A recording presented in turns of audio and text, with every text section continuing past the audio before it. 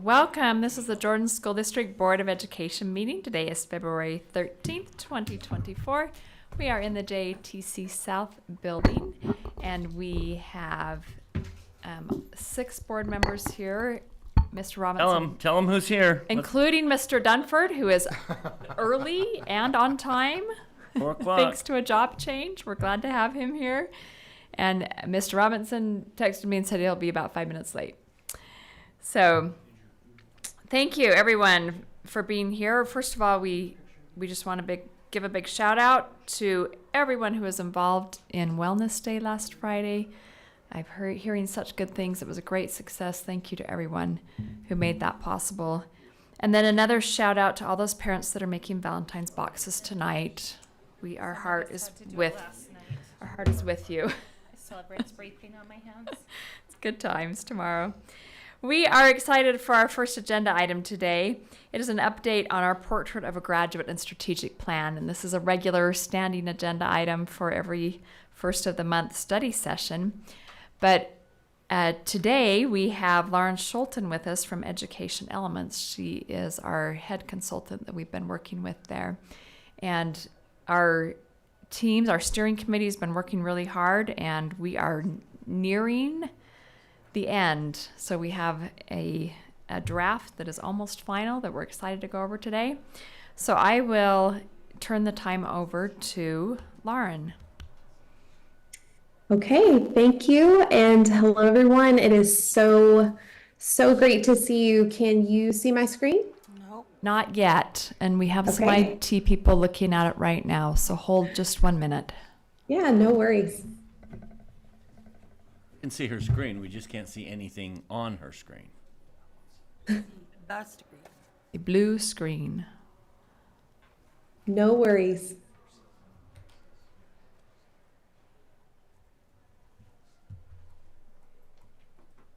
You know, I still just marvel at the idea that I'm, on Eastern time over in Louisville, Kentucky, and I get to join you all today virtually. So technology can be a pain sometimes, but it can also be a real blessing. This is pretty cool to be able to be here with you all.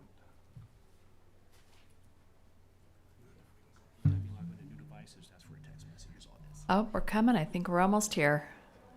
I mean, I kind of like the dramatic effect. It makes it even more exciting when you actually see it. That's right.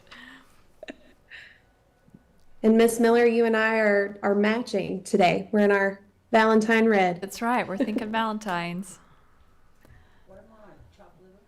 Oh. I can't see. You guys are this big. She came by the screen earlier and said hi, and I was like, oh, we're matching. Marilyn's got the red and the hearts going. Oh, nice. Yeah, you win for sure. Yeah. Okay, I think we're good. Oh, okay, awesome. Yes, so I have been with you before. Thank you so much for welcoming me back. For those of you who are present who haven't met me before, Miss Miller just introduced me a little bit more about my background. I am a former teacher and also school counselor, and have a doctorate in curriculum and instruction, and all those passions kind of combine, because they're a little all over the place, but they all kind of combine to strategic planning. And like you'll see tonight, a strategic plan really is, it tells the story of our district. It tells our community and the communities around us who we are and what we prioritize. And it covers a lot of ground. And we're going to cover a lot of ground tonight. And so I'll go ahead and jump in. It does say agenda. I don't want that to scare you. Yes, we have a lot of content to cover, but it can go as quickly as possible, and we can go slow. You all can set the pace, and I'll share opportunities for you to do that as we progress. But I did want to start with a check-in. If you have ever been in a meeting with me, Ms. Miller, Ms. George, they can attest to this. I always start with a check-in because I think it's important for us to all be able to just have a voice in the conversation. And I want to genuinely welcome you into this conversation first thing. So this is a question that I actually asked your steering team back in August when we first met. And we started this process and did just a little bit of visioning. And I would love to have each of our board members answer this question.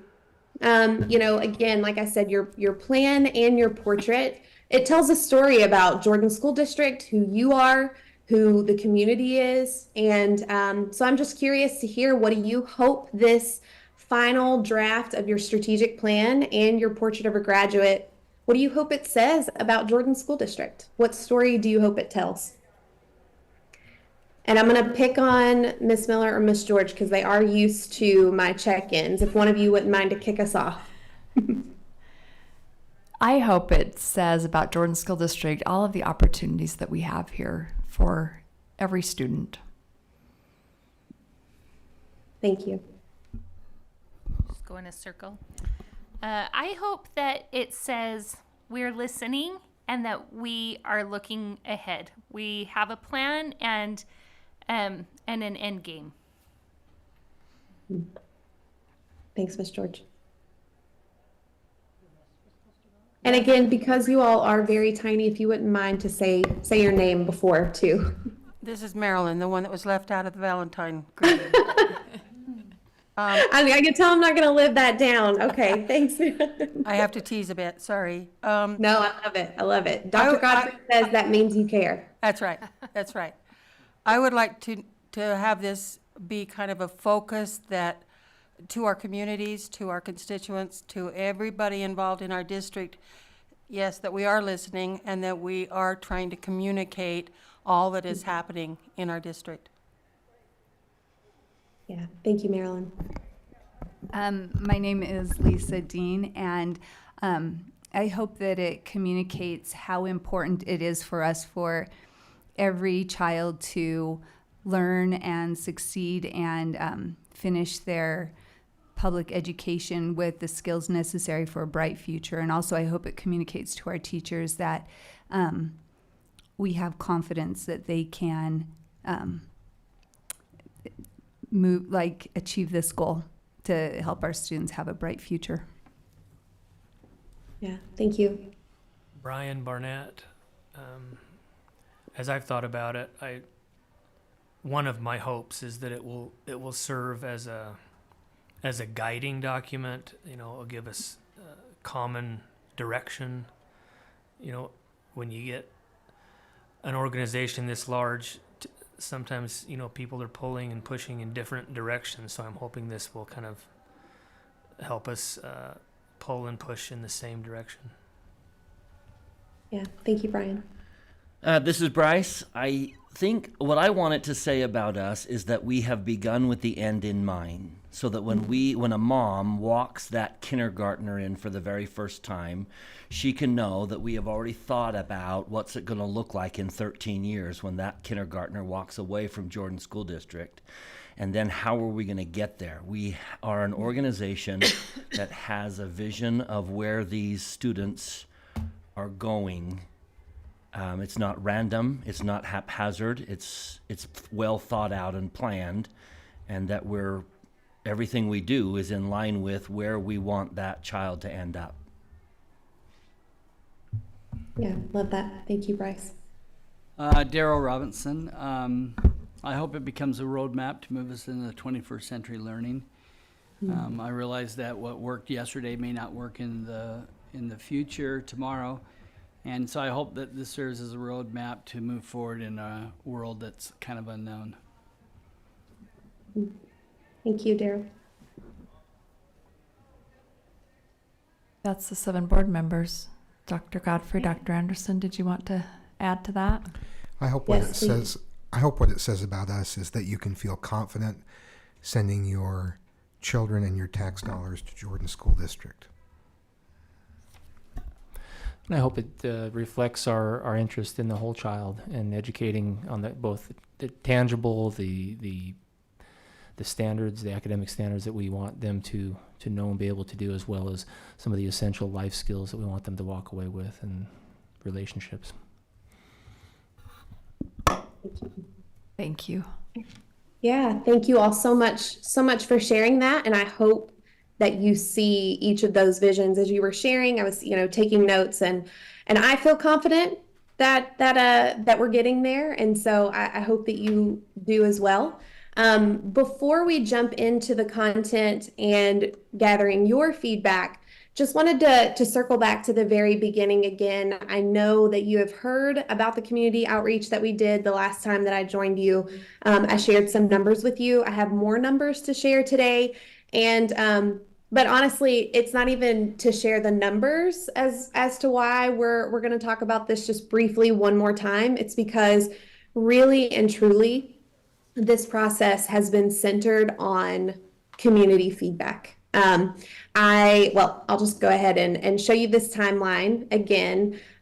We started with your steering team back in August, and they helped us prepare for this community engagement that happened. We did a community-wide survey. We launched that survey first, and then we took that preliminary survey data, and that helped us to dig in a little bit deeper with families, parents, teachers, students especially, staff members, community members, again, even community members that didn't have students in the school district. We wanted to talk to everyone that we could and dig in a little bit deeper into what we were finding in that survey data. So that survey data kind of served as the baseline and told us where to look. And so we used focus groups and interviews to really dig in and get more of that anecdotal feedback. And that really has shaped the rest of this process. And we continued to not only bring back that original data and feedback that we gathered back in August and September, but we've also continued to gather feedback throughout the process. Obviously, you've seen me here, and we've dug into the portrait of a graduate, but we also held similar feedback sessions with various groups in Jordan. And so again, before I show you these numbers, I get pretty impressive numbers, I will say, just reiterating why we believe that community engagement is so important to this strategic planning process.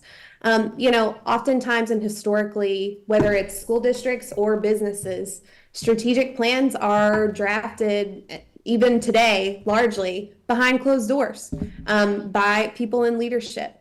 And while we value the perspective and the experience and the voice of leadership, we also know that there's a lot, especially in a school district this large, that we don't see and we don't understand and we're not experiencing every day. And so reason number one why we gather these community voices and have them weigh in first thing is it actually makes implementation of your strategic plan a lot more successful. If your plan is written behind closed doors and you don't involve people from the beginning, they don't feel part of it. And so when it comes time to actually move toward implementation, it's hard to get that support. It's hard to get that buy-in. And this is one thing that I want you all to think about as you launch your eventual portrait and your strategic plan is you started strong with community engagement. How do we keep that engagement going, and how do we keep that momentum going? And step one is showing our strategic plan and how it was a result of the feedback from the community, but we want to show that we're continuing to involve them in this process too, and we can talk a little bit more about that later. But number two, reason why is, we made a strong effort and an intentional effort to make sure that a variety of voices were heard. After we first, saw survey participation and we saw focus group participation, we dug in a little bit deeper. We dug in by school, we dug in by region, we dug in by grade level, and we saw, we didn't have a whole lot of parents from this grade level weigh in. How can we get some more of those voices here? We didn't hear from a lot of teachers in this region.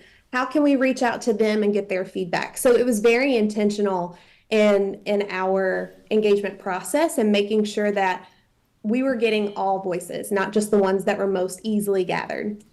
And then finally, when your community drives your strategic plan and your portrait of a graduate creation, you're getting it right because we had some pretty honest conversations about what was going really well, and then also what some challenges were and what the community wanted to see change or improve or continue.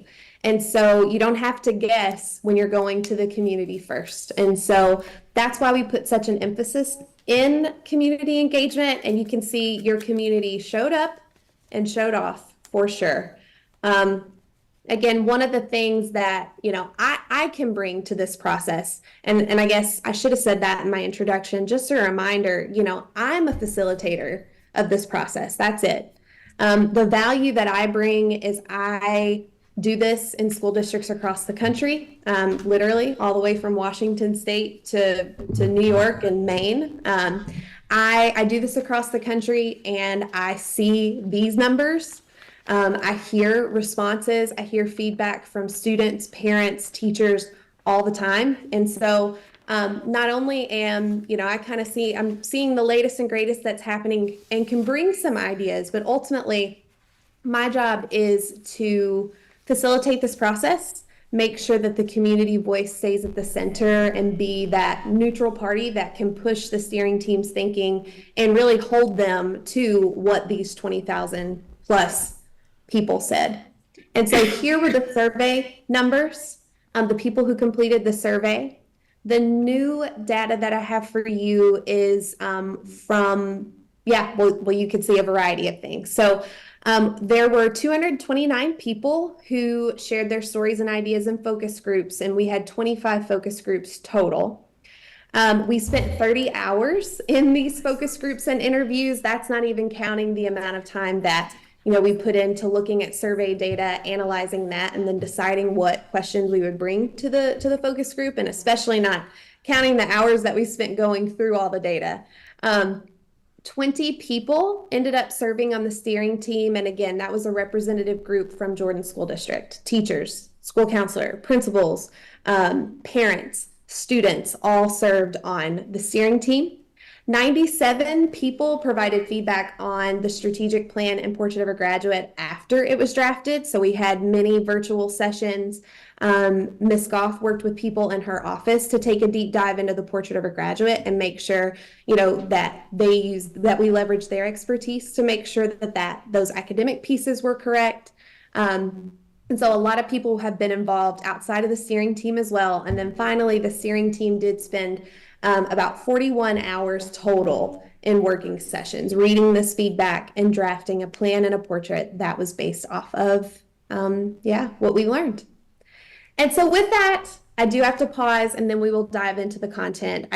Because Valentine's Day is tomorrow, I did want to remind you, and I put we because it's also a reason why my team at Education Elements loves Jordan School District, but this feedback was driven by your community. There were really 3 big things that emerged from your community about what they loved about Jordan. And so number 1, opportunities. Just like Ms. Miller said, your students have opportunities to explore and excel in various career paths. That came up over and over again, and that commitment is going to carry through in your strategic plan and your portrait as well.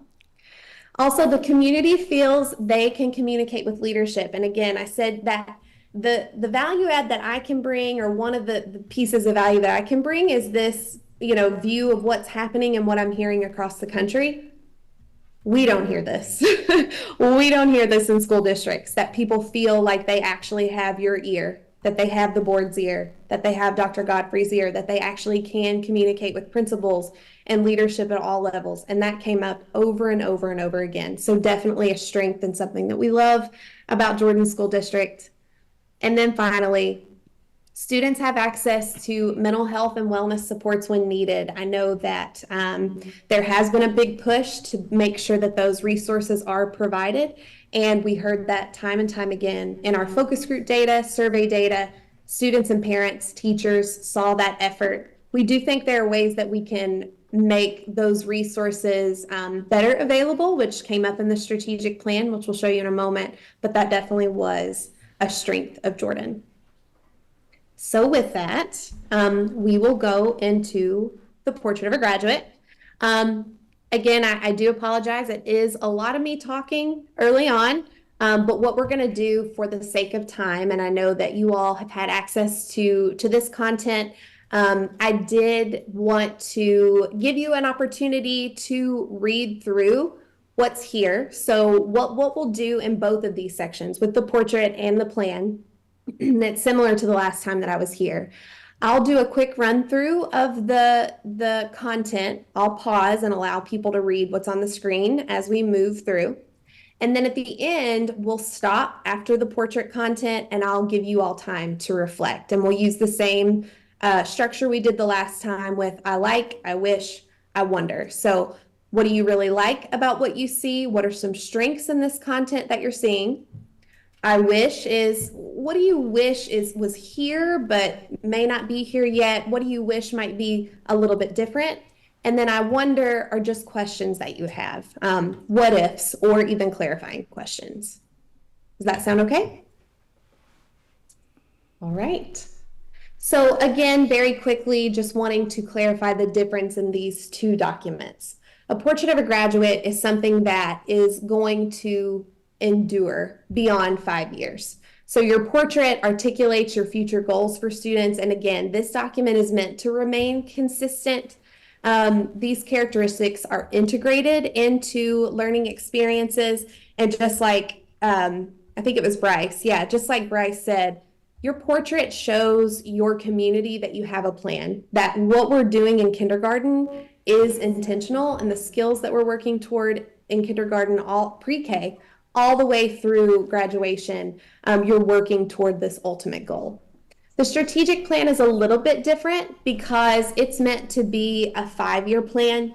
It is outlining your key priorities and key initiatives, oftentimes initiatives that are in place to further the portrait of a graduate and what it's setting out to do. But your strategic plan is really showing what you're prioritizing, your policies, budget, your attention and effort into the next 5 years in order to improve Jordan School District.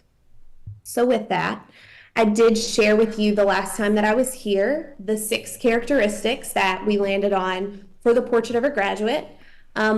After our conversation, one of the biggest pieces of feedback that we got, we got several, we made a few tweaks to language, but one of the biggest things that I wanted to highlight was, in this engaged citizens, it came up more than once, is wanting to make sure that we included a piece about truth, about discerning fact from opinion. And so I wanted to highlight that that was specifically listed and included in the engaged citizens piece here.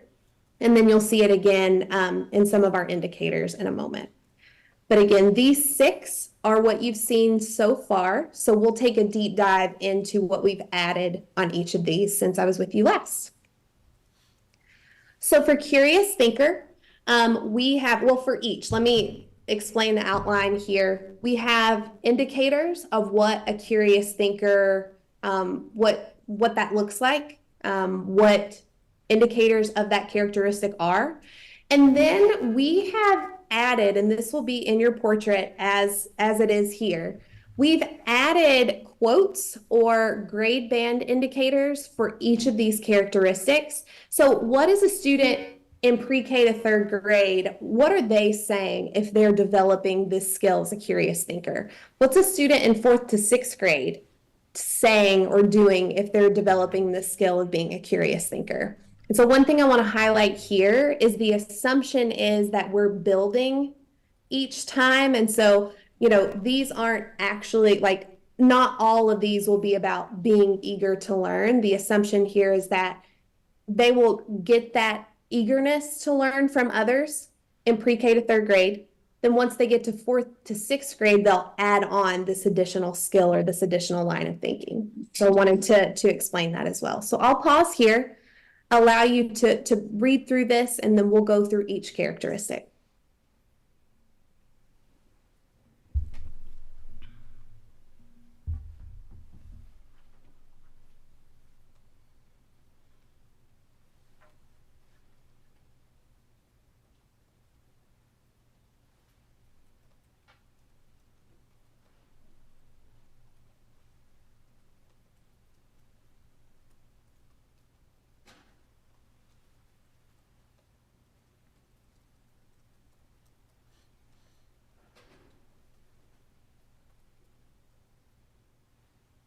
Okay, so we'll move on to a creative problem solver. And again, once we get through all 6, we'll share feedback using I like, I wish, I wonder.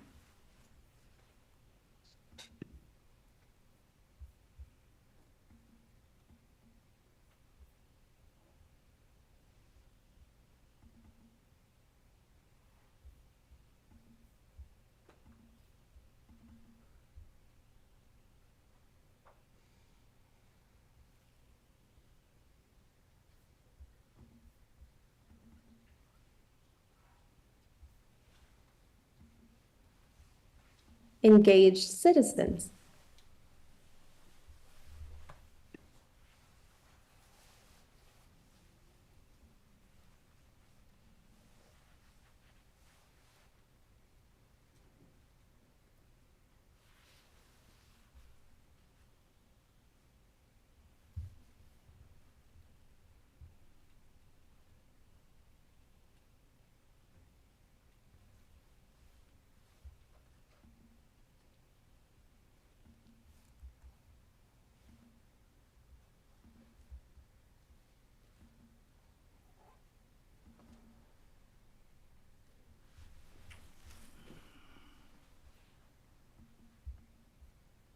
Empathetic communicators.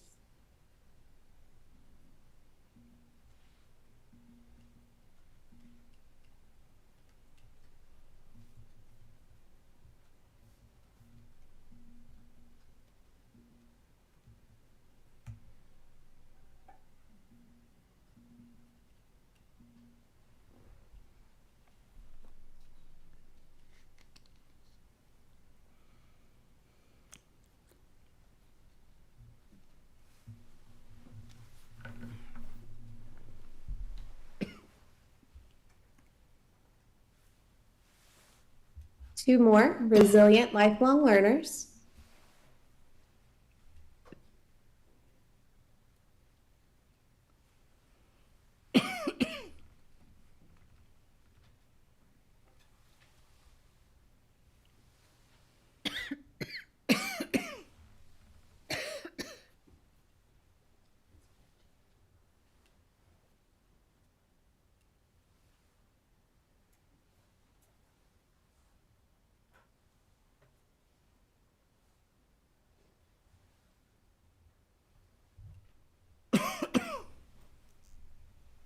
And then finally, responsible teammates.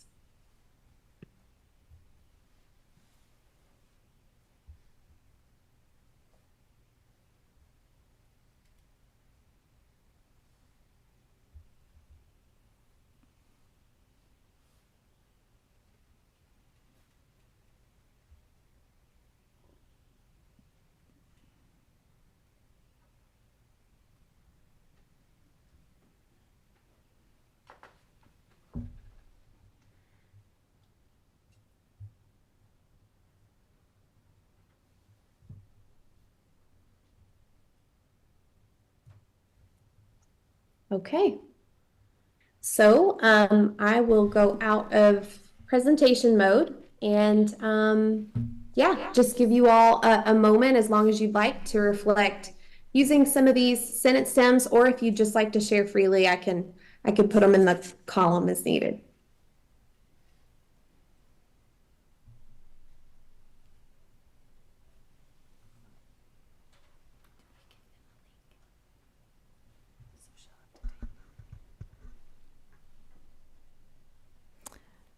Anyone want to go first with feedback on this part of it? I like the addition of, being able to identify fact from opinion. I think that was worked in really nicely.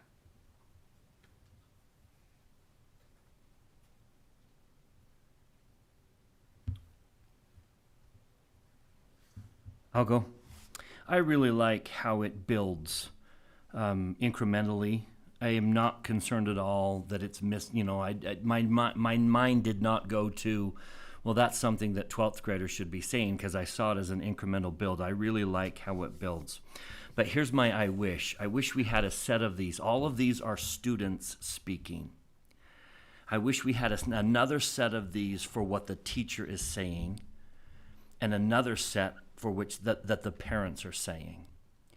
I would love everyone to be able to see that, not just this is what the student's going to say, but this is what a pre-K to third grade teacher would say. That's kind of, it's not just a duplicate of what I want my students to say this, but how I'm going to get there. And I really wish we had a set for parents. And I know that's a difficult task, but I would love to just see that there's a coming together of parents who are accepting each one of these 6, and as their child grows, they're realizing that their child is in fact doing these things because that's what we're doing at home. The teacher is doing the same thing. This is what I'm doing in my classroom so that these students are able to say these types of things. That's my I wish.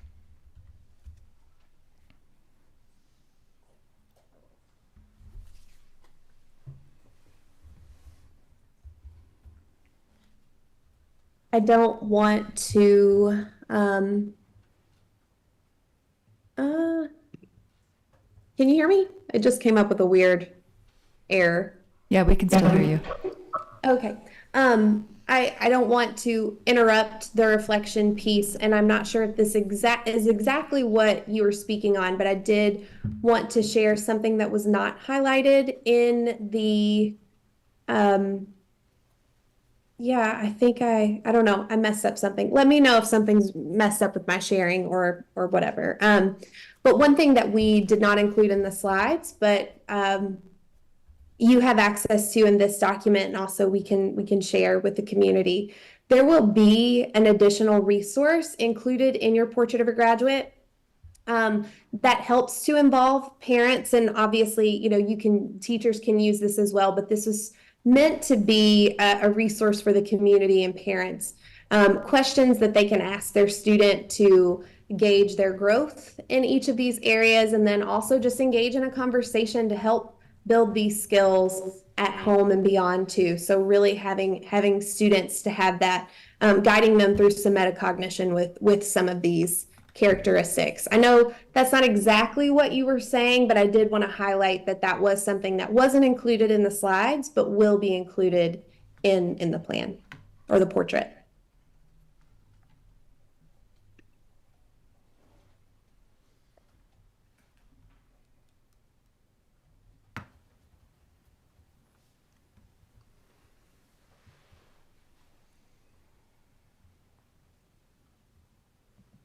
Any other feedback, questions? I like that it's learner and student focused more than other things that we've had. I wish it was easier to accomplish than putting great words down in a presentation. Because it's a good presentation, but I think it's going to be a heavy lift to get there. And so I guess I wonder, because I see the target, I don't really like the time to get there. I wonder how we're going to pull it off. But those are conversations after this. That I like the direction. I really like all 6 of these characteristics. I am so happy that we added problem solving, because I think that's where a lot of our students and people in general are lacking, in how to solve a problem creatively. And so I'm so happy, and I love that part. I wish that we had done it sooner, and I wonder why we didn't.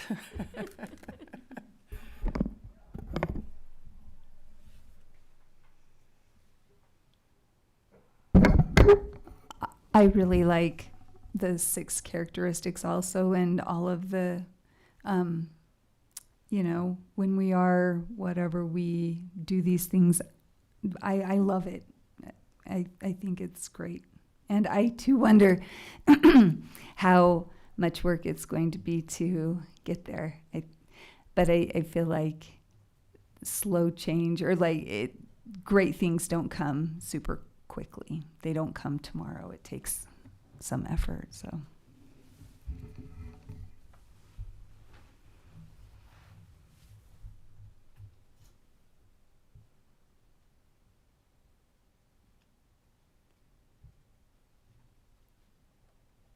Any other reflections before we move to the strategic plan?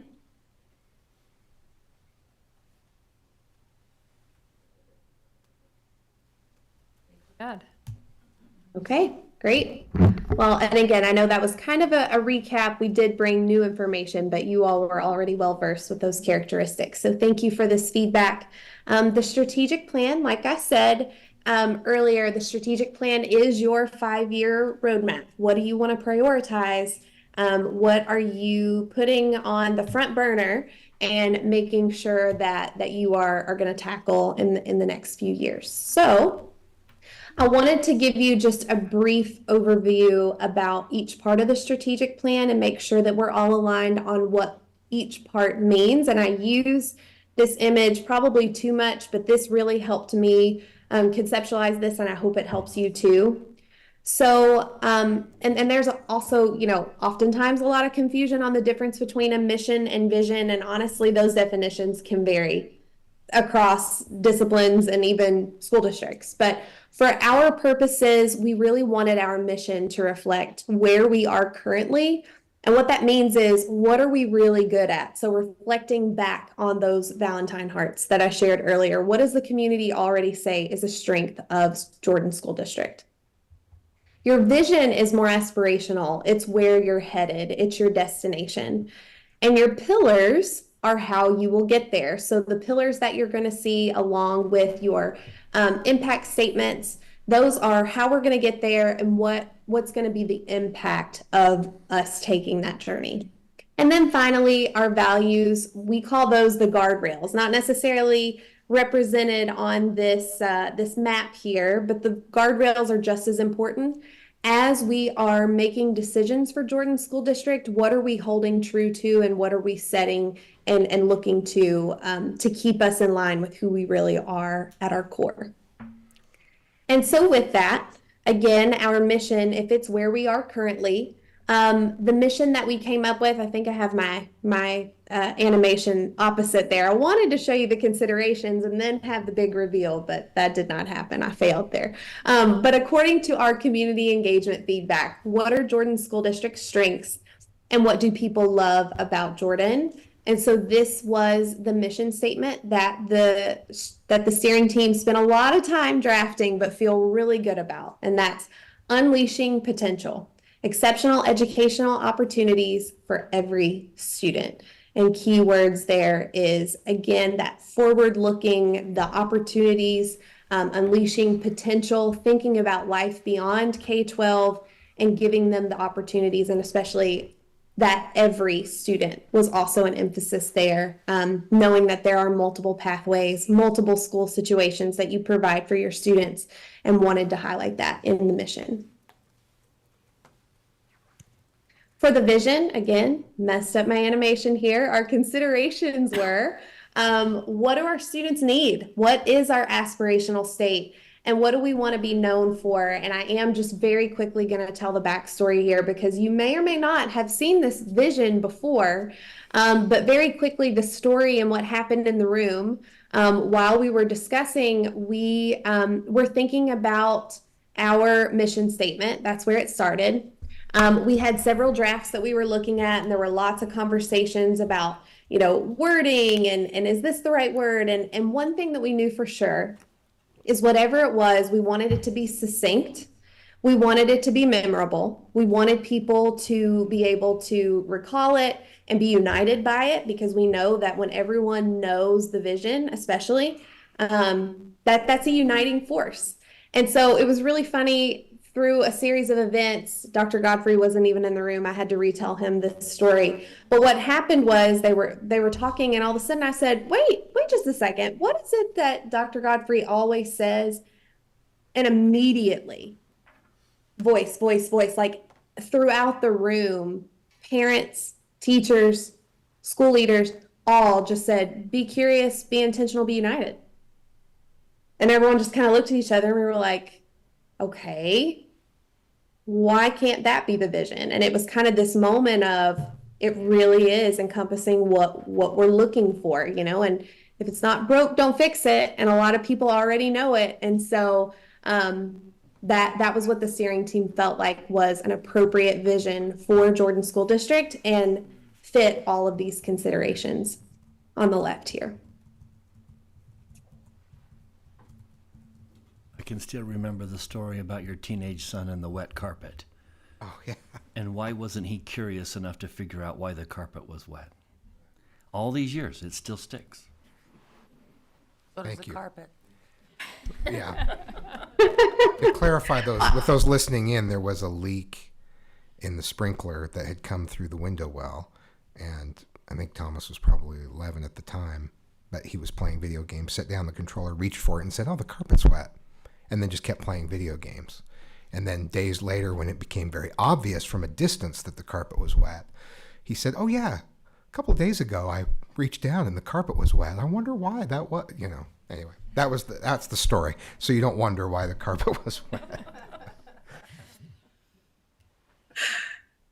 Yeah, thank you for that. But I think that that's a testament to the power of this vision. Again, it's succinct, it's memorable, it's clearly already had an impact on the community as a whole. And so we thought that it was a wise decision to stick with it and then just continue to be even more about it and commit to it even more. So, and then last but not least, our values. So when we talked about those values, again, what does our community value? What are our non-negotiables that decide our or guide our decision making? And then what values do we want to model for our students? The obvious one, again and again, over and over, we've heard opportunity, that gained the most support by the steering team. That one was a shoe-in, along with curiosity. That was also an early winner there. There was a lot of discussion around connection, support, and growth. And out of all of those conversations came our definitions for each of those values. So I'll give you a moment to read those.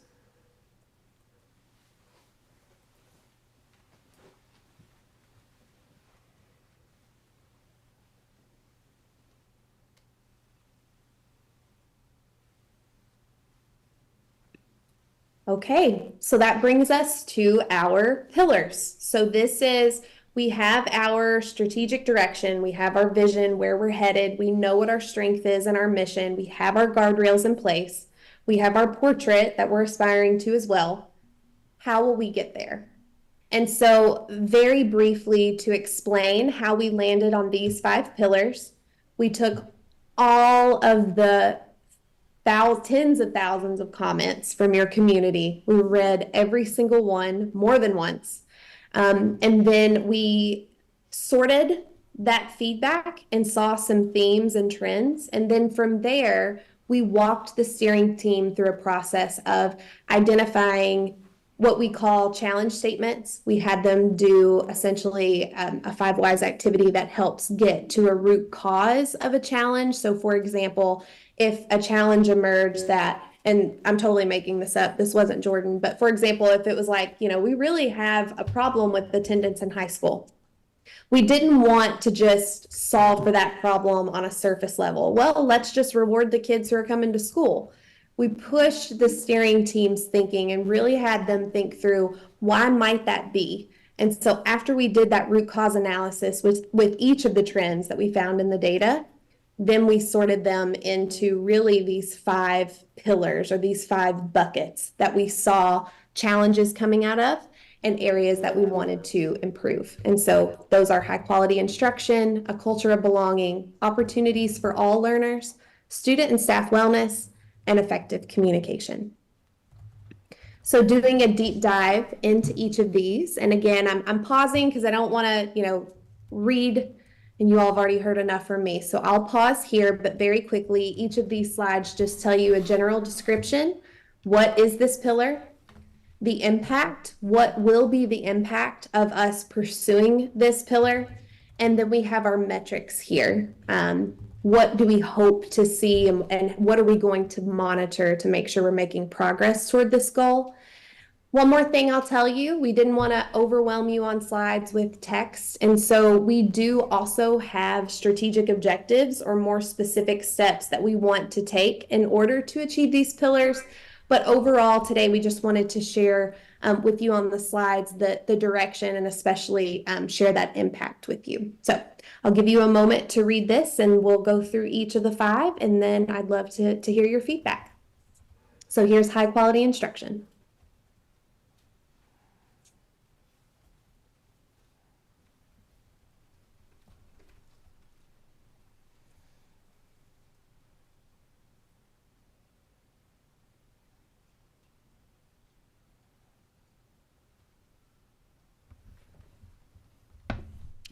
Here is culture of belonging.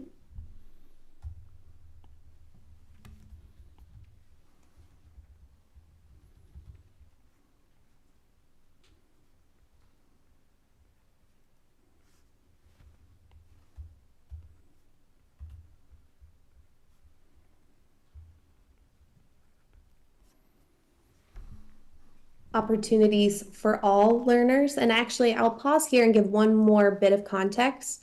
These metrics were drafted directly from those original challenge statements that we did, that we got from the community data. That was one of the ways that we circled back at the end of the process and made sure that we didn't miss anything. And so these metrics were directly things that people in the community or goals that were already in the district or people in the community said they wanted to see. That's where a lot of the metrics piece came from as well.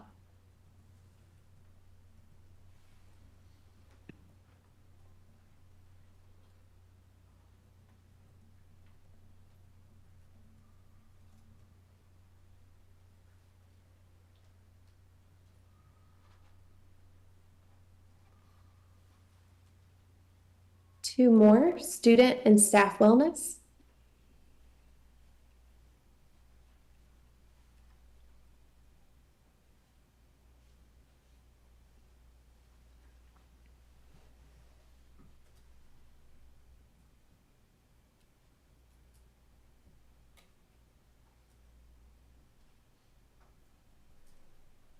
And effective communication.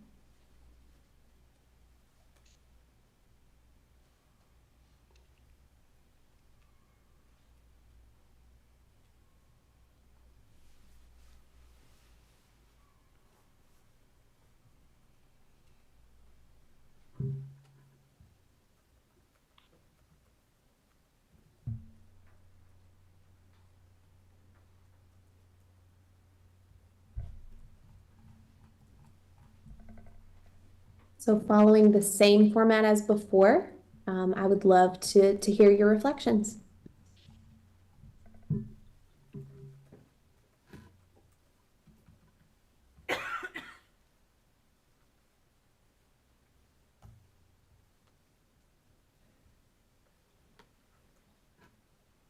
I have an I wish. The impact statement on high quality instruction, I wish it had another comma or semicolon to make it easier to read. I'm not the language arts guru, but someone in here will know where to place it. Oh, after discussions. Yeah. Yeah. So after discussions, a comma. I'm going to take a quick peek. Yeah, that is a little lengthy. Yeah. Okay. And while we're there, under the metrics, I wish it Yeah. said increased number of students taking and completing rigorous academic courses. And I would like to see teacher retention, comma, satisfaction, and efficacy. I want the teachers to be more effective, stay, but be more satisfied.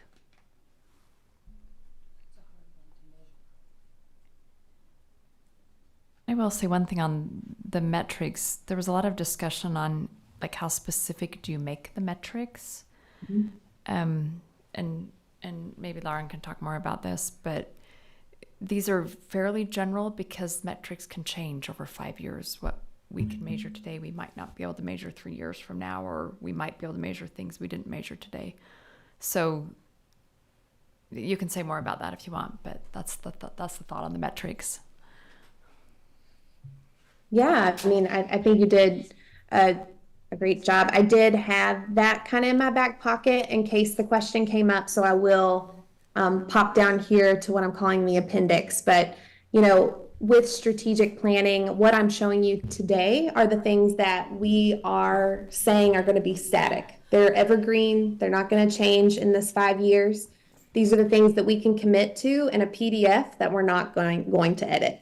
There are also dynamic pieces of this, though. So a lot of you, when you talked about the portrait of a graduate, talked about This is great. I love the content. It's exciting, but not really sure what we're, how we're going to get there. And that's where this dynamic part comes in, because there is a level of trial and error with implementation. I work with a lot of school districts to implement strategic plans and portraits. And one of the things, like, we pilot a lot of strategies oftentimes. So, we'll do things in, one grade level or one school, and then we'll build from there and things. And so that is a highly dynamic process, though. So one of the things, I said the strategic objectives weren't on here, but it's also a reason why they're not extremely specific in method, because plans change. I had a lot of districts that in their strategic plan had specific metrics, for example, about, I had one school district that drafted their plan in 2019 that said, we'll have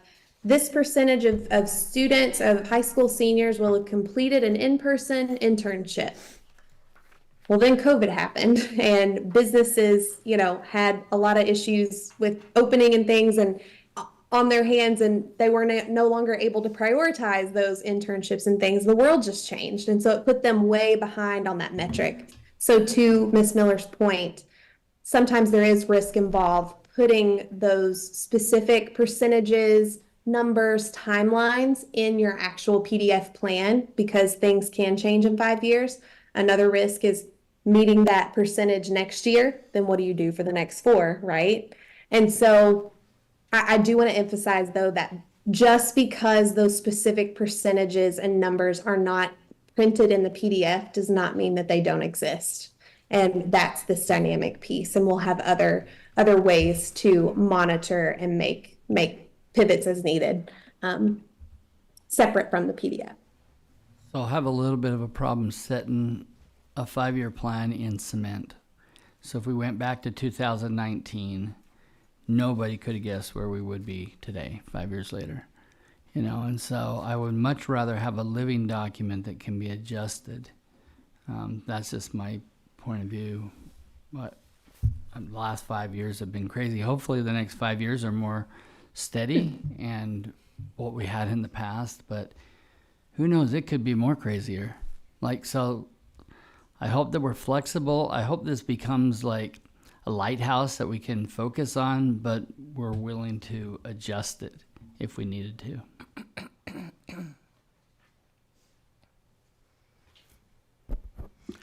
I like the fact that the metrics, for the most part, are measurable, and they should be. I mean, that's what metrics are designed for. However, there are a few places where it's kind of not easy to measure, and I'm looking right now at effective communication, the second bullet, increased trust. How do you measure trust? I don't know an answer to what could replace that, but that seems really nebulous to me. Yes, that's a great point, and we've had a lot of conversations about that. I will say, when we conducted focus groups, interviews, that those experiences are a good way to measure, and there are ways that you can do that, effectively. It's not just, I hear a story, but we were very intentional in how we led those focus groups. And I know surveys are also another way, although we give lots of surveys, right? Right. But I do think that there are ways to do it and to do it effectively. But yes, you are right. That is definitely more. And in fact, this particular bullet did come up in a discussion too. So.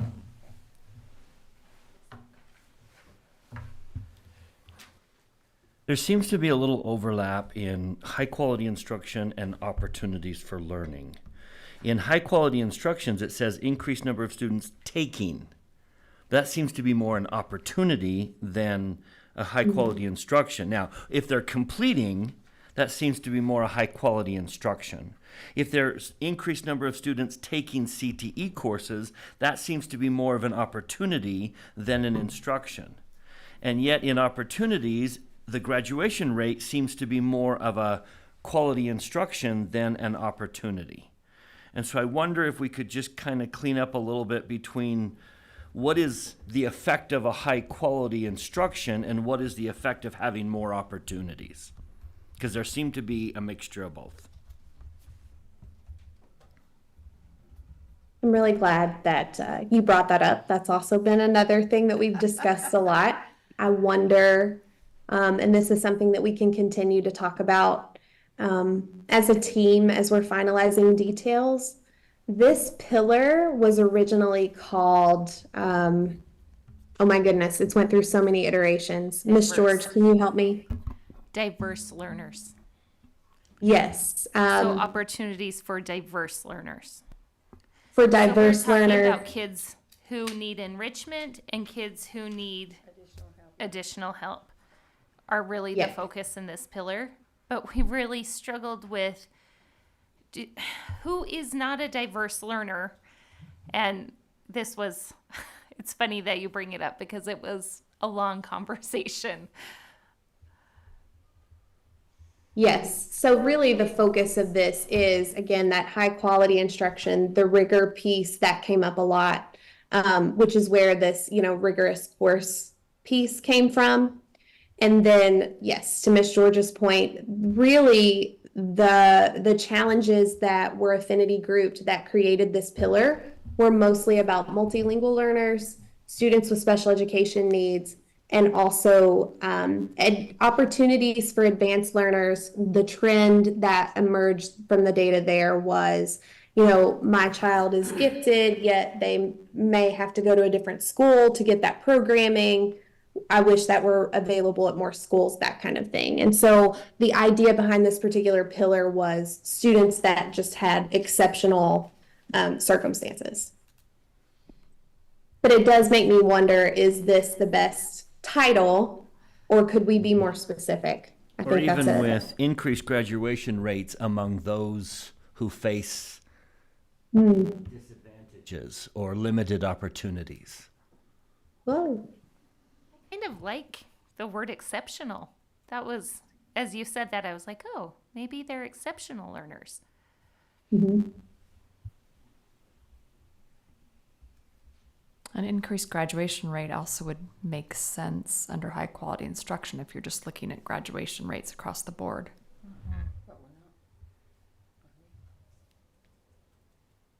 We're really not. I think the original phrasing was the needs of diverse learners, something like Meeting the needs of meeting diverse the learners. needs. Thank you. And the conversation was, it kind of comes off negative. Like, oh, you have these needs that we now have to carry this burden of meeting. And we didn't want that. We wanted to celebrate that these students are exceptional and that it's our privilege and that we all benefit from being able to see students on both ends of the spectrum. Anytime we learn how to accommodate that, we bless the whole. And so it's important to me that that stays a very positive statement if we choose to change it.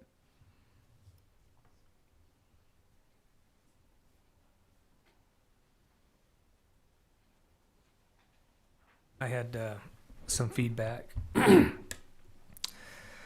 I like in the strategic plan that it's very well organized. It's aligned from top to bottom internally. It's actionable. It's measurable. It's a great plan.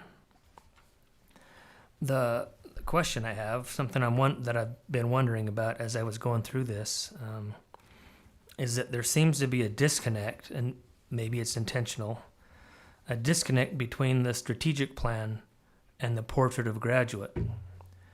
I don't understand how what we're doing in the strategic plan aligns with what we've defined as our characteristics in the portrait of a graduate. Now, there are some things that you can kind of guess and say, oh, this fits here, but it's not explicit. They just seem like two separate documents, and they're not associated with one another. Is that intentional? Yes and no. They do serve, and I'm actually pulling up um, the full strategic plan. In high quality instruction, it is mentioned directly and as the very first objective of that pillar is to prepare real world experiences by embedding these skills from the portrait. To your question of whether that's intentional, the yes of that is they really and truly are serving two different purposes. Our portrait is this enduring document that we hope really drives instruction. It is those specific skills that we want teachers and we want parents to be aligned on that they are also equipping our students with.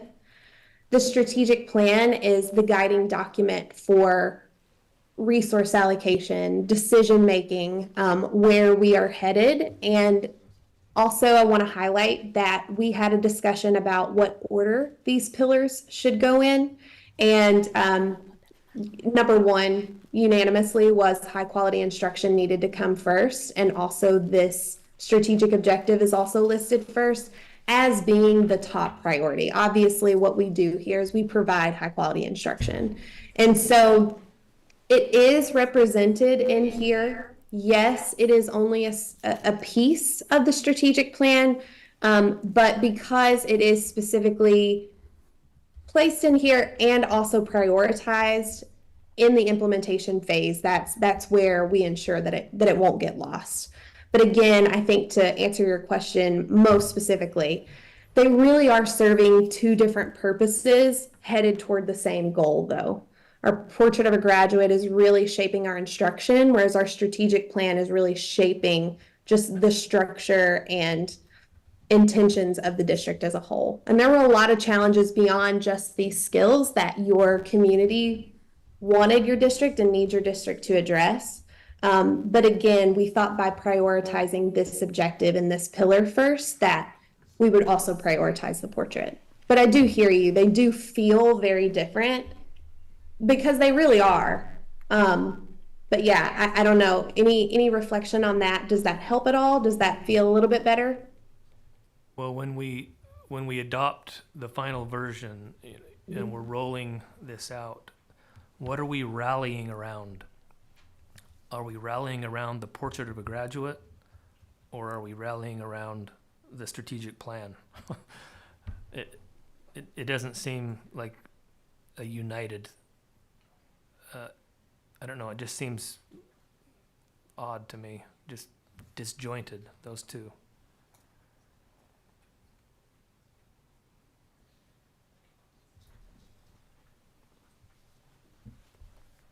So I'll tell you my perspective, and then Lauren, you can correct me. I feel like the portrait of a graduate needs to be values that are our ideal as a district. This is our dream for our children, and this is what we work for every day. It needs to be something that will withstand the test of time and whatever situation, like Mr. Robinson was talking about with changing climates. We don't know what's around the corner. I feel like the portrait of a graduate is a document that fits. And then I look at a strategic plan and I think, what do we need today in the next 5 years? How do we build that kind of climate for our students? For me, the strategic plan is the board's plan. Every time we are looking at how to spend $1, I hope we're saying, you know what? It fits with high quality instruction. So it fits with where our district has told us that they want us to focus. It fits with the latest feedback that we've received from our community, and therefore it's a worthy expenditure. I hope that we are willing to check in again and again with our communities to know what they need. And so while the portrait of a graduate, I think, is that ideal, that end plan, this is the feet on the ground. This is where we do the work. And so for me, it makes sense that, I mean, we kind of talked about that as, I've just kind of laughed at the questions tonight, because it's like we say, but how can we, this is a heavy lift, how can we make this happen? And then boom, that's the strategic plan. And so for me, that's how I distinguish the two. So are we, I'm sorry to belabor this point, but what I've understood is we're going to work off of a strategic plan. That's what we're going to, as a board, as staff, as teachers, that's the document that we're going to focus on, and those are the things that we're going to do. And in the back of our minds, we're going to hope that those produce graduates with these 6 characteristics. So we're doing these things, and we're hoping that it creates a graduate with the 6 characteristics. Am I understanding that properly? That's not how I see it. I definitely see the portrait of the graduate is in the daily learning of students. Teachers are very well aware of the portrait of a graduate. The strategic plan, I think, is our job in this room. We're the ones who are allocating funds to meet these goals. And so for me, I see those as, I don't know if this is a good analogy, but we all have our lane that we're, our responsibilities. And I think that this is a board and maybe administrative responsibility. And then portrait of a graduate, I hope, is that day-to-day work in the classroom. I hope that our teachers know that like the back of their hand. I hope that that is building their lessons. I think, and again, you all are teeny tiny. Who is asking this question? Brian. Brian? Brian, okay. Brian, I think I'm really glad that you brought this up, because I think that you're highlighting something that does need to be discussed and considered. I think one reality that you're highlighting here is that this is a lot. While I think it's all necessary, everything that's in the portrait and everything that's in the strategic plan, it is all necessary. It is a lot. And one of the things that I've spoken with Miss George, Miss Miller, Dr. Godfrey, Miss Goff ongoing is drafting the plan. And someone said that, during our last reflection, these words, everything on paper, like this is all great, well organized, aligned, actionable, measurable, but how are we actually going to pull this off? And I think for me, the way I see these two documents working together, we, again, in the classroom for a decade, when I was a teacher, I was the kind of teacher, and those who've worked with me probably aren't surprised by this. Like, I'd walk on tables to get your attention. Like, whatever I had to do, I poured my heart and my soul into trying to transmit knowledge and skills to my students. But at the end of the day, there's so much going on with our kiddos every single day that is impacting their ability to learn and acquire these skills. And I feel like if we are only focused on the portrait, then we are neglecting to solve for all the other challenges that are prohibiting our students from actually gaining those characteristics. And so when you look at things in the strategic plan, like effective communication with parents, making sure that parents know what these characteristics are, making sure that they know what students are learning, and that is reflected in those strategic objectives. When you think about student wellness, making sure that a student isn't so distracted by whatever distressed them that morning with their, emotional, mental, even physical health ailment that's distracting them from learning. Like, we want to be able to remove that barrier as well. Obviously, opportunities for all learners. It's going to be impossible for a multilingual learner to truly get all of these characteristics and what we're trying to teach if we're not making these accommodations for them and their families. And so I could keep going, but for me, I think the strategic plan is a means to an end. The strategic plan and everything in it came from what your community said, hey, these are all barriers for my kid getting the education that they really need. And so by solving for each of those barriers through these pillars, we are then breaking down the barriers to actually acquiring the skills that are in the portrait. And so I think the portrait also may be a little, I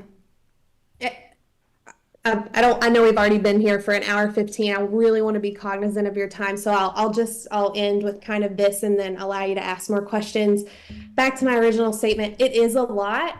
And there are going to be lots of channels to implementation. We want to make sure that to Ms. George's point, I do think the strategic plan is very important to the board as you all are discussing policies, budgets, and your own goals and your action steps for the district. But I think the strategic plan extends beyond the board too. I think it very much guides Dr. Godfrey and his team and the decisions that they're making and where they're making allocations and what they're prioritizing. And I think it matters to teachers. I think it matters to our parents and our students. I do think it sets that journey and that map for all involved. But the portrait of a graduate, though it's equally important, it almost is a separate work stream, and that's going to take a whole other set of implementation plans and how we're going to make sure this is embedded from pre-K on up through, even adult studies. And so, I'll pause. Anyone have questions or reflections on any of that? Let me take my attempt to answer Brian's question.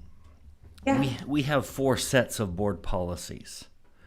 The last and the greatest is what we call our ends policies. This is what we're trying to achieve. Here's the goal. Now, in order to obtain that goal, this is what the board has to do. This is what the superintendent needs to do. And this is how the board and the superintendent operate together.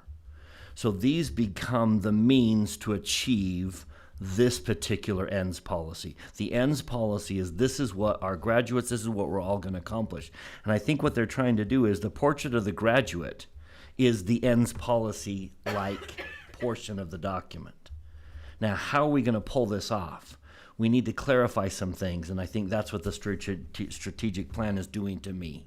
In order to pull off the ends policy, the superintendent needs to do this. The board needs to do this. And the two of them need to do this. And now we're saying, this is what we want to pull off. This is what we want students to achieve. Now, in order to pull that off, we got to increase communication and effective communication. We got to create we got to create an environment of belonging. We've got to improve instruction. And so these don't replace those as much as we achieve these, we need to achieve these in order to achieve these. That's how I see them working together. There may be a time we have to change the end policies to reflect those so they can continue to remind us of where we're going. That's a discussion to have after. But I would guess that we've discovered that in order to achieve these 6 qualities among students, here's what we need to do along the way as we're focused on this. We need to increase opportunities. Okay? If you want to do this, you've got to increase opportunities. If you want to do this, more people need to feel like they belong. If you want to do this, we need to improve instruction on every aspect.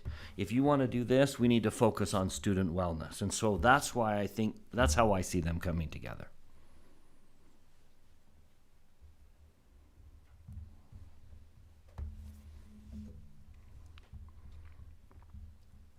These are going to clearly require a rewrite of board policies. Absolutely. And I think what you'll find is we are setting the groundwork for what those board policies need to look like by having heard from our community.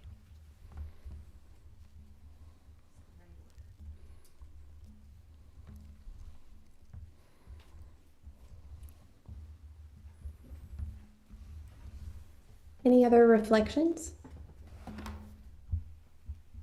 I know you have a lot to talk about today, I'm sure. I want to say that I really appreciate, this is Lisa Dean, the time that a lot of people who put in volunteer time, the steering committee and all the other different committees. I really appreciate the willingness of people from our community being willing to give their input for something that I think is really important.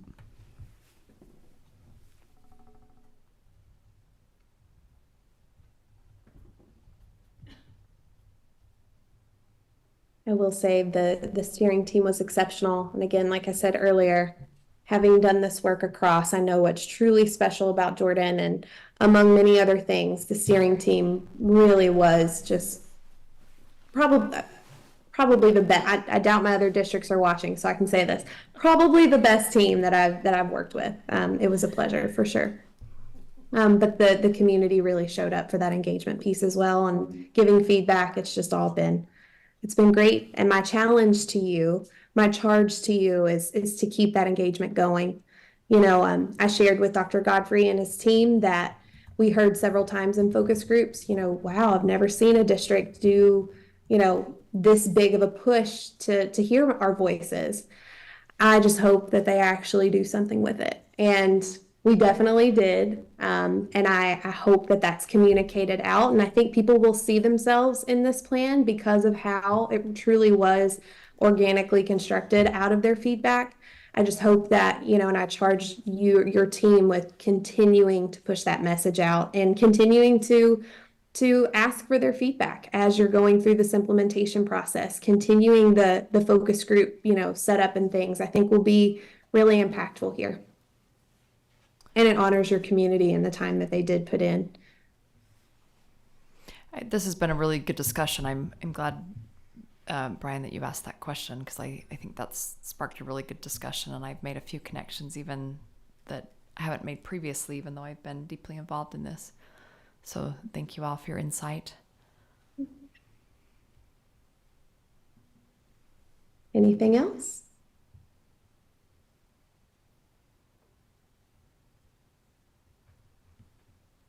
Okay. Well, I know you all have a lot, so I will stop sharing my screen and just thank you again for allowing me to be here. And we will take this feedback and continue to make edits, and I can't wait for you to see the final draft. Ms. Miller, Ms. George, do you need anything else from me? Can I help in any other way tonight? Just a huge thanks. We're so grateful for your insight and organization. Like I said, it feels like you almost anticipated our questions. So we really, really appreciate your efforts. Yep. And I think you've seen tonight, just like I put on the cake at the end when we celebrated, finishing the work. It's just the beginning. There's still a lot that has to take place to see it come to life, but I have no doubts that it'll happen. So the plan is, as you saw from the slides, is that the final product will be back to the board for a vote. And at that point in time, I'm hoping to bring the steering committee into one of our meetings too, so that you can meet everybody that was involved with that. But that'll be coming, and then we move on to the next steps of implementation. Yes, very sorry, missed that part. But yes, here are the next steps for you to kind of see by month.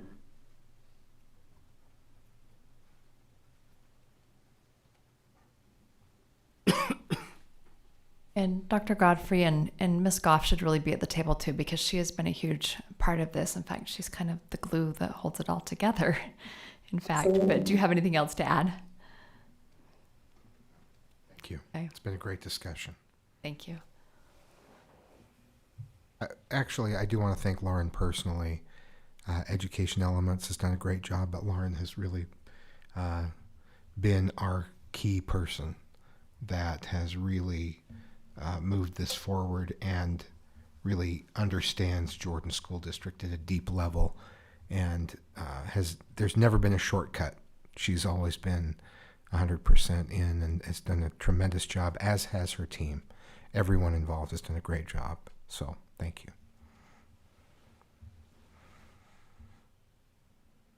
And feedback does not just bounce off of them. I mean, everything that is said is I know they're going to go back already and start saying, okay, so, do we need to work that in? Do we need to make some changes? It's just been part of the process. This whole process has just been feedback and input and tweaks, and it's been a fun process to see. You have the type of memory that would probably make you very comfortable at a high school reunion. Oh, yes, I remember you. You sat 3 seats over in my biology class.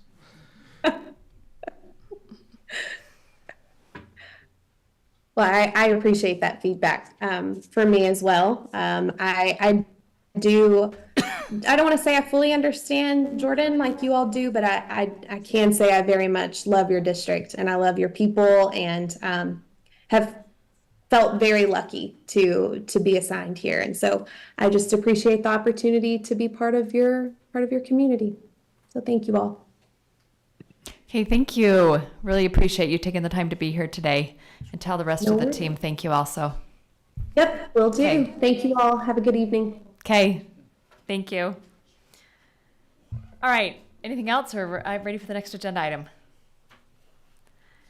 Our next item is review of proposed administrative policy on service animals, and we will turn the time over to Dr. Anderson, and then I'm also like to welcome Ms. Melissa Flores, who is at the table with us tonight, who is our general counsel. Thank you. Yeah, this is an opportunity to review a new policy. This is a draft of a brand new policy. To this point, we have been adhering to federal and state law. However, we haven't had a policy on domesticated animals in our schools and offices. And it's been a good experience. We appreciate the great work of Ms. Flores and Mr. Van Komen on this. I'm going to turn the time to them, or yield the time to them to explain the ins and outs of it. This is just the initial discussion we have in anticipation of a future approval. So please feel free to ask any questions you have. But I've learned a lot during this process, including the fact that miniature horses can be service animals in this case. So. All right, so there are 3 things that this policy is intended to do.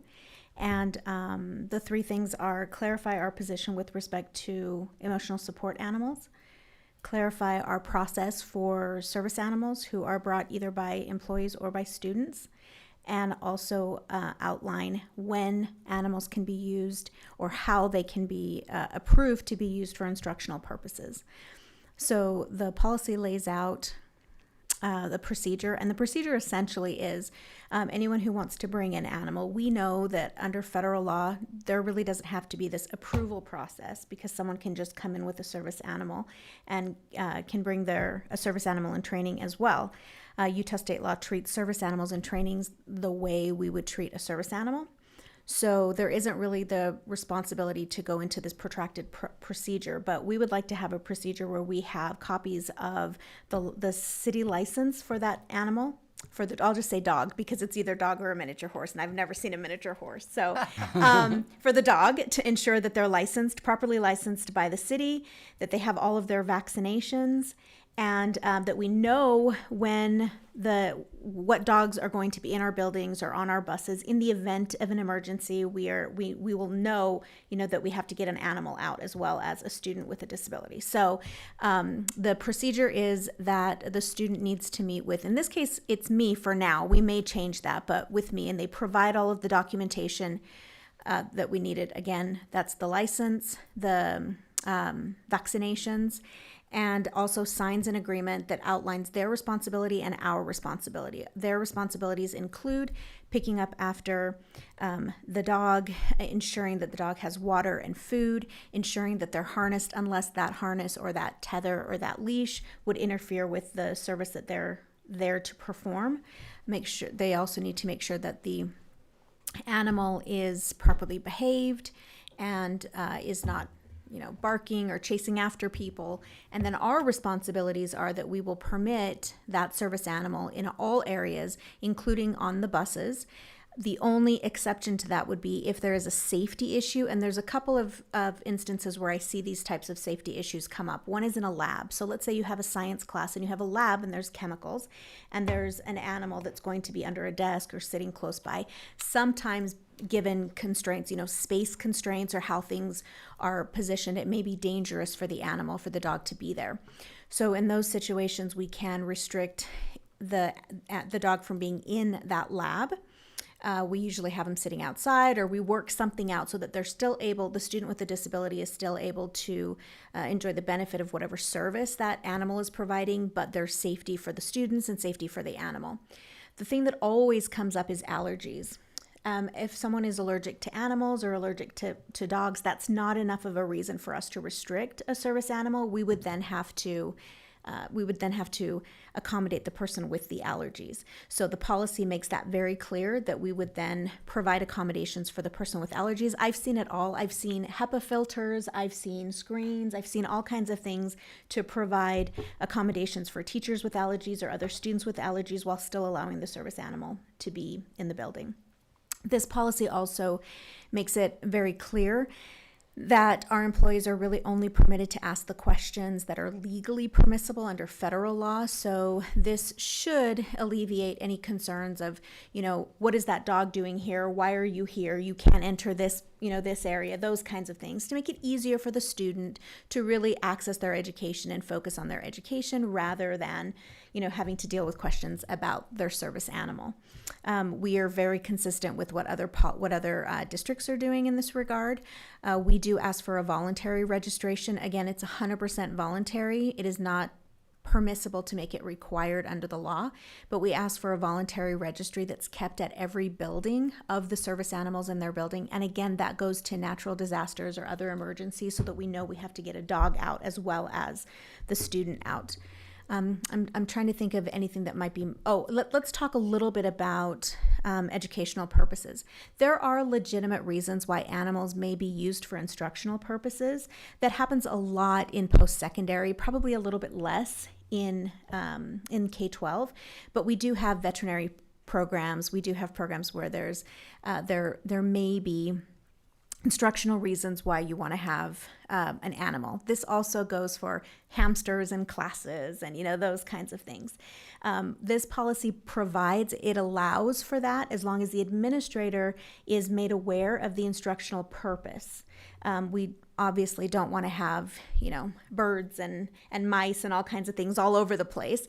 But if it's connected to some sort of pedagogical reason or connected to a curriculum, the building administrator can permit an animal to be used for instructional purposes. But it does give discretion to the administrator, but it has to be tied to some pedagogy. So so I think it will take care of, hamsters, teaching kids how to take care of living things and, those kinds of things. I think it will really help. Yes. Oh, was there a question? I'm sorry. Okay, now let's talk about the difference between a hamster in a class or something like that and a support animal, as well as the difference between a support animal, an emotional support animal, and a service animal. An emotional support animal is there to provide emotional support. They're not trained to perform a function that would alleviate some sort of part of a person's disability. They're there because, a person has anxiety, and just knowing that they have a cat, to pet their cat will make them feel better. Or they have generalized anxiety, they've got they have panic attacks, and by having that animal there, it helps them to not panic or to not have anxiety. That's actually not a function that the animal is trained to do. Just by being there, they do it. So that's the distinction between a service animal and an emotional support animal. The service animal has to be trained to do something. And we know that animals can be trained to recognize the signs of a seizure. They can be there to recognize allergic reactions, those kinds of things. Whereas the emotional support is really there to provide emotional support, which many argue is a service, but they do that by virtue of just being, not having been trained to perform that service. So that's the distinction between the two, and we don't permit emotional support animals on our campuses. Now, we didn't do an outright ban in this policy because there are some situations, particularly things with like long COVID, with other types of disabilities, where a doctor has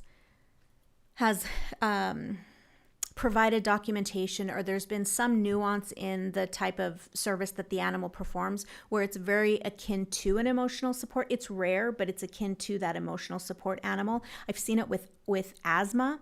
I've seen it with places where a child getting worked up might push them into some serious issue with a disability. And so I have seen doctors say, this is for purposes of the Americans with Disabilities Act. I see this animal as performing a service, because the federal law doesn't require that they be trained by some organization. The person themselves is permitted to train that animal. So I've seen where there are some situations, they're rare, but where what we would consider to be an emotional support animal is actually being held out by treating physicians as a service animal. So we wanted to provide flexibility in those situations, although they are rare. Sorry, Paul's passing me notes. Let's see what Paul. Oh, yeah, thank you. See, Paul is the voice of reason here. Paul is saying that doesn't necessarily mean that a doctor can prescribe and say this is a must and we must do it, because under the law, the organization still is the determining body for what's reasonable. So we would still, and that's why we wanted to funnel all of these requests through a system where we could do benchmarking, we could check to make sure we're not, being arbitrary or capricious with different requests. So they're all going through, at the present time, they're going through me, and I can make sure that we are being consistent in the way that we approach service animals. One thing that this policy also does is it gives our administrators the responsibility, it provides them with the responsibility to address issues of discrimination, particularly, and I'll give you the classic example. I mean, we're dealing with children for the most part, so young minds.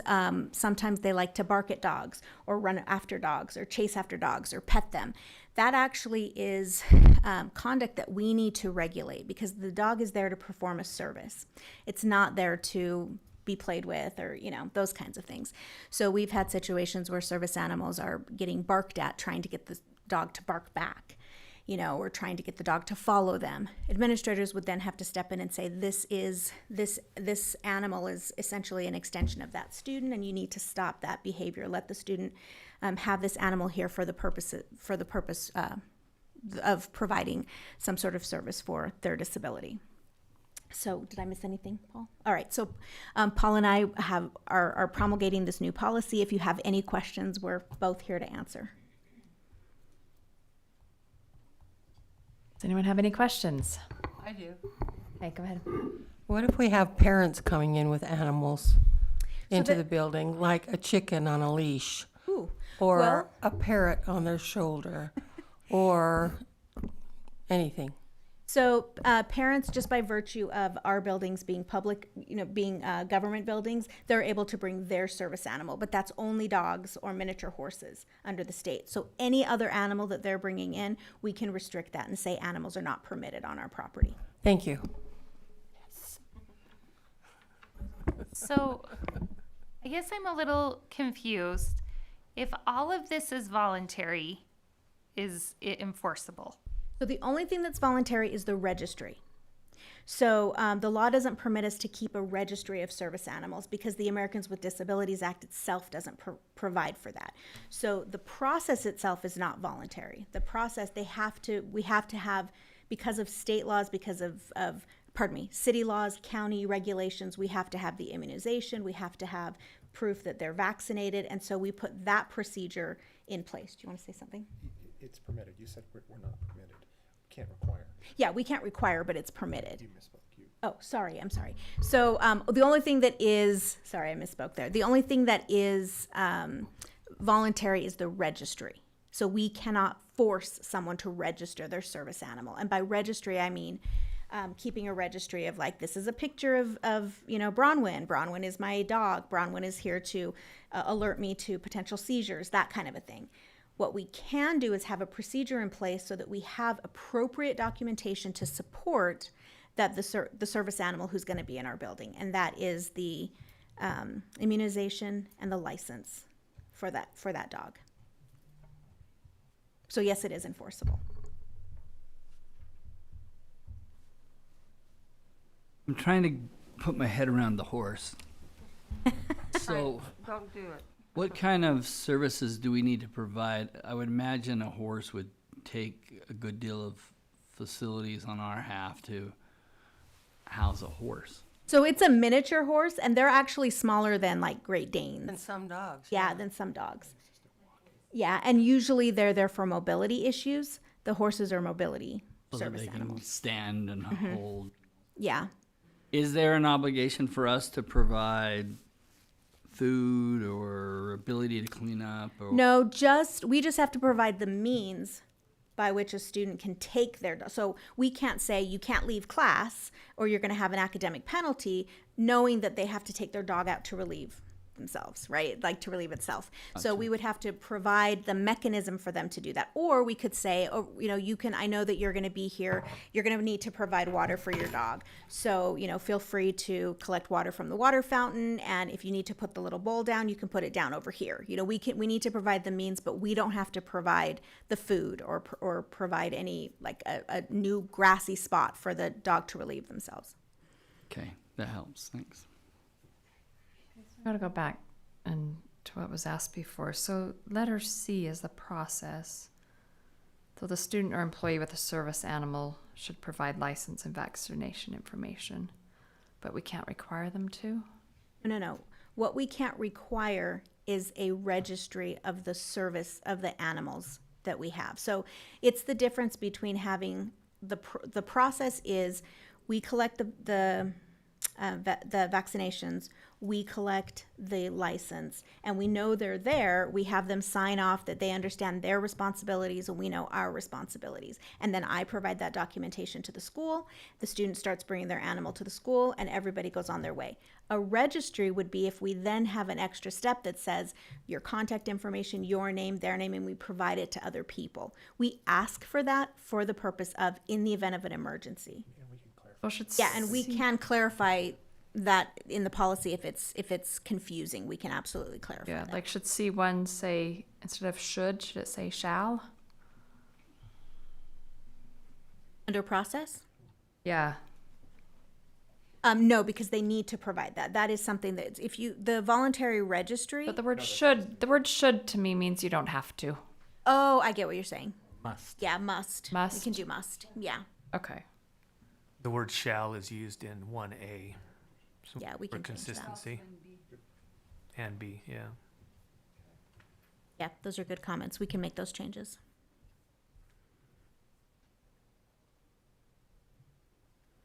Okay, so someone decides they're going to bring a pet or a service animal to school. And they say, this is my service animal, and here is the license and vaccination. Then we just say, okay, this is a service animal. We believe you. So We can't actually confirm that this animal is trained and safe for a school setting. the issue with that is that the federal law does not require a certain type of training. In fact, it doesn't even require that the service animal be trained by a specific training facility. Owners can train their own animals. And normally that's what happens. They'll train their animals with help of their treating, physicians or other people. They'll train their animal. So because the law doesn't allow us to do that, we can't be stricter than the law.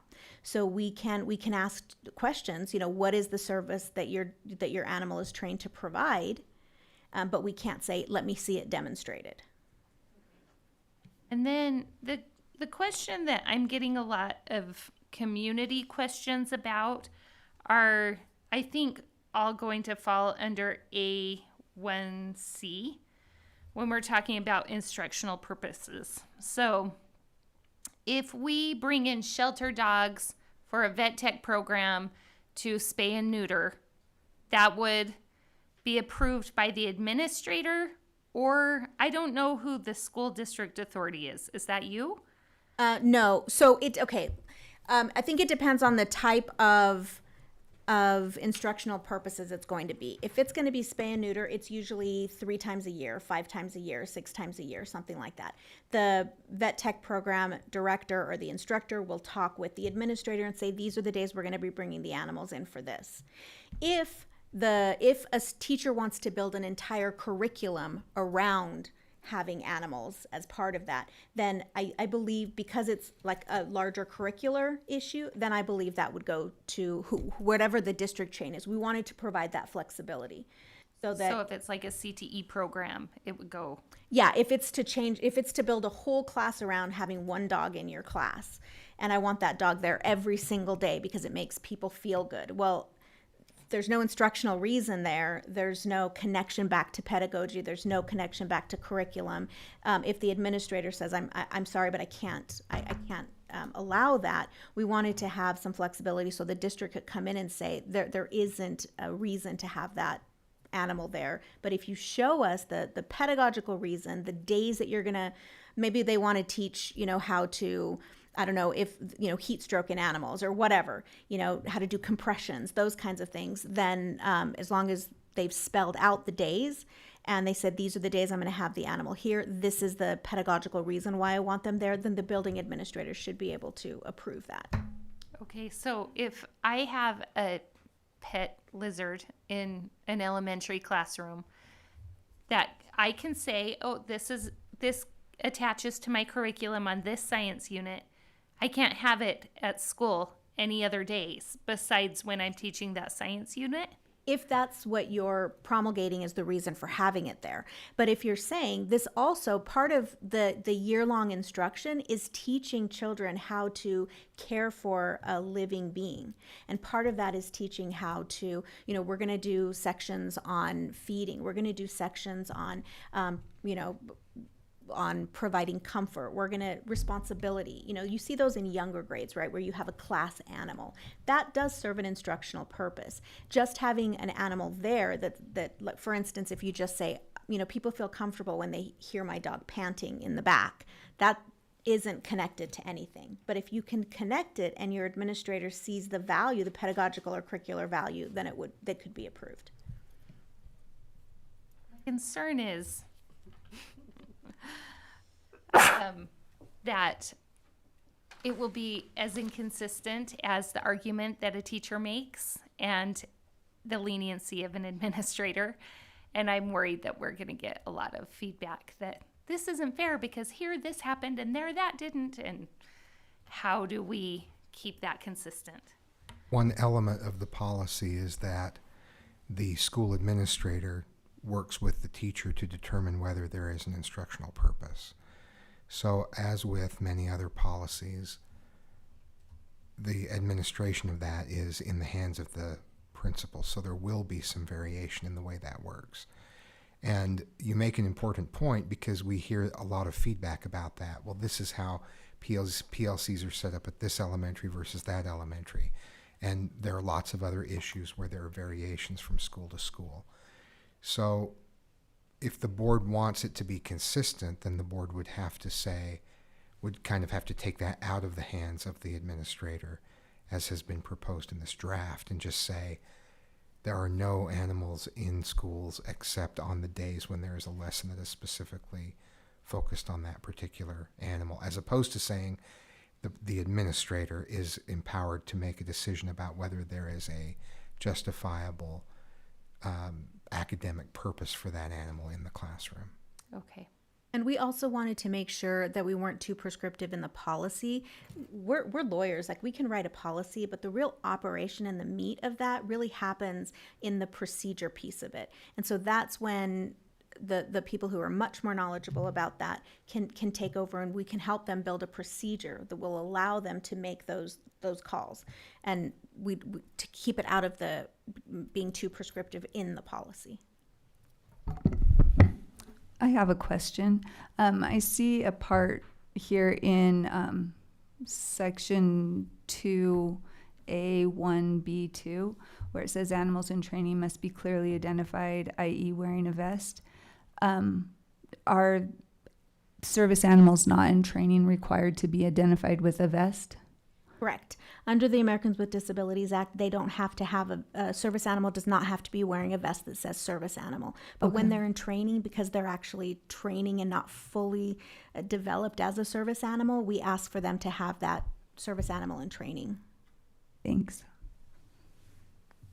And perhaps you don't even have a feel for this yet, but do you see this as being, a widespread issue?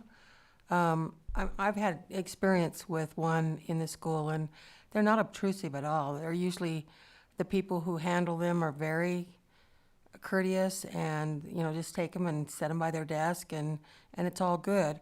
I'm just wondering how widespread this is going to get, or do you have a feel for that? We do have more and more students bringing service animals to campus. I've been here only 6 months, and I've dealt with 4 already. And so we do have that is on the rise. So there's that, but then I also think we have other issues that have come up, instructional purposes, animals for instructional purposes, or animals being brought to campus, like you were saying, that are not service animals in training. So I think this policy will actually clarify that, so that we can say there is a reason, there's a time and a place where animals on our campus are permitted, and then there's a time and a place when they're not. So I do think it's on the rise. In fact, I just read something that said that one of the biggest increases in service animals is children with long COVID, because of respiratory issues, and that is becoming a very common thing. And in fact, 2 of the ones I have are long COVID. So.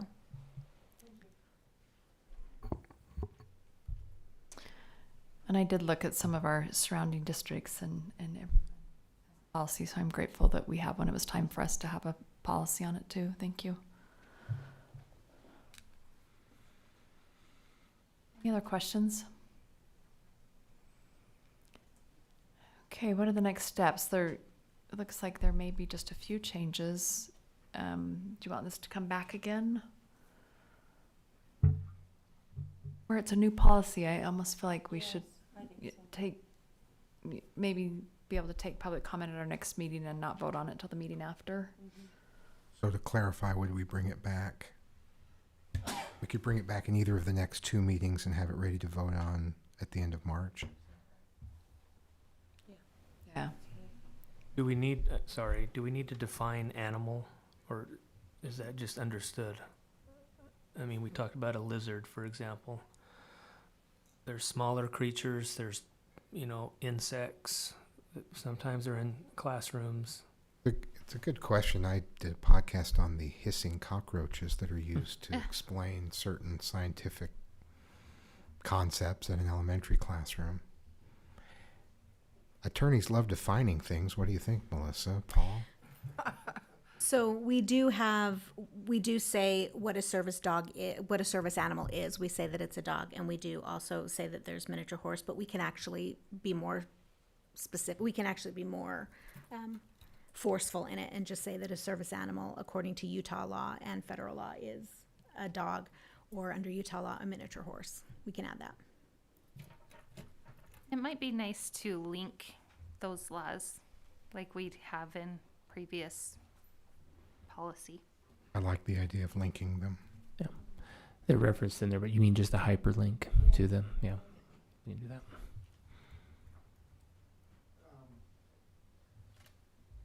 We may or may not. Part of it is it changes. And then you're constantly updating, just particularly when it's federal. And it's federal interpretation, but we can see what might be some guidance. We tend to link more to state law.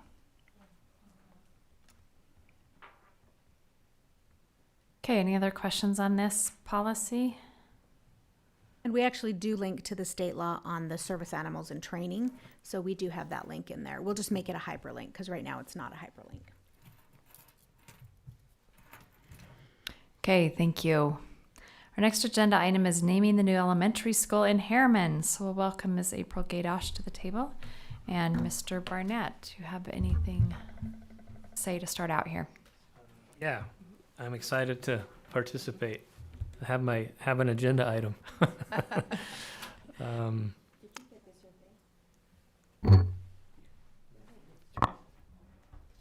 I don't know who was included in that survey. Gosh, It would have been all the community members and then the mayors of those schools. Okay. Or the mayors of those cities. I believe it was sent to board members, though. Well, we got. The question We about respond. it. I just thought it was, here's Oh. sending. Yes, it was sent to board members. So let me know if you didn't receive it. But it was kind of like a question. It wasn't really take the survey. So I didn't, Yeah, it was like, this is the survey that will be sent out. yeah. But I clicked on it. We could have taken it. Okay. I didn't, so. It's okay. There were I'll just change the name. There were 113 responses somewhere. 113 responses and over 400 names submitted across those responses. Ms. Gaydosh sent me the results of that survey. Since the school is in my district, that's part of my responsibility. And One was sent to me personally. I wonder if it's on the list. Anthony Godfrey Elementary School. I got that one too. We all got that one. And we said for $1 million. Not in for the- $1 million. It's in the policy. I said no way because he has to be dead. Thank you for that, Brian. I appreciate that. But let me read through the 5 that I would like to recommend in no particular order, but these were the 5 most popular.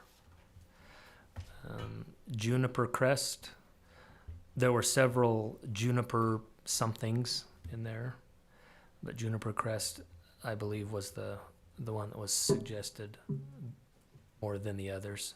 Mountain View, Harriman Hills, Sentinel Ridge, and South Mountain. Sentinel also had some other variants, and South had some other variants, but Last one more time, sorry. South Mountain, Sentinel what? Sentinel Ridge, Harriman Hills, Mountain View, Juniper Crest. So those are the 5 that I was going to recommend that we include on survey number 2, which I believe as soon as we approve them, it'll go out quickly, right? It would go out Thursday and be active for over a week, and then you would bring that final name to the February 27th board meeting. Okay.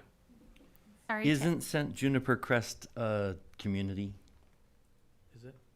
Isn't I it? think it is. It's tricky.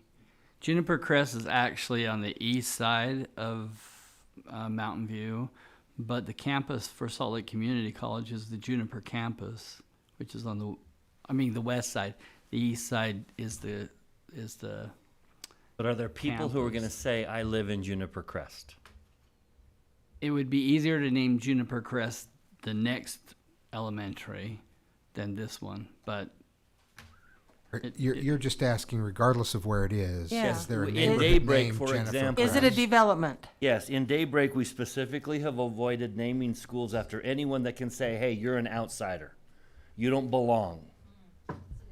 I think it's more of a collective area rather than a specific I development. think we need to check on that, because we did the same thing with Oak Oakleaf. Yeah. The answer is yes. I'm getting from behind me. Oh, thank you. And I have a question. Yes, Will- it's a community. See, then I would recommend eliminating it, because the idea is we don't want anyone feeling like if you're not from Juniper Crest, you can't really go to Juniper Crest. The interesting thing, though, is Juniper area probably won't be going to the school in the long term. Well, we don't know that for sure, do we? But I think there's Well, wisdom in just If you look at the development that they just proposed this week, we can probably say we'll build a school up there. The other thing that I would bring up is Mountain View. There's already several Mountain View schools throughout the state. In fact, one right here in this same county, Salt Lake City. Yep. So that could be confusing for people. And I have a question. Will all the students always be from Harriman at this school? Well, even the boundaries now, though, have all that Riverton development that will be going to it. So how is it naming it Harriman Hills I know it's been done and it happens, but it's hard to own it when you don't belong to the city. I see what you're saying. All the kids living in Riverton are going. yeah, like in Harriman High School, a lot of. And will Harriman Hills be confusing to Harriman Elementary, which is Yeah, that's confusing. Sorry, Brian. Okay, we're down to 2 names. Well, there's Juniper. But we could add some more to the There's list. just Juniper with no last name. Ask, is it going to be called an elementary? Has that been settled? Did I miss that conversation? Oh, good question. The board can determine that. In absent any particular action from the board, we would just call it an elementary school. But we could call it an upper elementary school. You can call it whatever you like. Intermediate. Yeah, you can change that. We would default to blank elementary school. But if you want to call it anything else, upper elementary, intermediate, yeah, Juniper School. We do that right now with Kari Sue Hamilton School. It's just name and school. So, I have a problem with elementary school. if it was intermediate, you would just say, it wouldn't be intermediate elementary school, it would be Juniper Intermediate. And intermediates are usually like 5th to 8th. 7th, So 8th. it could provide some confusion where we have intermediate and middle schools. But And if we label this a level, then if someday it flexes to be something else, do we have to rename it? you could just drop the type and rephrase it, or you could just go through a whole renaming process. That will be up to the board at that That would- time. Right. Yeah. You'll I'm still just be trying on to the board by understand then. what we're so voting on. I whatever gotta you- hear it in its fullness. Whatever you want, Nikki, because you'll still be on the board. Yeah, right. I really like the juniper, but I see the issue with naming a school after a development. But Juniper I like- Crest or just Juniper? I like juniper. I think Juniper Ridge, Juniper Mountain, Juniper Hills, So Juniper Crest is an actual even just neighborhood, or even just Juniper. but just school. Juniper is not. Right? I like that it, because there's a lot of juniper that is, I don't know. I like the juniper part. May I offer some thoughts? The board can, this is a unique school, so if you want a unique nomenclature, that's fine. That's appropriate, we can do that. I would say, just personally, I don't know that we need to name it differently because we don't want to have to rename it in the future. I think it will be a grade 4, 5, 6 school for a long time because we see we see high numbers that will be coming up to this school and it will grow. So I don't think it's hanging in the balance that we're going to change this anytime soon. But if you want a different name, you can still do it. If you're basing that on, we might have to change it soon, I wouldn't base it on that. The other thing I would say is that if there is concern, and that would be, we can talk about other names that are lower down on the list of popularity tonight, or we can delay that and give Brian some time to look at it again. I'm just offering all of those options because April has the list here and we can go over some other options tonight. We can delay that. It's unique because we know all of the students who are going to this school. So once we have the name, if we choose, we can talk about mascot and color right away because we know exactly who's coming. But it doesn't have to, the world is your oyster. We can make whatever choices we want about the name, about whether it's an elementary school. We can come back with other options given the concerns. We can talk about those options tonight, whatever you'd like to do. It's all available to you. There were 3 that stood out. Mountain View, by far, was the Like in terms of votes stood out? votes. Okay. Suggestions. Suggestions, yeah. Then the word sentinel in some form, and then the word juniper in some form. Those formed maybe 75%, those 3. Juniper, Sentinel, and Mountain View. And we were criticized at our last naming series because we named Mountain Creek, Mountain Point, and Mountain View. No, Mountain Ridge. So now we would have one more. I mean, we could throw Copper on there and then. But remember, Copper Mountain. remember Ridgeview was going to be called like Mountain View, and It was going to be the 4th. and we send it out to rebid. And remember, we've done that. We did that on On the high school, we did this next round and we weren't happy with them, and so we did it on that elementary, and we did it on Oakleaf. Oakleaf was not one of the 5 that we sent it out. But we didn't commit ourselves, but we kind of expressed no more mountains, no more coppers, no more ochres, and no more mountains at that point. But I will say, having been a PTA mom at a school who shares a name with a nearby school, it was a nightmare. We were constantly like, our box tops check went to the wrong school, and ugh. So if we can avoid exact name, I so you don't want am all for it. Ridge View and Ridge 2? Well, that's my concern with Mountain View. Yeah, Mountain View. Too, That's what I was is really 'cause, referencing. you know, Grandma and Grandpa put it in their GPS to go to the little elementary program and end up at the wrong school because it's still in Salt Lake Valley. Yeah, I agree with that. I think that one should get scratched for functional purposes. Yes, I agree. One that I heard that I really, really liked a lot was Beacon Ridge. Beacon is like a lighthouse, which is very much like a sentinel. And that area we named it Sentinel because it was the watch out in the early alleys. I like that one. Beacon Unique. Ridge. Are there other Beacon Ridges? But you've still got a ridge. We should check. Well, and you could change it to Beacon Elementary. You don't have to use a ridge. Sentinel and Beacon? Had another one. What was it? It was Mountain. Mountain, but we South threw that one out. Mountain and Harriman. are out. Is South Mountain Mountain View was still in the running? South Mountain was the.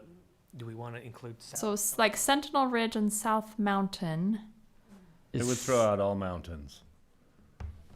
We did, out of those 5 schools, 4 of them were mountains, and really all 5 came back as mountains.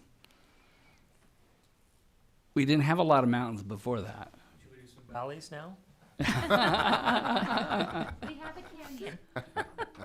However, I would say Blackridge Elementary was also named Blackridge Elementary in the Alpine School District. They were built the same year and named the same year, and we don't get a lot of confusion, I don't think, between the two. Like, I don't get a lot of people calling me from... But they're in different counties also. Yeah, so if it's a great name, but it's like Mountain View is a good example. Is there one in our county? Yeah. Yes, Salt Lake. And there used to Salt be. Lake District. Salt Lake Used to be District. Mount View in Canyons District. It's no longer. Which one? Mount View. I still just love Juniper. In the survey of names that came back, could we offer Juniper in the survey, just Juniper Elementary as one, and maybe Juniper, if there was another one, Ridge or something Juniper that's not a Hills or- development, Juniper Hills? There's a canyon, crest, hills, and ridge listed, and creek listed. All Juniper. Except it's going uphill, so The there's no closest creeks. plain Juniper Elementary is in California. Uh-oh, that's too close.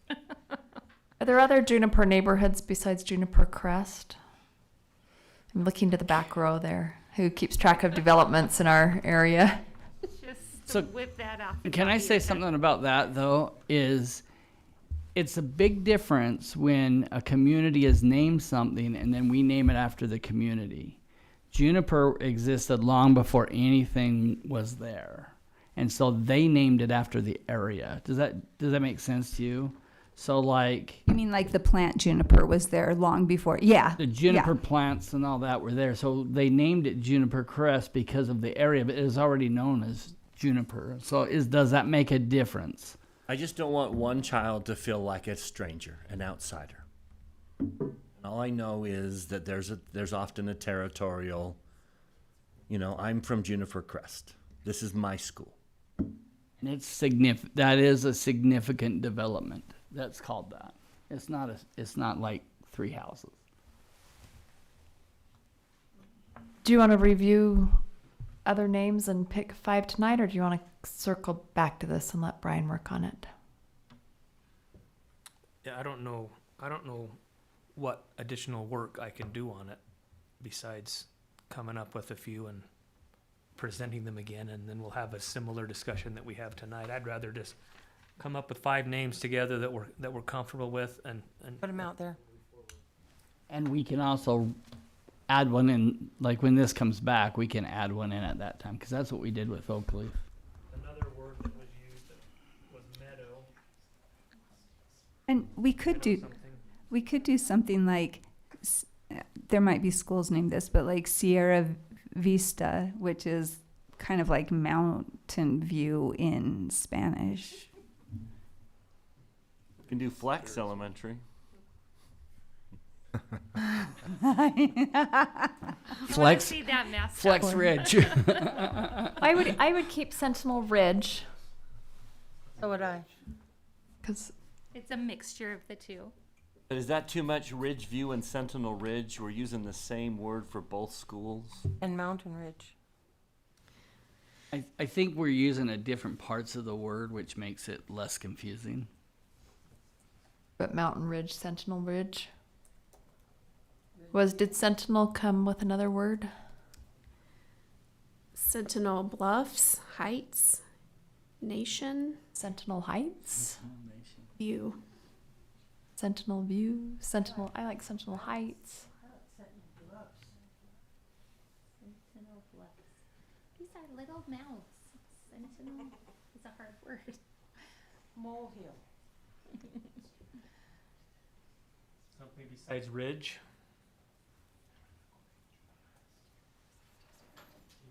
Why not just Sentinel Elementary? Sentinel is already 3 syllables. Already a mouthful. I think that'd be fine. Juniper Sentinel. I like just Juniper too. I do too. Beacon. Why don't That alone. Why don't we come up with main words like Juniper, Sentinel, Beacon, South Meadow, whatever you want, and then get it down to what they like, and then throw it out to Juniper Crest, Juniper. So if we can get it down to 2, then say, okay, do you want a second word on it? Because it doesn't necessarily have to have It a doesn't. second word. So we could have one, just leave it the same, but we could have another way, Ridge, Crest, View. Just an idea. Because Having Juniper as an option and then Juniper and then on another Hills survey, is an option too. on another survey, then we could throw it out and say, because this doesn't have to be the final survey. It can be if it's clear and you want to name it. Make it.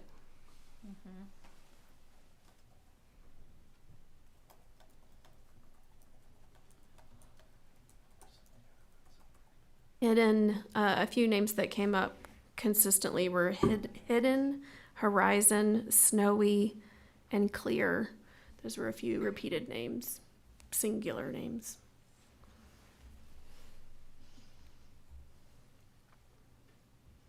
It's clearly not clear right now. Hidden, Horizon, Snowy, and Clear. We already Those have were a few we already have a repeated Hidden names. Valley.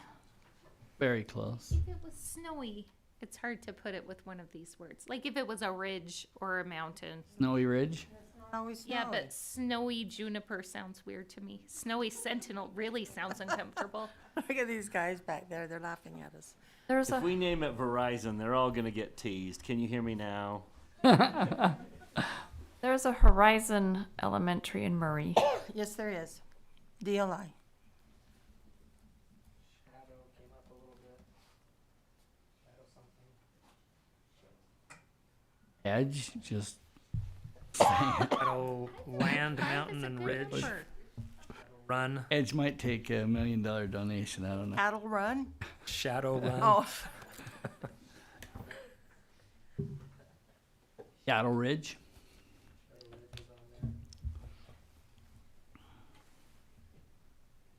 So going back to using the word ridge, because we've got Ridge View, Mountain Ridge. Would it make sense to use ridge? Like Sentinel Ridge or Juniper Ridge? All 3 ridges right by each Juniper other. Ridge does sound good. I know. I heard that on a podcast.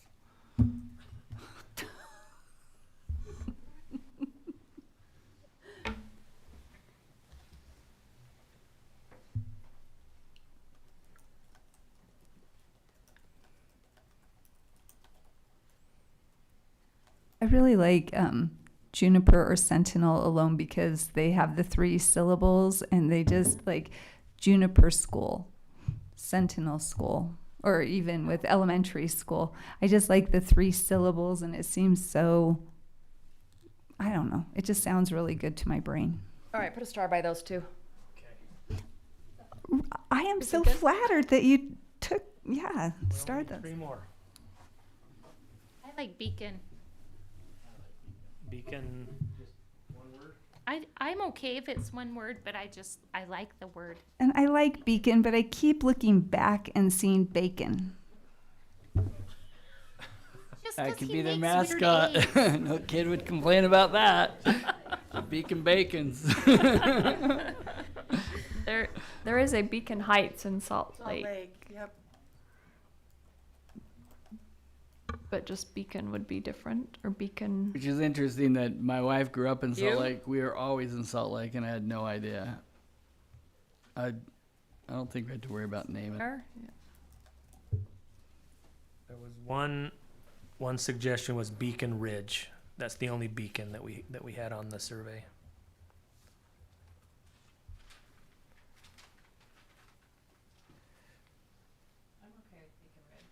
Unless people want to avoid the word ridge. Beacon Ridge, we good on that one? Star? We'll put that one on the next survey.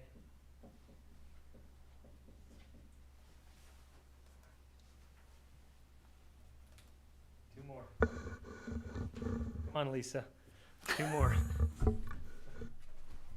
Well, this is, I was just thinking of an elementary school. I didn't go to this elementary school, but it was one in the area, and it was called Sierra Gardens. And I think Gardens is kind of a cute name, and I thought Juniper Gardens, but I prefer Juniper by itself.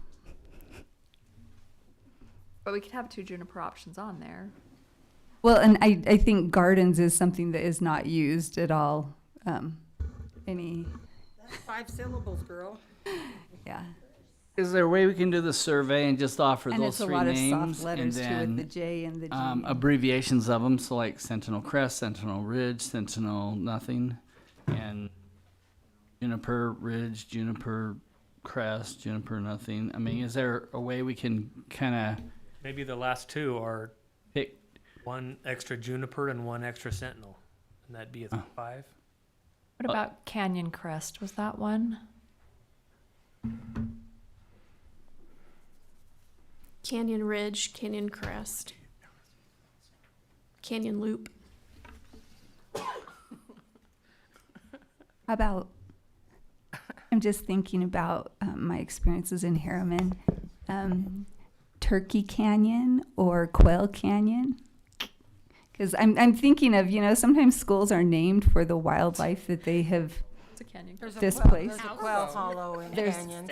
Yeah. I never seen a turkey, but there's a cougar. I've seen a lot of turkeys and It's in my backyard all the time. yellow, what is it? The canyon.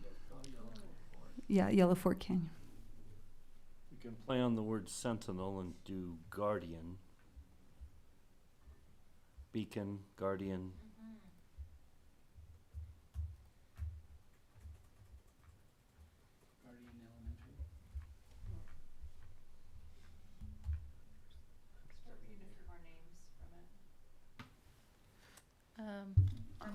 No, from Miss from- Gaydosh from the list of suggestions. Boulders, Blue Ridge, a lot of copper things. I think Boulder is Apostolic United Brethren.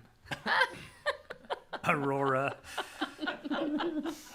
Surf dog. Skip that. so cute. There's one here, Bird View. That's kind of cute. Blue Horizon, Blue Ridge. Monarch. Liberty. There's Liberty, Murray. New Heights.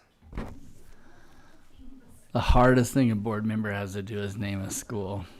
In here, a few different. Overlook. Overlook is nice because that's even 3 syllables too. Overlook is have it in a landscape. I wouldn't want. Overlooked be over- someone. I know, exactly. I'm like, it also has yeah. a negative connotation. And it actually is down in the valleys. It doesn't have a view. Oh, there's an overlook in Tooele. Yes, there is. Every name we come up with, there's something already. There's no Guardian Beacon elementaries. I don't think there's any beacons either.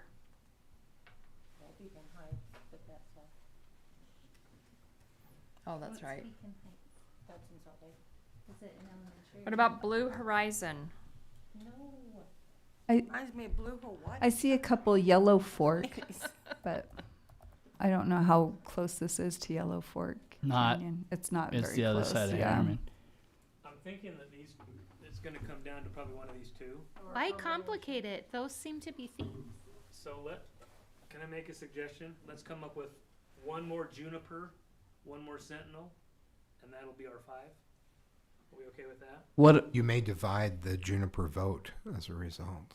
Right. And I thought that we didn't want more syllables. Fine, then we would have to make a decision on which one to go with. There you go. So you say Juniper combined we Elementary have X sounds number nice. of Why Juniper does it votes. need more? Yeah, I see what you mean. Sentinel Elementary. So is everyone else opposed to just having those 3 and then a series of second words, including nothing, and then just see what we get out of it? I think that'll be too confusing for people. Would it? I just think, what's wrong with having 3 options? True. And why do we need so many words? Can it just be Juniper Elementary or Juniper Intermediate or whatever that word is going to be? I'm fine going with 3. We can do 3. Sometimes Absolutely. it's just too many choices and it's confusing.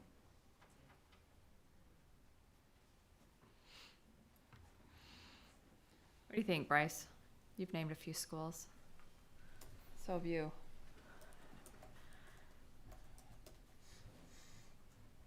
Really should be Godfrey Elementary, but I like that they're unique. There's going to be something wrong with every one of them. There's going to be something very right with every one of them. But after a year, it'll stick and no one will remember.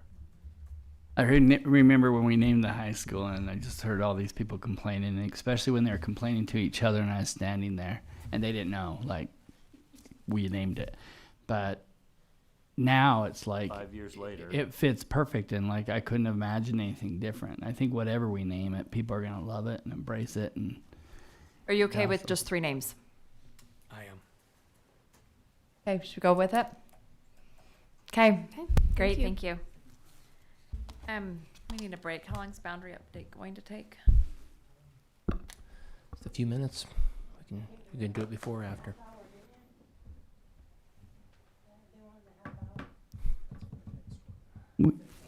Probably for the next time. Yeah. we can take them. Okay, you guys okay if we do one more agenda item? All right, boundary update. As long as they tell us what was so funny. Us. They were laughing at us. What do you? They were amused by the process. I think Lives over there like they don't realize there's one of those down the street. It's probably the No, I suspect that Caleb had a string of suggestions that he was whispering back there in the corner. I think Now I really want to know what was so funny. it all started when the chicken on the leash Yeah. came. But that is true. That happened in our district. Chicken lease And I won't elementary. go back to that school until it's gone. We believe you. We need a break. We're open. Yeah. Thank you, President Miller. We're here to just give an update on the boundary process that we have. Just begin by recalling just where we've been and where we're going to be going. In November, the board approved the construction of the new elementary on the Village 9 property. At that point, we notified Aspen, Bastion, Harriman, Oakleaf, and Silvercrest elementaries of the potential boundary changes as is required by law. Keep in mind that it's a 90 days notification period. Although that law may change with the session, there's a proposal out there to change it to 30 days. Really? Yeah. January, the board approved the DLI program at Aspen Elementary and directed staff to begin looking at options for the new Village 9 Elementary School. What we want to do tonight are 2 things. Just in beginning the process and looking at concepts for boundary options, we we heard discussion in the previous board meeting about the priorities. We wanted to bring those to you again and make sure that these priorities, which were last updated and approved in 2020, were still consistent with the board's expectations for the boundaries we're looking at. And just wanted to leave that with you. And if you have any thoughts or desires otherwise, please let us know so we can plan accordingly. The only thing I would add, as I've thought about this, is there are unique characteristics to certain pockets that need to be taken into consideration. For example, the apartments that have a whole lot of refugees moving in. And some of those kids miss the bus. And there is no way to get them to school if they miss the bus, you know? And so I think one of the things I would consider adding would be unique community considerations. And I think if ever there was a time and or a place in our area to consider that, that's here because of ethnic, cultural, heritage, although, you know, all of those unique considerations.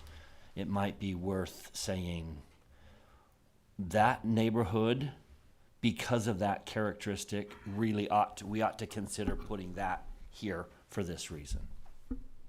And certainly we could come back with options that take into account the unique transportation services that might be required in certain areas. We can certainly do that.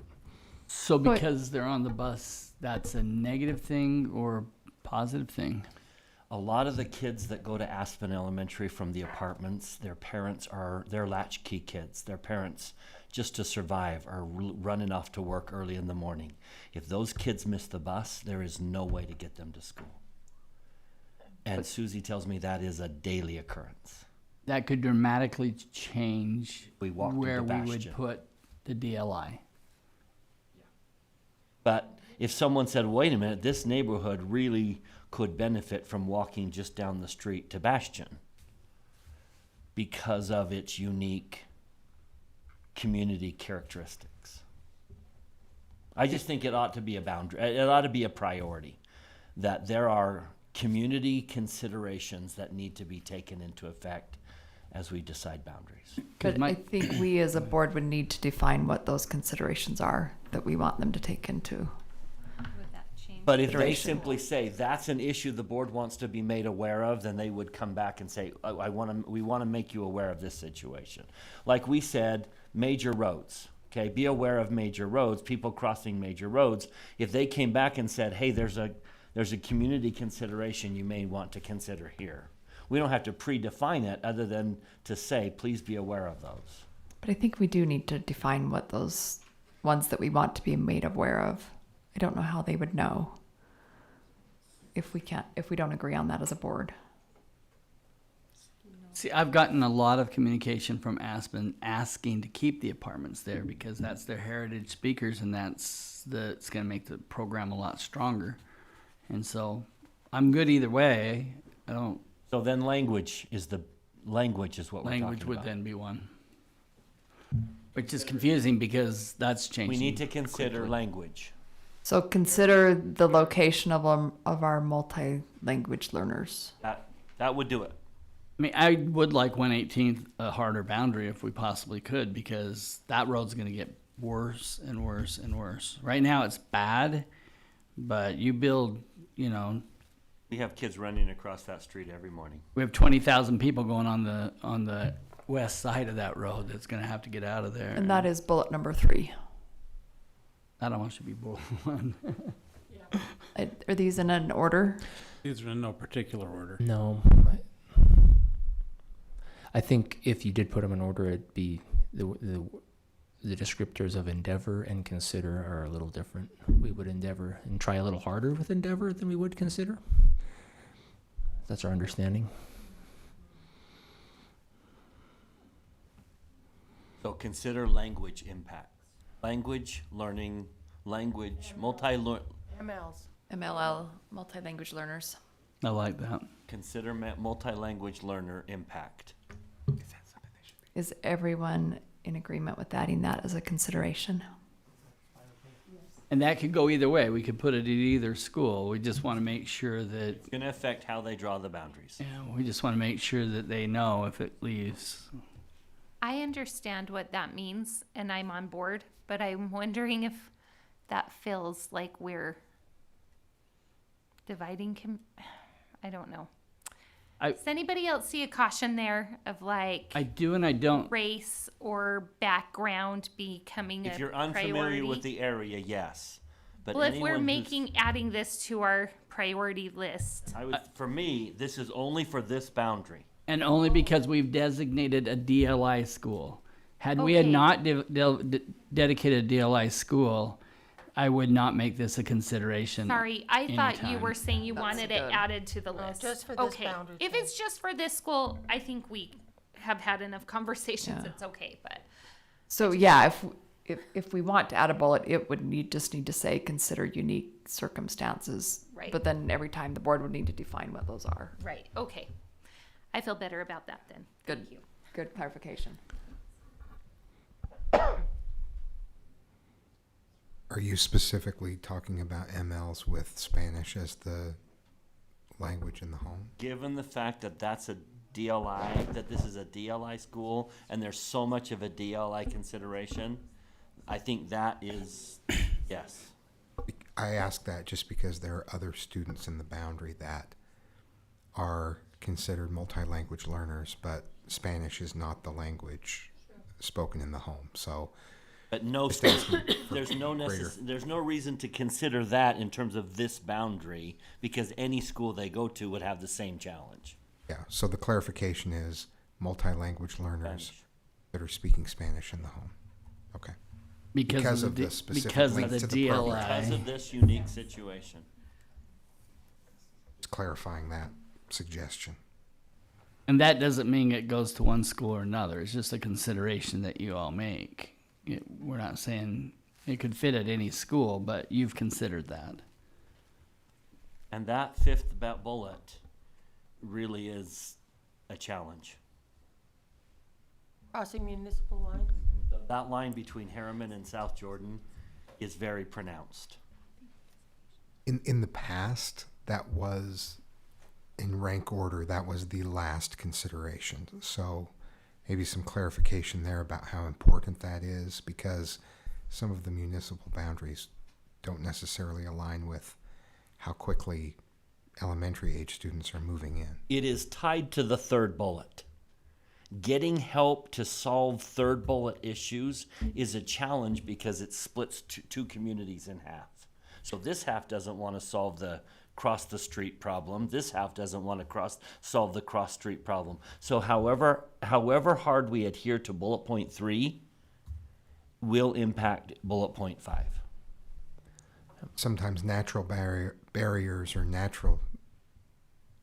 Sometimes the boundaries for municipalities are very unnatural and don't make a lot of sense. Anyway, I'm just throwing that out there because we have made that the last consideration in the past, because municipal boundaries are so don't always align with the other 4. But that's why we're asking for this clarification. But what you're saying is if there needs to be a crossing guard and half the road belongs to one city and half belongs to another, that's just a little more challenging to figure out who hires and pays for the crossing guard. Yep. Which is not a huge concern to me, but there is no place to cross. That's the bigger issue to me. Right. Because they're not going to do 6400 West for years. And so they have to go up to 60th West and come back. And Down. yeah, well, they'd have to go down to Bacchus. I don't think there's another place to cross. Are there many roads that divide municipalities in this boundary thing where one municipality owns one house? Are you talking about this particular This boundary? particular boundary. Yes, 118th South is the boundary, the municipal line between Harriman and South Jordan. It's a major Correct. road. And it's a major road. Yeah. There are also But that's the only one in this boundary. within the scope of this boundary change. Yeah. The only other municipal one that I can think of are unincorporated county lines. Okay. Go back to the priorities. What if bullet 3 says endeavor to create boundaries where students don't have to walk across major traffic corridors? Especially those that divide two municipalities. Well, what if we said it more like, consider boundaries to reduce crossing guards? The laws of physics will come into play here. And I say that jokingly, but also this is the ideal. And then it just for those listening, I just want to clarify that if later you say, hey, wait a minute, they said this bullet was really important. If you see a boundary that doesn't align to this perfectly, it's because there are layers of complexity that interact with each other that make this more complex even than being on the calendar committee. Like loading up one school with way too many students and then another one has nobody. Yeah. And so these are things that we endeavor and consider throughout, but it's a good reminder that we do have schools where right next to major traffic corridors. We do have schools where students need to cross busy lines. We do have schools that take into their boundaries municipalities and very close to that. I mean, we just finished talking about one. So this is helpful for us to know that we can take all of these things into consideration and endeavor to create boundaries that align with your priorities. It's just wanted to make there are some unique features in this boundary change. So with that, clarifying, we will take into consideration the unique nature that there is a DLI program in the mix here, and a new one at that. And if that's in keeping with... I would guess this discussion has given you enough help and direction. Thank you. Maybe too much. Well, that brings us to our next question is, currently, we noticed the schools that I mentioned earlier. In our initial probe into possible boundary concepts and considerations, we realized that a lot of the areas, and in order to consider long-term growth, we believe it would be helpful to also include in the boundary discussion Butterfield Canyon Elementary. It would just give us more flexibility. We would need to notice the Butterfield Canyon community as soon as possible because the clock on the 90 days is ticking. If we were to notify them tomorrow, the 90 days is up on May 14th. That's Tuesday, May 14th, which happens to be a board study session. But if the law changes, when would that go into effect? Probably not until July. after this. Yeah. Is everyone okay notifying Butterfield Canyon? Yeah. I asked for it off, but if you have something up your sleeve, go ahead. Butterfield Canyon has a declining enrollment. Yes, we have no ulterior motives other than flexibility, and we want to make sure that we consider the long-term growth and aligning the long-term growth enrollment plans for as many schools as possible. This is a tricky area because it has the potential for a lot of growth in the future, but we don't exactly know when that may take place, and so we just... And remember when we made these boundaries for Butterfield Canyon, we said, let's be aggressive on Butterfield Canyon because we still have a lot of portables there. And even though the declining is declining very, very slowly, and I just don't want to ping pong them. Like if we move them again, we should never move them again. And we moved them against the city's wishes. So I just don't know if you're moving people in or taking people out, but that's... In this case, Trust ya. I think most scenarios would involve an addition to Butterfield Elementary. I can't guarantee that because we haven't finalized the options, but in most cases, it would be an influx of students to the enrollment. So one of the things I wish we would consider, and we brought it up years ago, if there's going to be an increase in Butterfield Canyon, portables should be seen as portables. They should not be permanentables. And we could address that situation by doing what we did at Monte Vista and add on to that school and making it permanently a bigger school because it's housing the foothills. and those foothills are continuing to grow. And so it's just something that if we're going to consider adding more people to a school that has so many portables that doesn't have another available place to build, then we ought to consider also adding on to it. But are you open to letting them at least consider it? Because we're all looking at you, Daryl. If you say no, those boundaries are locked, then I'm fine.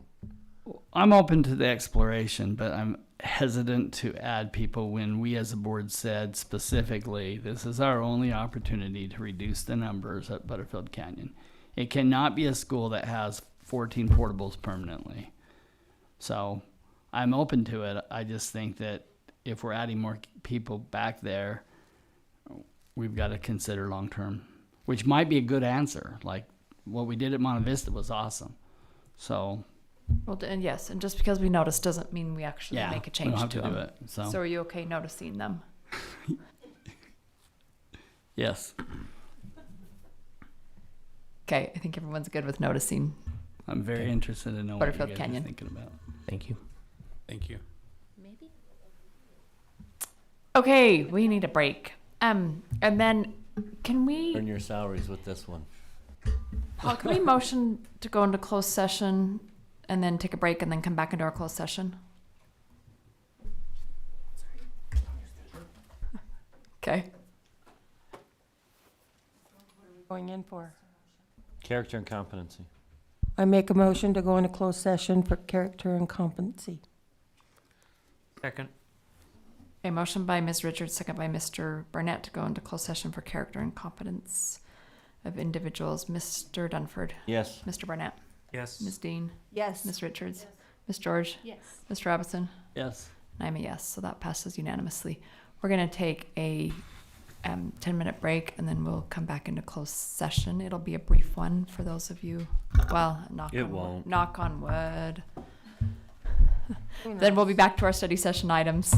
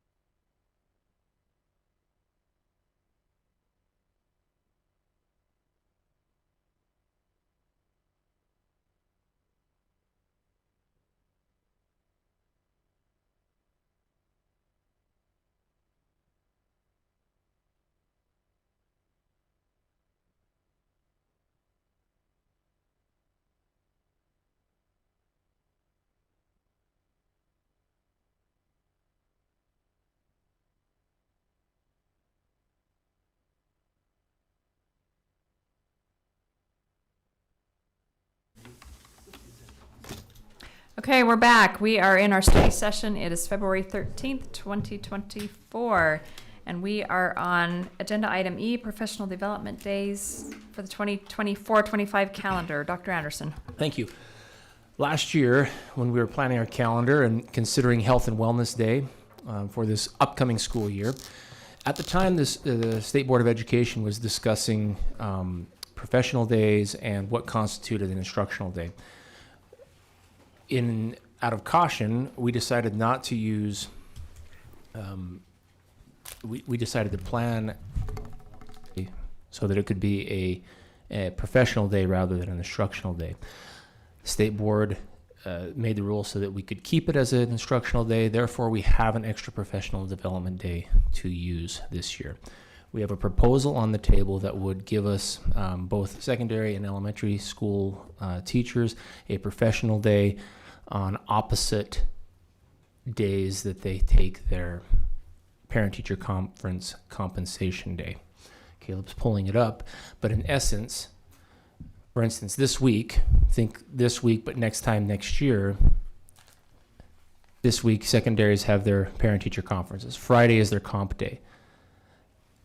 The PD day for elementary teachers would be on this Friday. The PD day for secondary teachers would be on the elementary comp day. That way, students in the district are off on both of those compensation days all day, and the respective teacher groups will take their professional development days on opposite compensation days. Families don't have half their kids home one day and half I don't another have half day. my kids home and half my kids. I love it. Yeah. Follow that, the Mr. Dunford calendar change. But that's only in the spring, right? In the fall, you'd still have that problem. This is only because we only have one day to add to the calendar. These are the days that are proposed there. And I credit Mr. Caleb Olson and his calendar wizardry with this option. Brilliant. I love it. So Wellness Day will be an instructional day next year. As it has been for the last three, it will continue to be an instructional day for teachers. We can incentivize, for parents and students.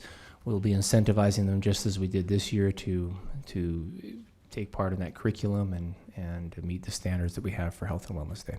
What this, excuse me. So what this is saying is that all students will be off on both days. Correct. Yep. Instead of having elementary off only on one day and secondary on the next, everybody will be off. They will know no difference. On the calendar that Dr. Godfrey recommended, is there school today? They will not have school on both of those days. Teachers will be working on opposing days, if that makes sense. And this is in lieu of adding a third day somewhere on the calendar that everyone is off. So we're just taking advantage of 2 half days already. Correct. That's what we'd like to propose to the board for your consideration. Any questions or concerns? We would need to vote on this at our next meeting then? I believe technically, and I can be generally counseled if I'm speaking incorrectly, the professional day law requires that it be that the public be noticed 90 days in advance of the start of the school year. We already approved, or the board already approved the professional day. We're just moving it to a different spot in the calendar. So I don't think we would have to do a formal vote. I think it would just be consent from the board to make the change. What about notice to families that the calendar changed in case they've already been making plans for next year and looked at it? We can, when it's updated, we could work with communications to send something out with an updated link. I think that would be good. We can make the changes immediately on the calendar so that's effective tomorrow, and then work on the communication to explain. I would just put it on a consent agenda or something so that you are updating the calendar and you approve it. Go. Fantastic. Yeah, that's. But you can start updating now. Yeah, if the board's good with that, we'll update it tomorrow. And President Miller, I move that we instruct staff to move forward with this change immediately. I'll second. Oh, Marilyn seconded it. Okay, motion by Mr. Dunford, second by Ms. Richards to instruct staff to move forward with this change immediately on the calendars, and then to notify people and then we'll put it on the consent agenda for our next meeting. Do we need to do consent agenda first and then notification? Does it not matter?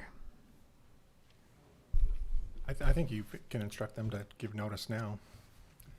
Anybody can come to the next meeting if they have a concern. That's why. Okay. Thank you very much. Thank you. You want to vote? Oh, yes. Thank you. We had a motion and a second. All in favor, please say aye. Aye. Aye. Anyone opposed? Okay, that passes unanimously. Thank you. Our next agenda item is Copper Hills High School permit request. Mr. Sorensen.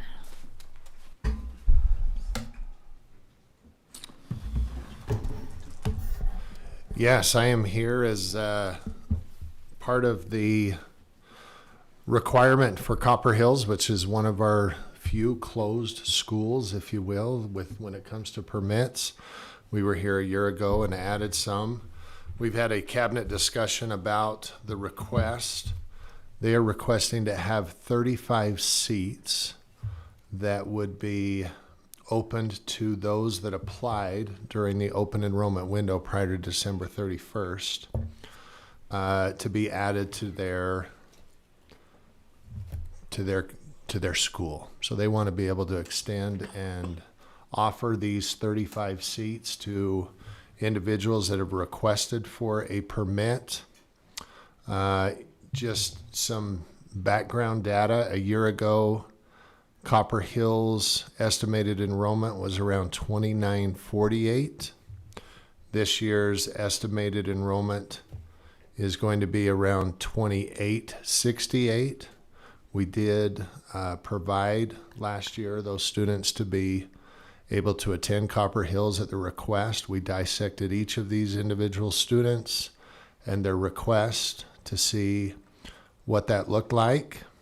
And ultimately that's where we are coming, is to share with you that we would like to be able to extend a seat to those. I don't know that they'll all accept.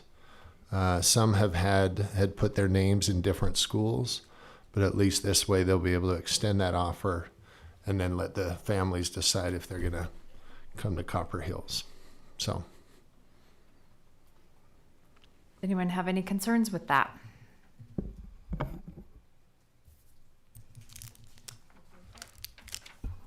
I am thrilled that we're considering it. My only concern, I mean, I'm fine with it. My only concern is it going to be a whole group of kids coming from the same other high school? It is not. So we dissected that and it spread pretty well out. More of those actually are coming from, I think I have, let me see. As we looked at that, 25 of the students are actually coming from outside of Jordan District. Okay. So, and we broke that down. Some from West Jordan High, some from Bingham High, and one from Itinerus. So, anyway. So it's a pretty good mix, but most of it actually is coming from outside of our district. Okay. Do you need board approval? I don't think we need board approval. It's just for Policy discussion. says you need to announce the notice to board, no approval necessary. Yeah. Okay. Yeah. What capacity does that make Copper Hills? Um, Like, I know we're over capacity, but is it gonna stretch resources or whatever? My biggest concern is, it's not so much that we're allowing permits, but we're allowing outside district permits. Sure. To me, that's a big difference. If it's allowing a permit, because I think we talked about this last year, and a lot of them were coming from Harriman and Mountain Ridge, which were overcrowded schools. So this, to me, is a different scenario, is allowing these, and I guess the second question follow-up, are these all sophomores or? They're spread out from the grade level. Actually, we have, of the request, now the majority of them are sophomores, but 7 juniors and 12 senior, or 4 seniors. So then the rest of them are sophomores. We're below current use capacity. Mm-hmm. Okay. Current use Below capacity last is year's. 3,074. Not that we want to encourage that big population, but it is coming down, so that's what we're seeing. Well, and I think I took a few minutes with Principal Garrison, and I think that some of these are like teachers wanting to bring their own child, things that this board has really made a priority. So. And for sure, I'm in favor. Yep. Okay, everyone good with that? All right, thank Okay, you. thank you. Appreciate that. Yep.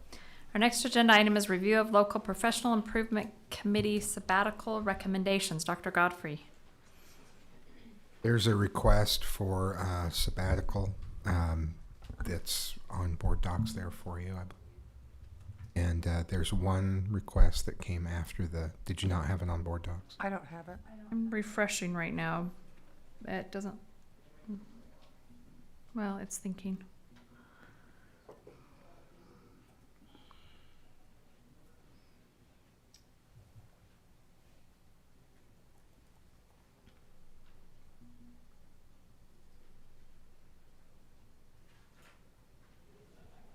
Sorry, you don't have that document. There's only one, and that is a request that came just after the board deadline, but it was a request that was approved by the committee. I thought you would have had that on board docs. I apologize for that.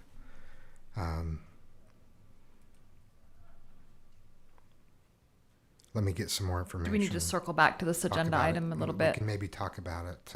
Yeah, let's circle back on that. Let me get it for you. In your opinion, does the individual applying have anything to do with this board approving one spot?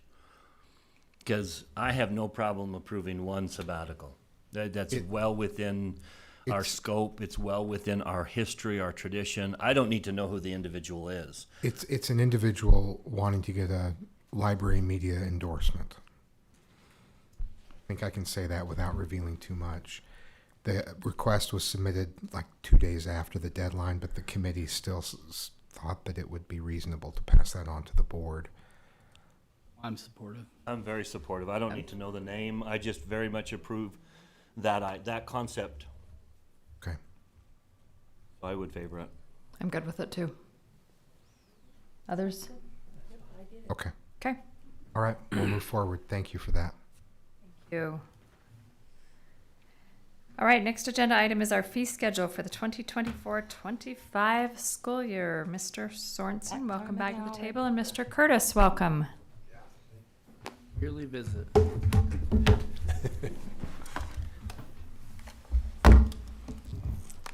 Okay. We would like to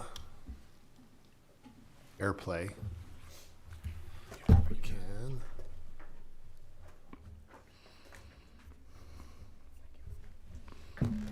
So you have this presentation in your board docs as well.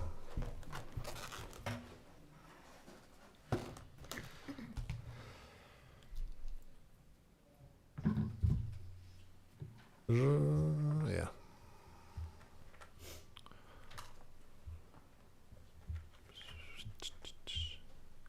Boardroom, is that the one I'm going for?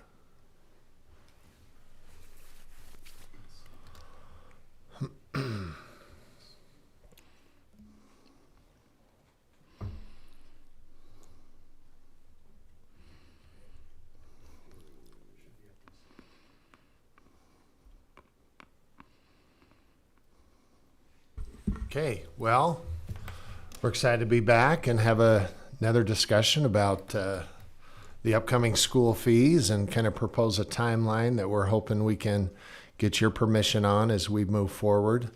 So we have some slides and then we're going to be available for any questions. But just a reminder of kind of our process that we have gone through as we continually review our fees and balances with each of our principals.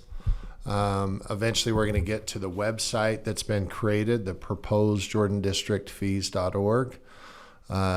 But the spend plans that we do at each of our schools regarding both class fees as well as extracurricular activities, and the process that we have followed in order for schools to submit those requests. So just a reminder, our principals discuss and approve those requests that are submitted by their staff. Copies of those spend plans are maintained at each of the schools. And then once approved by the local administration, a proposed school fee schedule is sent to the district for additional review by administrator of schools prior to it being added to the proposed website. So a reminder that we encourage and make sure that they are the owners of these requests, that they know their programs better than we do. And so as they're going through that and dissecting that they take ownership, especially in the extracurricular programs, and those are discussed in great detail at each school. So as far as looking at the continuous training that we do at the secondary level, we continue to meet, and we've met, both Mr. Curtis and I have met with our levels and the administrative assistants along with their principals as we're going through each of these fees. We examine the fees that are being requested as well as the account balances kind of holistically across each of our schools. We review and make sure that we're up to date on any fee requirements, and you have that link that's there. There are a few things that were adjusted in preparation for next year, and I'll show you those as we move into the slide of just more reminders that came to us from USBE that you'll see that we have added into our website. But we're always encouraging them and reminding them that we want to spend this year's dollars on this year's students, as well as each of the AOSs going around and monthly meeting with principals, monitoring their budgets and evaluating the progress of their account balances. So, and we do remind them if it's not on this fee schedule, then it will not be charged. So it's important that get done. At the bottom, you can see the certificate of compliance. That's one of the changes. Every school used to have to fill out and complete and acknowledge a certificate of compliance. Beginning next year, that is no longer required. So they will not be doing that. We remind them again that the charge fees must be equal to or less than the expense that's incurred by those programs. Participation fees do focus specifically on programs costs such as transportation, officials. You can see all the items that we kind of take into account as we discuss and consider what those are. And each of these increases, we've been running below, just so you know, we've been charging less than actual cost we're just right around the fine balance that we can. And so if you've looked at the website, you'll see in red some of those that have been increased a little bit, and that's based on some costs. Each of these are always based on the previous year as we look back at what was charged there. So a reminder, an LEA may not impose an additional fee or increase a fee to supplant or subsidize another fee. So their programs are responsible for their costs associated with that. And acknowledging that other accounts cannot be used to supplant another program's cost as well. So as a reminder, beginning in the 22-23 school year, the fees, we don't. So this year was actually our first year that we're no longer charging for textbooks. We're actually 2 years. So just a reminder that the only textbooks that we can and or do charge are for advanced level classes such as AP concurrent enrollment. We did update our form just with some feedback that we got from schools. So this is something that has just been tweaked since we started this back in 2019. Just trying to make it a little more user-friendly. And we've made those adjustments on both the class fee as well as the extracurricular fee, which we refer to as the spend plans in each of these requests. So this is the form that a teacher, a coach, an advisor would fill out, complete this form, and then have conversations with their local principal, and they would review their balances of where those things are, as you can see on there. And then ultimately the principal would need to sign that they approve and agree with the request that's being made. Once again, dating back to 2019 when all of this kind of came to, you can see that it was the request of the board at the time, and it continues to be the request that all fees and costs associated with each group are identified in detail, and they have their own website. So teachers, coaches, advisors, they identify what their need is for the program. Parents are able to go online and see potential costs that are associated with the program. And if needed, the spend plans are available at each school's location for anyone to review if they had questions. The proposed fee schedule will again be represented with a required fee column as well as other optional fees that may be associated with the group or activity so that parents can see that. Whether it's listed as required or optional, it is still fee waivable. So we have to, remember that anything on our website is identified as waivable. So again, school by school, include all those costs. Overnight travel is also referred to in our fee schedule, and the proposed 24-25 is created. That's what's in your board docs, and that's what we're ready to look at. So before we get into the website, this is our proposed timeline. If this works for you, today is our first conversation. As you remember, we do have to have 2 public opportunities for parents to come and talk. And our first one would be at the public meeting on February 27th. I know that March 12th is currently just as a study session, so we would request that we have a special public opportunity at that meeting so that we can make that as the other one, just kind of where board meetings align and our deadline, which we have to complete before April 1st.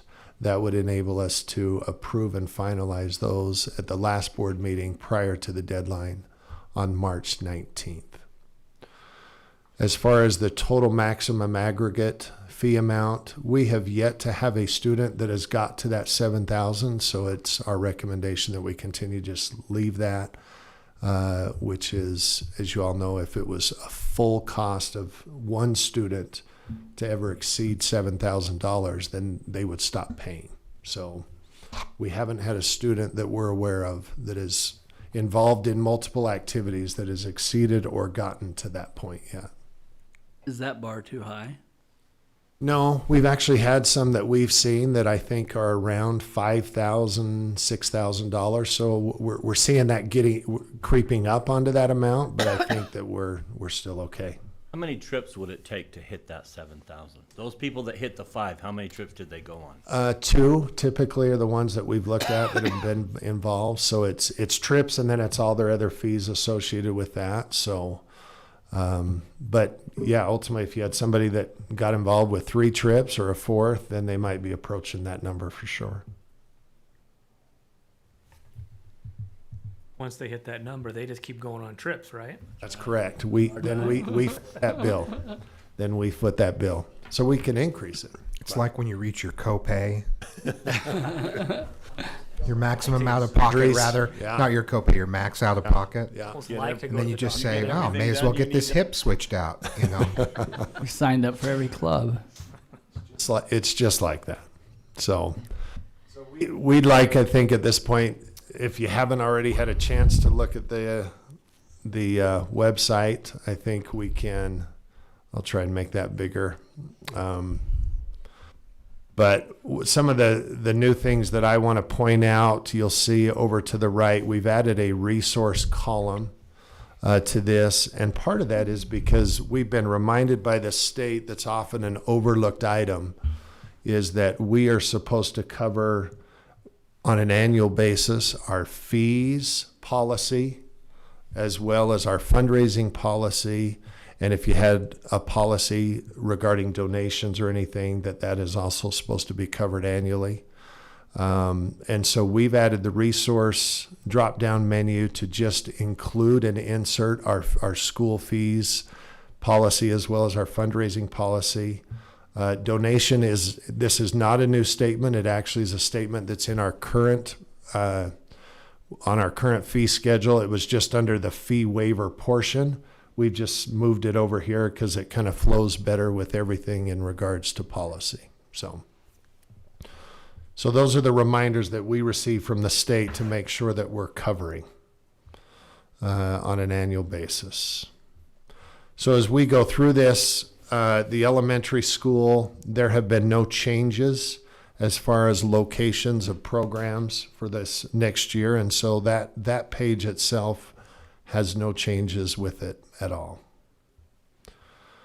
We can go through the middle school ones. I'll let Mr. Curtis kind of talk to some of those that are, again, you can see are marked in red as to the decisions on those. Thank you. For the middle schools, basically broken down into the basic registration fee portion, which has not changed. There are course fees and charges that are listed. There's been some updates on pricing with some of those items, as well as some clarification on which fees can be collected.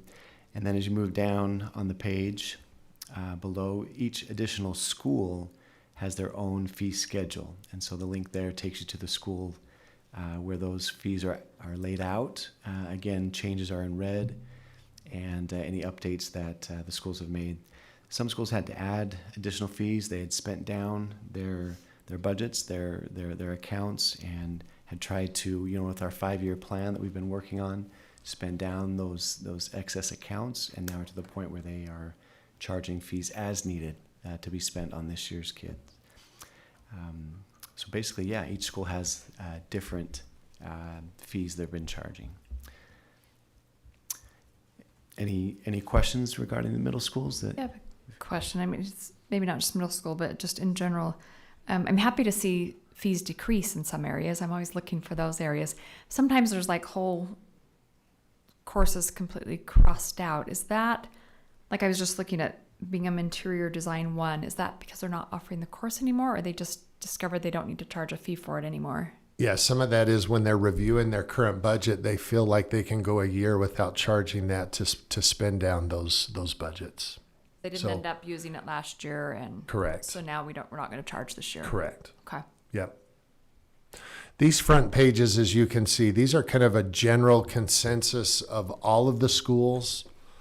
And then as it goes into each one, then it kind of becomes individualized. So we try to have this front page that is similar to all schools across the board. And then when they click into their own individual school, they'll be able to better see what's specific to them.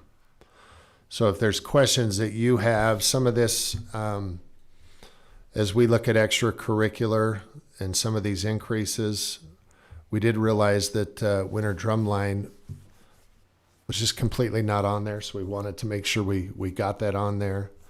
We've noticed in lacrosse, as an example, where boys are required to have the helmets and get those refurbished, that it is costing us more than it is the girls' program. So until lacrosse requires girls to have a helmet, that's why we're requesting the difference in those.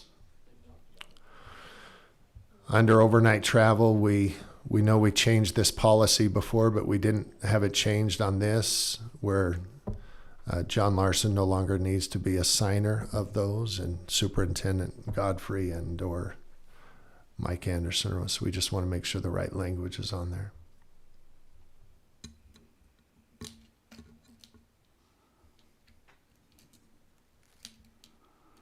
So any questions that you have regarding fees? My question is for Mr. Larson. Last year, we cut the registration fees, and it was a gamble.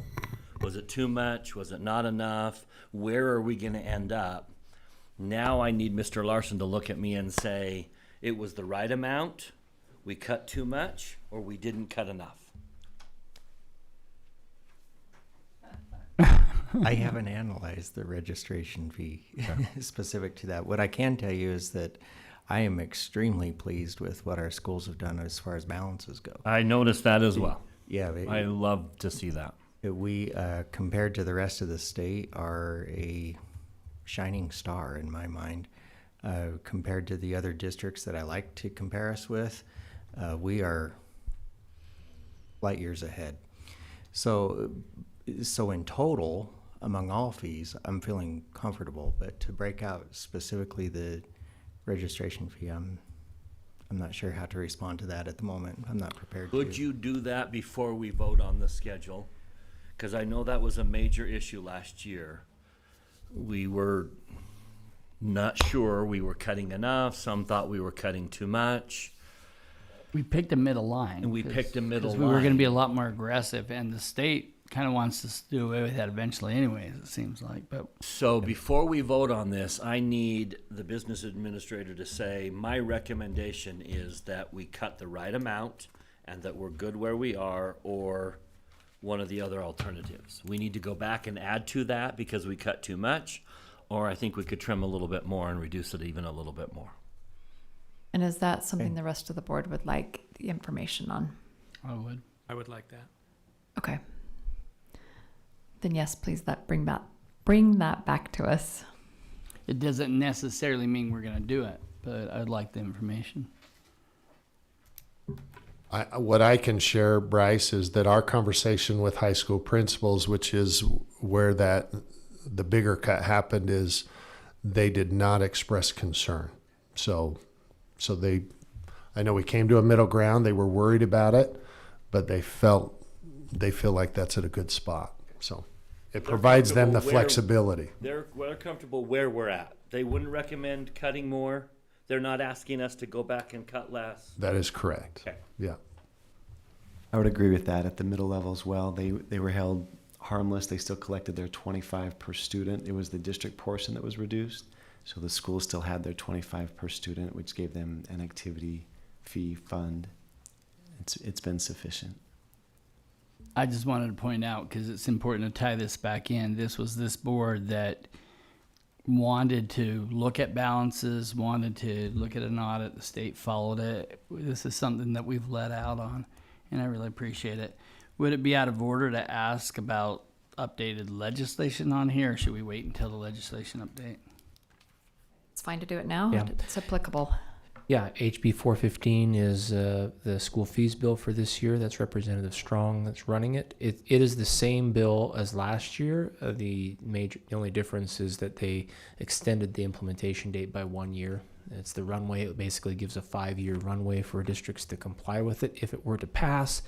The sticking point, of course, is it does not have a fiscal note attached to it. So We eat it. LEAs would be on the hook for making up that difference, which is 4.9. 5 million. 5 million. For our district? Correct. That's our portion that we would have to eat. I like 4.9. That sounds more precise. Means probably a truth in taxation and passing it on to the Right. Yeah. There's just no, community as a and whole. it's the irony is not lost on us that in the same session there are two bills that would allow for referendums on such a tax increase. So it's a little bit of a paradox there. And this would do away with the general fee and any of the other fees that we have. What other fees do we have that this would attack?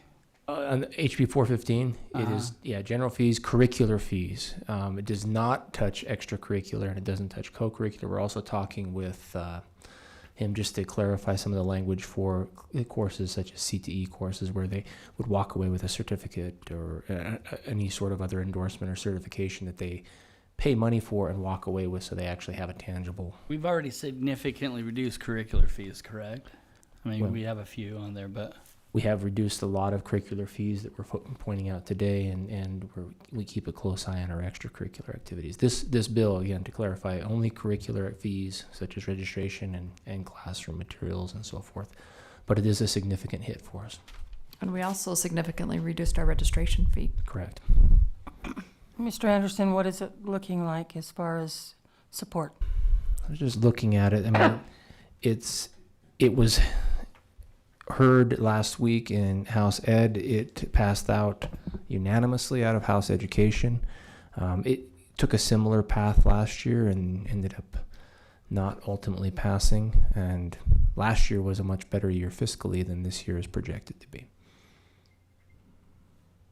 The idea, though, is that it takes that burden, that money, and makes it the responsibility of the broad tax base as opposed to Correct. the people who are using Yep. the service, right? Correct. It goes from a use tax to broadening the base and lowering the rate for everybody to help chip in for the cost, which It would be similar to not charging fees for a bus. Then the bus fee right now is a user fee supported by other fees, but now all of a sudden You're buses. not talking school buses, you're talking No, UTA buses. UTA Okay. buses. Okay. So now all of a sudden it's free. Well, that tax money needs to go somewhere. It's got to come from someplace. Can I ask a question that I've been asked recently is on the spend plans. And while I really like the idea of using this year's money on this year's students, there are things that all students use and benefit from that wear out over time, over multiple years.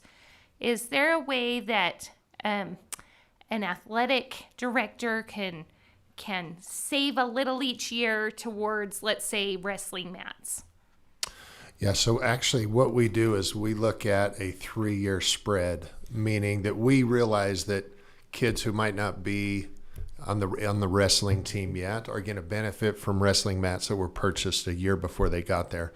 So when we look at the price of those participation fees, things like that, would they actually spread them out so they only take a third of the cost of those mats, because it's going to cost us $10,000 to get a new wrestling mat.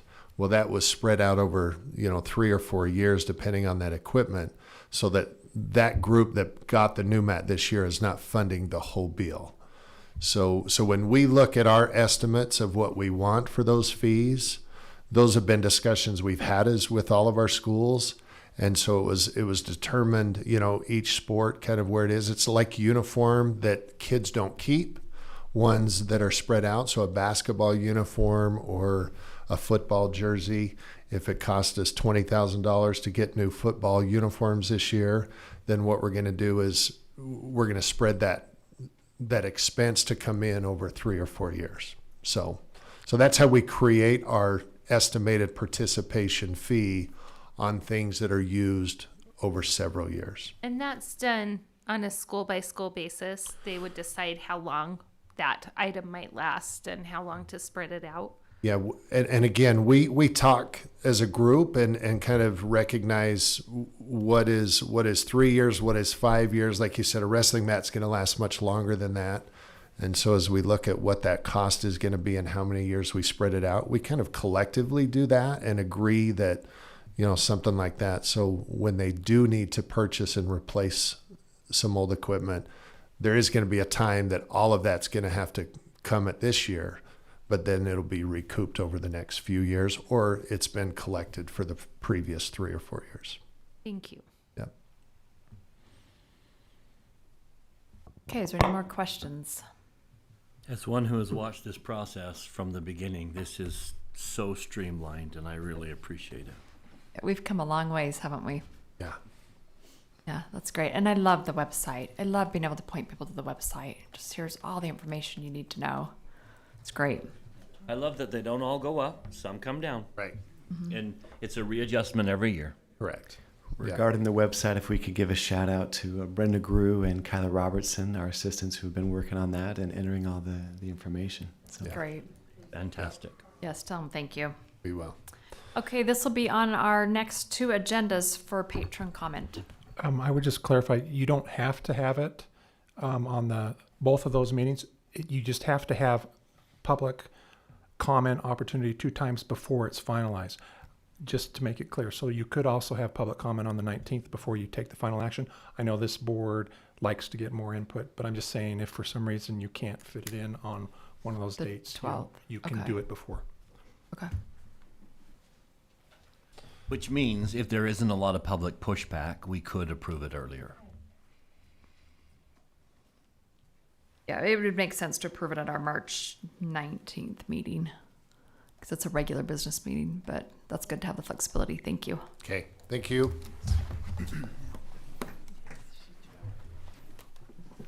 Our next agenda item is discussion on administrative policy DP358, employee discrimination and harassment. This is a policy that we brought forward at our last study session for the first time. And the changes, a couple of the changes that were made was the word illegal was changed to unlawful. And then one of the suggestions that came from the board last time was sometimes we used harassment and sometimes we used discrimination and sometimes we used both. And so that is now consistent throughout the policy. It's now just discrimination or harassment. So that's what a lot of the red line is from last time. We also changed, it used to be 45 calendar days for a complaint, and we upped that to 180 at our last meeting. And then there was just a few changes, like the term reprisal. There was a definition for it, but it wasn't used in the policy, and so we redlined reprisal. Mr. Van Komen and I actually looked at that again today, really closely, and I did a little research myself on the definitions of retaliation and reprisal, and they are used interchangeably a lot.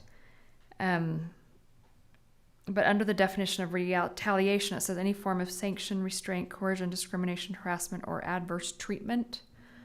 We think is pretty broad. The word adverse treatment would cover any of the items in number 10, A through E.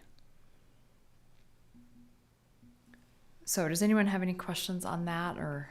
Do we make any progress as to pulling out the sexual harassment portion and having a separate sexual harassment policy? We will have a separate sexual harassment. We're sort of waiting on final regulations to come down, which should be coming this spring. Will that pull that No. section out of this policy? We'll have a separate sexual harassment policy for each. And we may add in a reference to that policy. But does for it sexual harassment? Does it drop section number 11? Which is now section number 10. No, under Title IX, the standard is much higher than it would be under Title VII or even under our own policy. So typically you'll have a Title IX policy that will cover what the federal law says, and then you'll have a sexual harassment or discrimination policy that's baked into your already existing policies for Title VII or for Code of Conduct. And what I would anticipate doing is amending this policy where it says sexual harassment and direct them to the sexual harassment policy so that you don't have it all in here, but you make it very clear that that specific type of harassment will be treated in its. So not amending this paragraph by taking it out, but just simply adding that there is a greater policy to be read somewhere else. It may, depending upon how it comes down, it may be either or. So is it worth approving this policy knowing it's going to change anyway?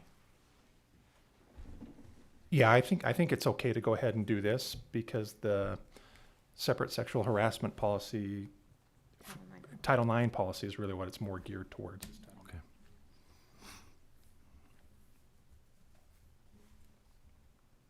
I have one other change that I wanted to discuss with everyone. Under the complaint procedure, which is 2B,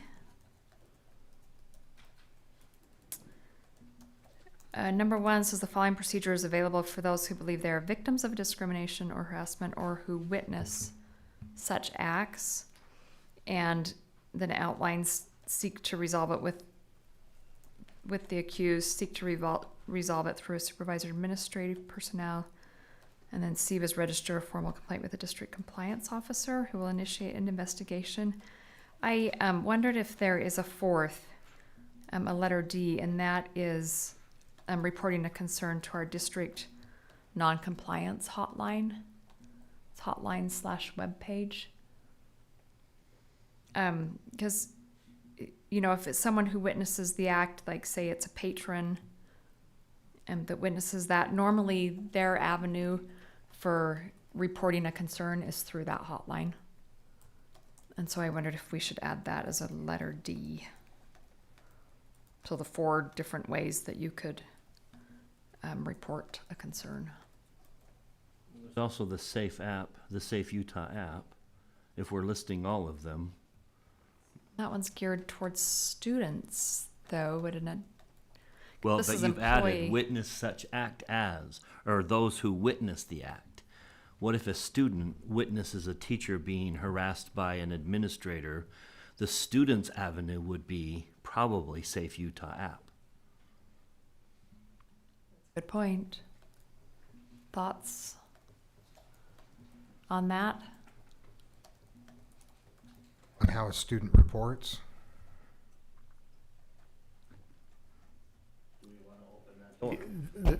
I think the key is if they use other methods, they're welcome to do it, but it doesn't trigger the formal complaint, formal investigation. You know, there may be somebody who wants to just put it to somebody's attention.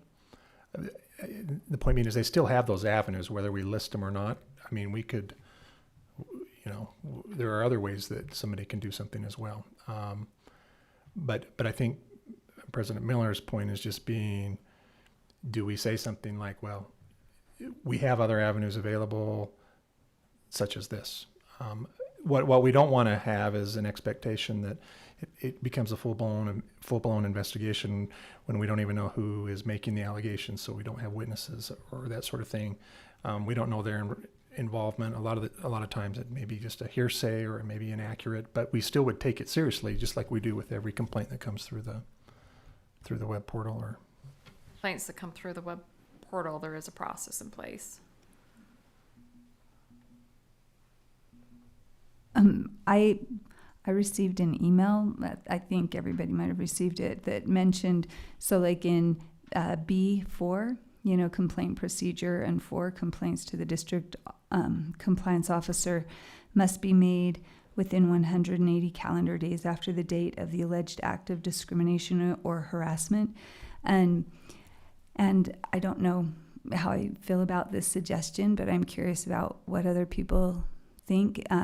So the person who wrote the email said that 180 days is not long enough, that a year would be appropriate so that the complainant would have enough time to secure a different position before making a complaint. So I'm just interested in what other people thought of that suggestion that was made. 180 is what is the Utah it's actually in G, Utah Anti-Discrimination and Labor Division, or the Equal Opportunity Commission allows for 180 days. So that's consistent with what state regulations are. Okay. Sorry. There actually is no what we would call statute of limitations if someone wanted to make a Title IX complaint. So under the Title IX policy, they could do that 5 years after the fact. It may make it difficult to investigate, but they still have that avenue. And so if it's a Title IX complaint of discrimination or harassment, that's when you're saying there's no statute of limitations. Yeah, and any employee is covered under Title IX as well as Title VII, and so they would be able to seek redress under either one of those policies. Thanks. For asking that. Are you okay if we add a D of reporting a concern to the district non-compliance hotline / webpage? I don't know what we officially call that. Well, would we want it to trigger the formal investigation? That's not the same as filing a complaint with the district compliance Oh, officer, which okay. is still one of the 4 still. So they could choose to do that. Okay. Or they could choose to report to the non-compliance hotline. I just thought more people are familiar with the non-compliance hotline and might go there first. Yeah, it would actually make the formal complaint D and add the hotline as C. I think these are increasing in seriousness. Yeah, it's a good point. Did you have something to add, Mr. Larson? I was going to mention that a lot of those that come through the hotline seem to be anonymous or incomplete or just information. And so it's very hard to act on a lot. We can do our best with that, certainly, but the formal complaint should follow a process that can be investigated fully, my thought. I worry that an incomplete report like John just described puts a burden on us that we can't fulfill because we won't have enough detail. It doesn't have, they're choosing to be anonymous though, right? It asks them their name. It asks for a detailed complaint, which implies, dates, places, times, frequencies of the event. Did you see it occur?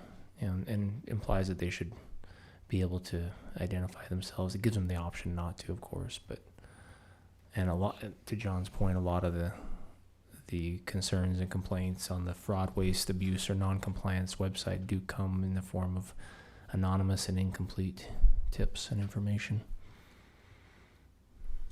Can we have something on that web page that asks for their name and states that if you don't give us that, we may not be able to fully investigate this? I mean, I want people to be able to do it anonymously if that's what they feel like they need to do. We do for sexual harassment and discrimination. We do. Yes, that's a different reporting mechanism, but it does indicate that. So they can already do it anonymously, right? We just, your point is just to bring it to their attention here that that's an option because they might not know about the hotline. Is that what we're? Yeah, just to bring it to their attention that that's another way they can report. Yeah. If we did add that, I would like to put some clarifying language around it, like we were talking, that this may not be handled the same way that these other three methods of reporting will be handled based on the amount of detail, or I don't know how we'd have to word it, but I wouldn't want to set an expectation with someone that if they reported something anonymously, that it was going to be treated the same way as if they followed these other avenues.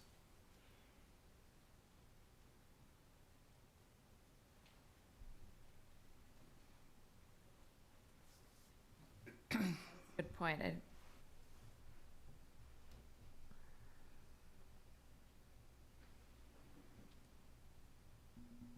So do we not put it on there? I personally would suggest leaving it off rather than muddy the waters, if you will.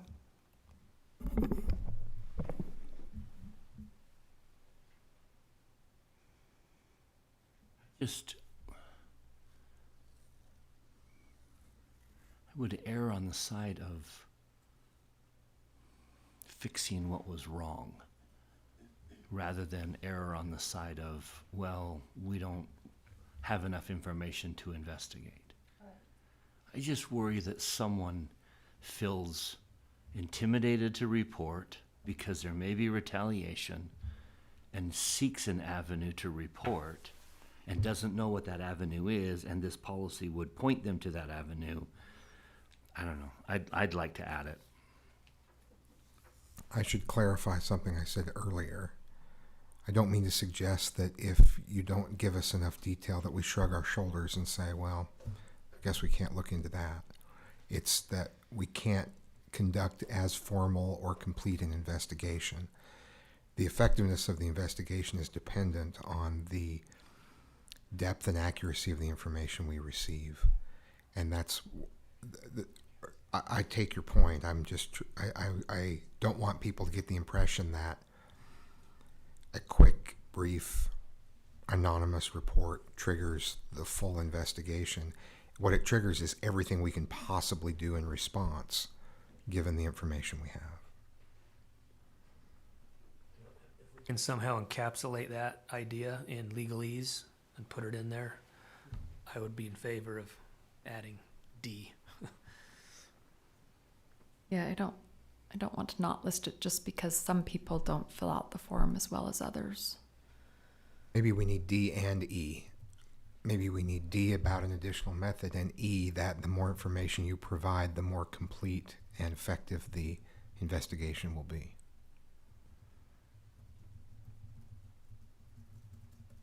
I also am looking at the form on the website. It doesn't ask for their name anywhere. And maybe we should be asking, or they can check a box if they want it to be anonymous. At least it asks, or gives them the opportunity to be anonymous.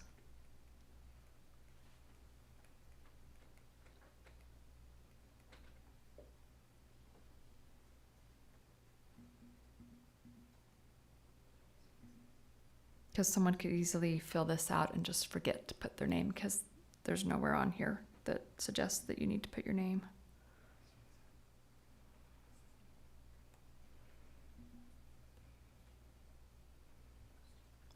Okay, that's my preference to put it on there still. And Mr. Dunford's, anyone else? I'd like to, with some clarifying language, setting a proper expectation.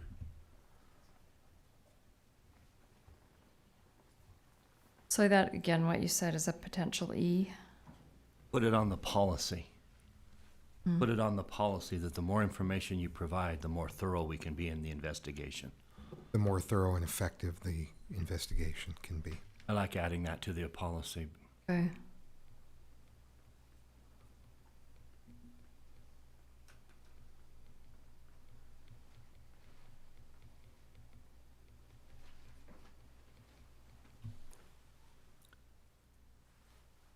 Okay, and then safe UT, not necessarily. Okay.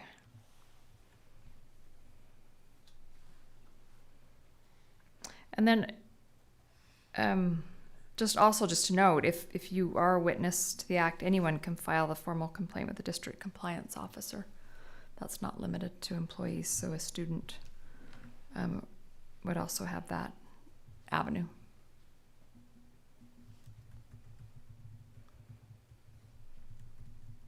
Any questions or other suggestions for this policy? What did you just say about allowing a student? Where does it talk about that? Letter C. C is an option Yeah. for students as well as employees. All of these are, because number one, I mean, this is a policy that's employee discrimination and harassment, but on number one, it says, or who witness such acts. So victims or anyone who witnesses such acts can go through any one of these four. I was looking at number 2 that specifically says employee, but yeah, in number 1 it says, Yeah. Yeah, number 2 is telling employees that you're expected to report.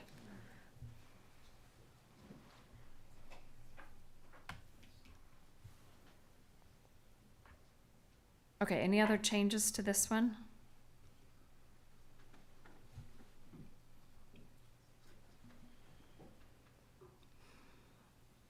Okay, do you want to have it brought back again another time? You didn't vote on that. Or do you want to vote on it? Well, I would vote against it. Oh, adding D? Okay, how many people want to add D except make it C? So district non-compliance hotline.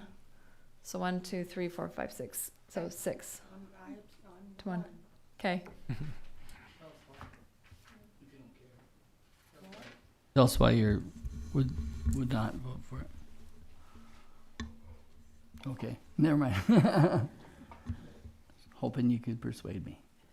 Oh, no, I already said my piece.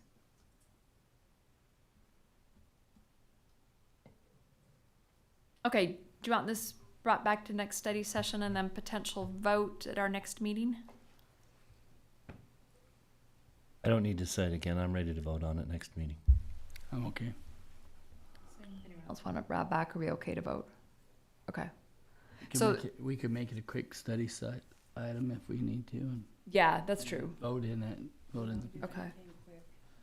And then there will also be opportunity for public comment on this before we vote on it at our next meeting. Okay, the next policy is DP 305, placement and assignment of personnel. Dr. Godfrey. The latest draft is on. We made the changes that were suggested last time by the board, including under 2A1, assignments of teachers shall take into consideration the best interests of the students, teachers, team, department, and school without undue personal bias. Thank you. Thought there was good discussion, and this reflects that, we believe. Any thoughts, questions, or suggestions? I have one question. If an employee is assigned a placement that they disagree with and they may think it's not in the best interest of students, what's the process? They could file a grievance and say that the administrator did not follow the procedure and policy, that they should have done something that was in the best interest of the people on that list, and they did not do so. So our DP 315, our grievance procedure, that applies to any policy, right? Any policy. Anytime you think your supervisor didn't follow the policy, you have DP 315 available to you. That's right. Okay. I love a short policy. This is really great.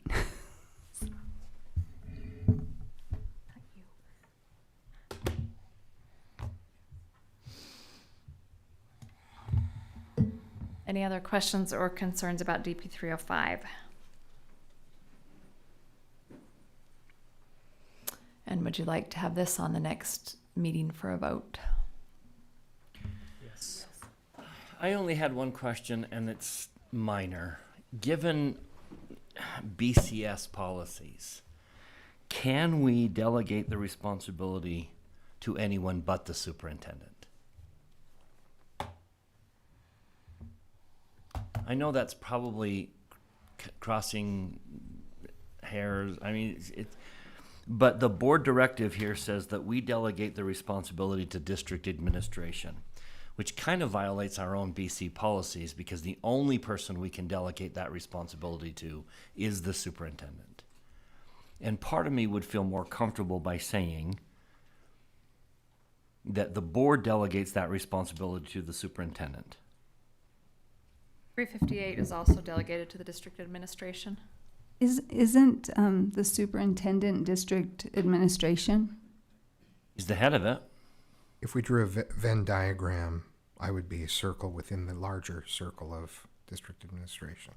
Yeah. So I think what you could do, but to your point, I think that's why it says that, because then I delegate from there. But that would be something maybe to change throughout. If you wanted to change anywhere it says district administration to superintendent. It just caught me that we went to such great lengths in BSC policies to say, look, we don't meddle in superintendent down. Yeah. We simply direct the superintendent, and then he takes it from there. And it really is the superintendent's prerogative to go and, from there on. And so part of me finds myself saying that our board directive should kind of match that language and say this board delegates the responsibility to the superintendent. The superintendent then delegates it to, I would almost like to say in section I, the board delegates the responsibility of assignment of personnel to the superintendent. And then in section 2, the superintendent delegates the responsibility to human resource. I'm thumbing through our policies. They all delegate to the district administration. They all so this do. is a broad discussion. So you could put an agenda item for us to change that, and then we could do a sweet find and replace in our policy. The board has also authorized us to make changes that are more clerical in nature. For example, when we change from executive director to administrator of schools, the board had authorized us to just go through and change nomenclature or terminology, or just to update labels and that sort of thing. So you could direct us to do that, and we could make that change if the board voted to do that throughout. So this is consistent with other policies, but if you want to change all of them, you can also ask us to do that. And that was my dilemma in bringing it up. And what about Mr. Larson? Because he is our direct employee also. And as a board, we can direct him to do things also. So is that why it says administration? Because it's both people? I think I need a little more thought about this one. Let me just read BSC. Okay. While the superintendent is the board's primary link to operational achievement and conduct, the board also recognizes the value of teamwork and seeks to work in harmony with district personnel. Accordingly, the board will acknowledge that all authority and accountability of staff is derived from the authority and the accountability of the superintendent.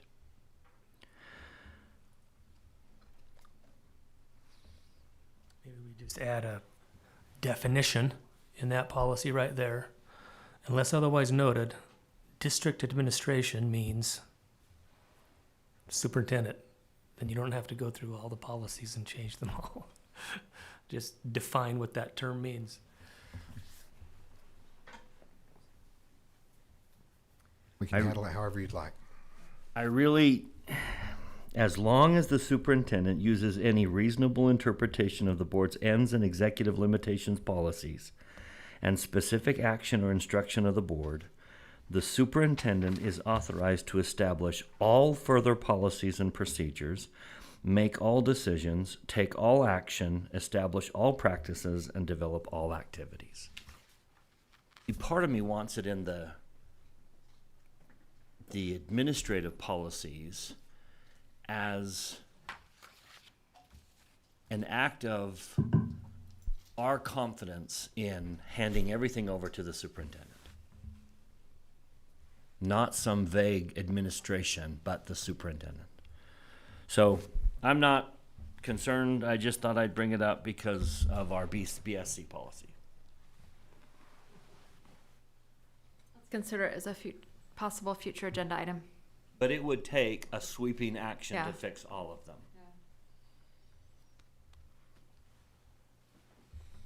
Okay, is everyone okay with this policy then as it stands and ready to vote for it next time?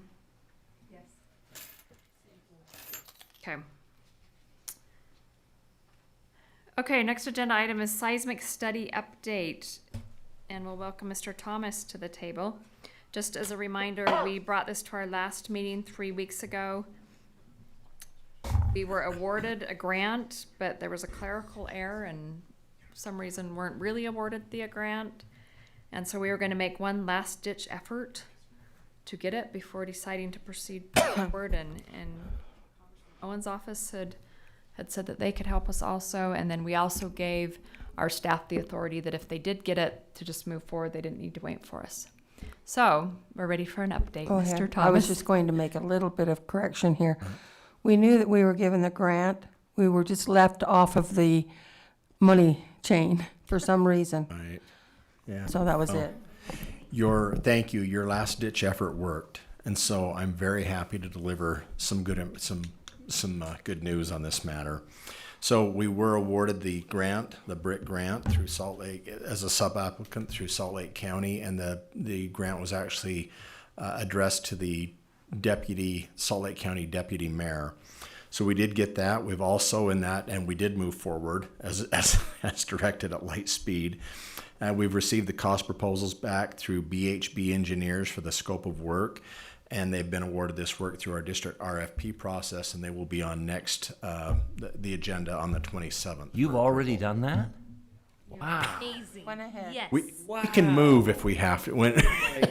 Give them direction to go, they we're like go. this, ready to go. We're working closely with their team to complete the enhanced Tier 2 evaluations. Their final report will detail any and all deficiencies, the rehabilitation concepts for mitigation, and a presentation outlining the full evaluation to be provided to the district by the middle of August 2024, and in time for the board to consider any and all of these potential projects for the summer of 2025. So Scott, remind me, what's the scope of their inquiry? Is it any building built prior to a date? Is it? It was, yes, thank you for that, Mr. Dunford. It was the 8 or 9 schools that were identified in that public release, and I can't remember all of them. A lot of them. So were they've already identified the Correct. schools that are on the scope. Yes. Okay. Yes, they have done that. Is there reason for us to be cautious of schools that aren't on that list? Yes, there is one. We're going to try, and I know we've worked with Mr. Larson about possibly getting West Jordan High School on that list. The grant probably won't pay for that, but we've been asked if we could just move forward and do that one. Good. And you're that grouping. You are planning on moving that one forward? Correct. Okay. Yes. The total fee proposal from BHB was $160,800, which is less than half of the original estimate we received from Reevely Engineers. So the district's 25% of that would be approximately $40,000. So got it, moving forward. We'll get it middle of August, and the board will have some time, I believe, to make some determinations. The group will put together a presentation for the board kind of detailing what we found, how we mitigate it, and some cost estimates for that. So thank you for your patience. And I think that will set us up nicely for our fall discussion. We'll have all that building information, and I think it will be a year later than we'd hoped, but we can have that in-depth, long-term plan that we really started talking about around the closure of West Jordan Elementary, with an assessment of buildings. So no one is more dogged at getting a response from outside entities than Mr. Scott Thomas and his team. They probably don't want to hear from me for a while, I would imagine. No, the whole team worked on it, and it was good. It turned out well. Could you give us an update on West Jordan Elementary School property, where the demolition, where we are on all of that? I can, yeah. The demolition is done. I think the construction fences have come down. We're receiving promptings from local community members about snow removal and things like that. And we're, of course, there's no longer a school there, so it's not a priority. We're getting to it when we can. We're prioritizing that, but and it's being used for a variety of purposes. We were out there during the snow, and we noticed people had been out on their ATVs and using the field as a racetrack. So we're doing our best to monitor that and keep up on it. Thank you. Any other questions? Okay, thank you. Thank you so much. Saying hallelujah or something. Yeah. I know. 5-second happy dance. Yeah, great. Yes. Our next agenda item is a legislative review. We're over halfway through the session. And we will turn the time to Ms. George and Dr. Anderson to give us a report. Yeah, thank you to those who were able to attend our Day on the Hill last Thursday. We had a great turnout of legislators. We had 4 board members that were able to interact. All right, correct me if I'm wrong on my number. 13 legislators that visited us? Correct, yeah. We invited 16 and 13 made it. One was en route but got delayed. That is not bad. So we're incredibly grateful to those who took time out of a very busy session to come and speak to us. And I will turn it over to Mr. Anderson for his legislative update.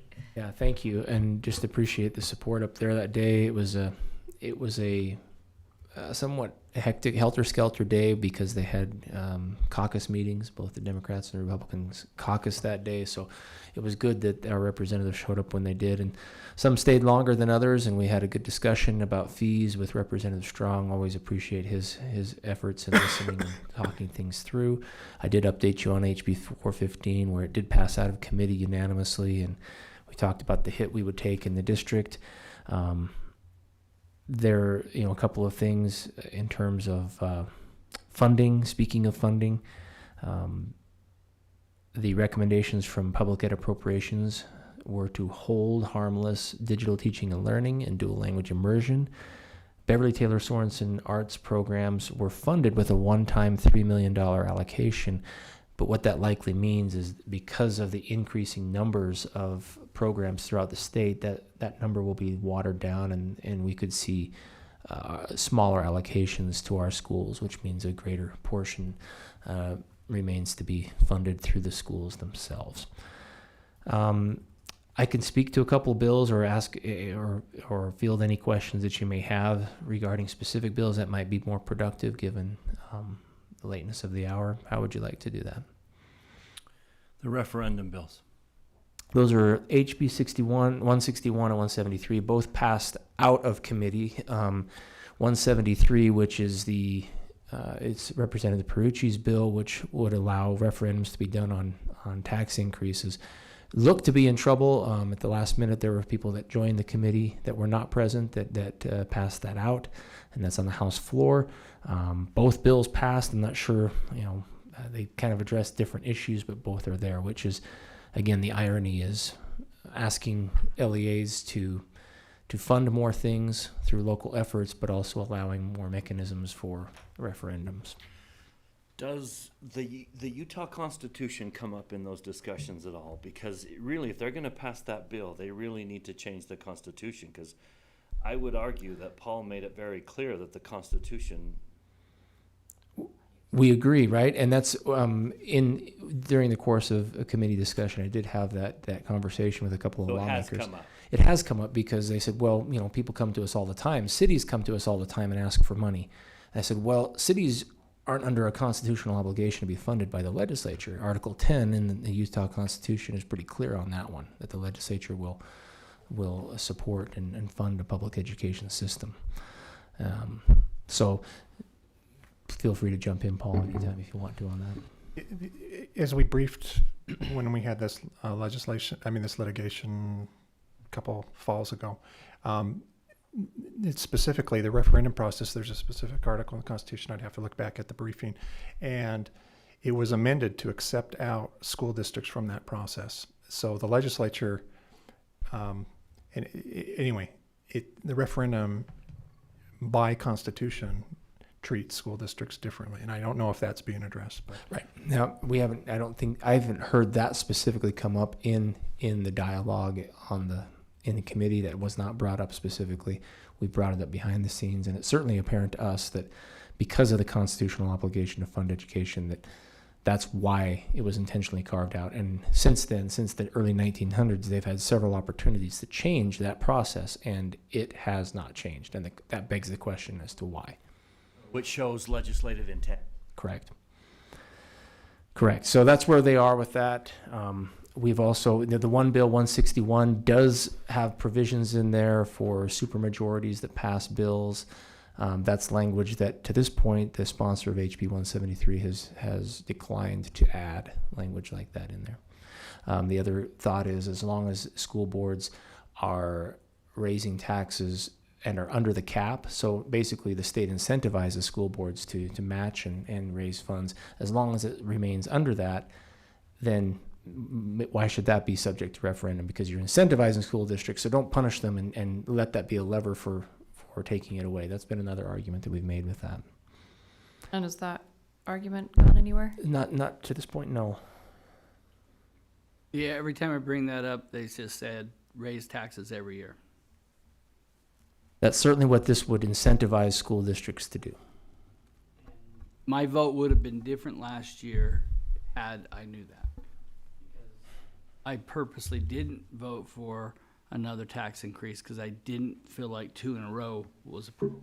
That's what they want us to do, then I'm going to do it. Okay. HB 84 is the school safety bill that did pass the House floor yesterday, the day before my days kind of run together in the legislative session. I think it was yesterday. And that made it out of the House. It's on to the Senate committee. There were several concerns on that bill because of the lack of funding attached to it. There's a small fiscal note, but not near enough to cover things like SROs, window films on all school windows, panic buttons, and so forth. Jordan District did get a nice shout out on the floor for being proactive in doing that. They wouldn't compensate us for money we already spent. It does not. It does not have any retroactive reimbursement. We already paid for these things. We're going to give you the money we would have given you to do them. Unfortunately, not in this case. Sometimes it doesn't pay to lead away. Sometimes it doesn't pay to lead out. Mr. Dunford did ask, I think, a question that's resonated with me over the last couple of weeks. He says, is there a bill out there that you're excited about? And I keep looking for bills. They are hard to come by sometimes. But the stipends for future educators, 221, it's a bill that it creates a grant program for student teachers and allows them to get paid. while they're doing their student teaching. Some programs don't even allow them to have a job because they just need to be so hyper-focused on the task at hand, and that's a financial burden on student teachers. I remember well my experience. I have a son that will be student teaching within a year, so that's a positive bill and one designed to incentivize and keep that. So that passed. Who sponsors it? That was Representative Peterson. I want to see a GI Bill like for teachers. We'll pay for your education if you teach public education for 5 years. That's a good idea. Did the lease revenue bond bill get changed just so that we have to publish our debt, or is there two different bills? That's a different bill. John can speak to that better than I can. On the lease revenue bond, it has been amended to give a cap of $90 million per LEA per year that they can do a lease revenue bond for. And well, that'd be close to a middle school-ish range. Not by then. Yeah, I should add that it's also, there is an inflationary adjustment built into the bill, so that 90 million would be, it's indexed against construction Per year, inflation. 90 million per year? Per year, per LEA. What's the most we've taken in a single year? 45 or 85? No. We approved up to 85, didn't we? No, it'd be like 37. I think it's 30. So 90 is well within our practice. To do a high school off of lease revenue Or bonds, middle it'd be school. impossible. Middle school is right. I mean, Alpine built a middle school was it last year? Right at 90. Year before, right at 90 million. What was Mountain Creek? 75-ish. Scott? Scott, what did we build Mountain Creek for? Mountain Creek, 40-ish. That's what I That's what I was thought. thinking. It was well under 50. Okay. But that was how many years ago? Yeah. It was before that big inflation jump. There we go. The costs have doubled pretty much since our last bond election. Of note, we've discussed this before. HB 29, that's the sensitive materials bill. It did pass through the House without much of a problems onto the Senate. It passed the Senate Ed Committee last week. That would give, of course, it creates subjective material and objective material. There's a definition for both of those. The objective should get immediately removed. The subjective goes through the process. If 3 LEAs in the state choose to remove a book, it triggers an automatic removal. There is an amendment in the bill that was passed in the Senate Ed Committee that the House would still need to concur with, but the Senate amendment would allow the LEA to either accept the book removal or within 60 days hold a hearing on that book, they call it a public hearing, it's more like a public meeting, it's the way it's described, that would allow an LEA to review a book in a public meeting and choose to retain or remove it. So, right. So, it also specifies that a person who makes 3 unsuccessful challenges to material in a year would be barred from making additional challenges for the rest of the school year. And so that bill passed largely out of the House on party lines and seems to be on its way to passage in the Senate. Are there any curriculum transparency bills like there were last year? It's the curriculum bill that's out there is HB 303. This is Representative Stanquist's bill. It was formerly known as the classroom neutrality bill. This bill would prohibit school officials or employees from using their positions to display symbols or images, language to either endorse, promote, or disparage a religion, political or social belief or viewpoint. And there's some language in there. It was recently amended to include that employees can wear religious clothing, they can wear religious-related jewelry or accessories that are central to the individual's sincerely held religious belief. That's the change in there in the bill. So if passed, that would go into effect this July, and it narrowly made it out of the House committee 6-5 yesterday. Representative Tusher's bill last year, that he was going to go back and consult with education leaders and then come back and rewrite it. Never saw the light of day. No, to this point, no. And I say to this point because we're more than halfway through, and there are so many bills out there still. There's no way they can all pass, and that's going to be the dilemma for leadership, is just what to hear and what not to hear, because they're getting to the point where they're starting to listen and consider each other's bills, and that's always they're having floor time twice a day now, so committee time is more limited. So there's going to be a lot of bills out there that never see the light of day.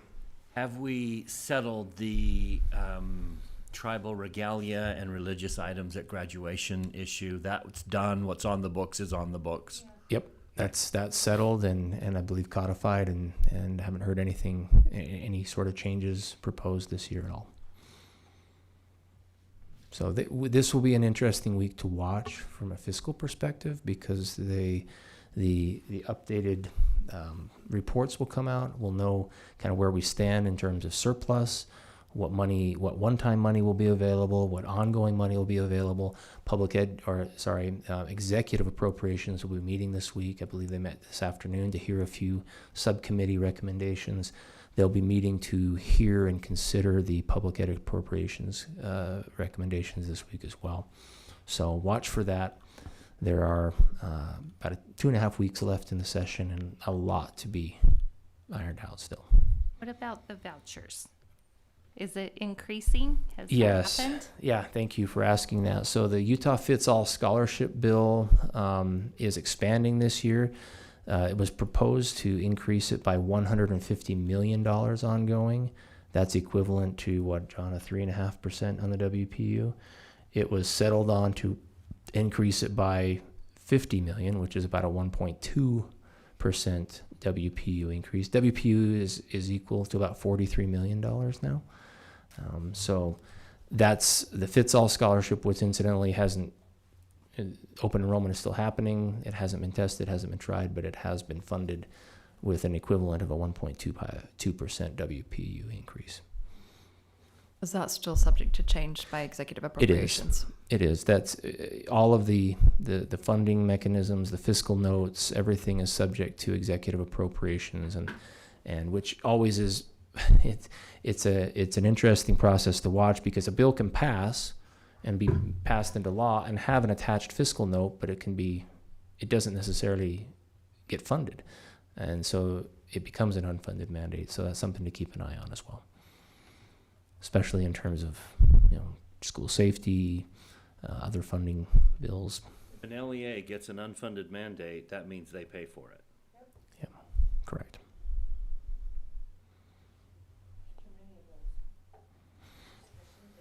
I have one more thing to bring up that's been discussed in JLC, and USBA is talking about taking a position on HJR 10. That was the bill last year that puts the constitutional amendment on the ballot this fall, that removes basically the barriers or the firewall between being able to use the income tax just for education, both K-12 and higher ed, and also some special services. So just removes that so that income tax, just like sales tax, can be used for anything. So that's what's on the constitutional, or that's what would be on the ballot. And also paired with that is a removal of the state portion of the food tax.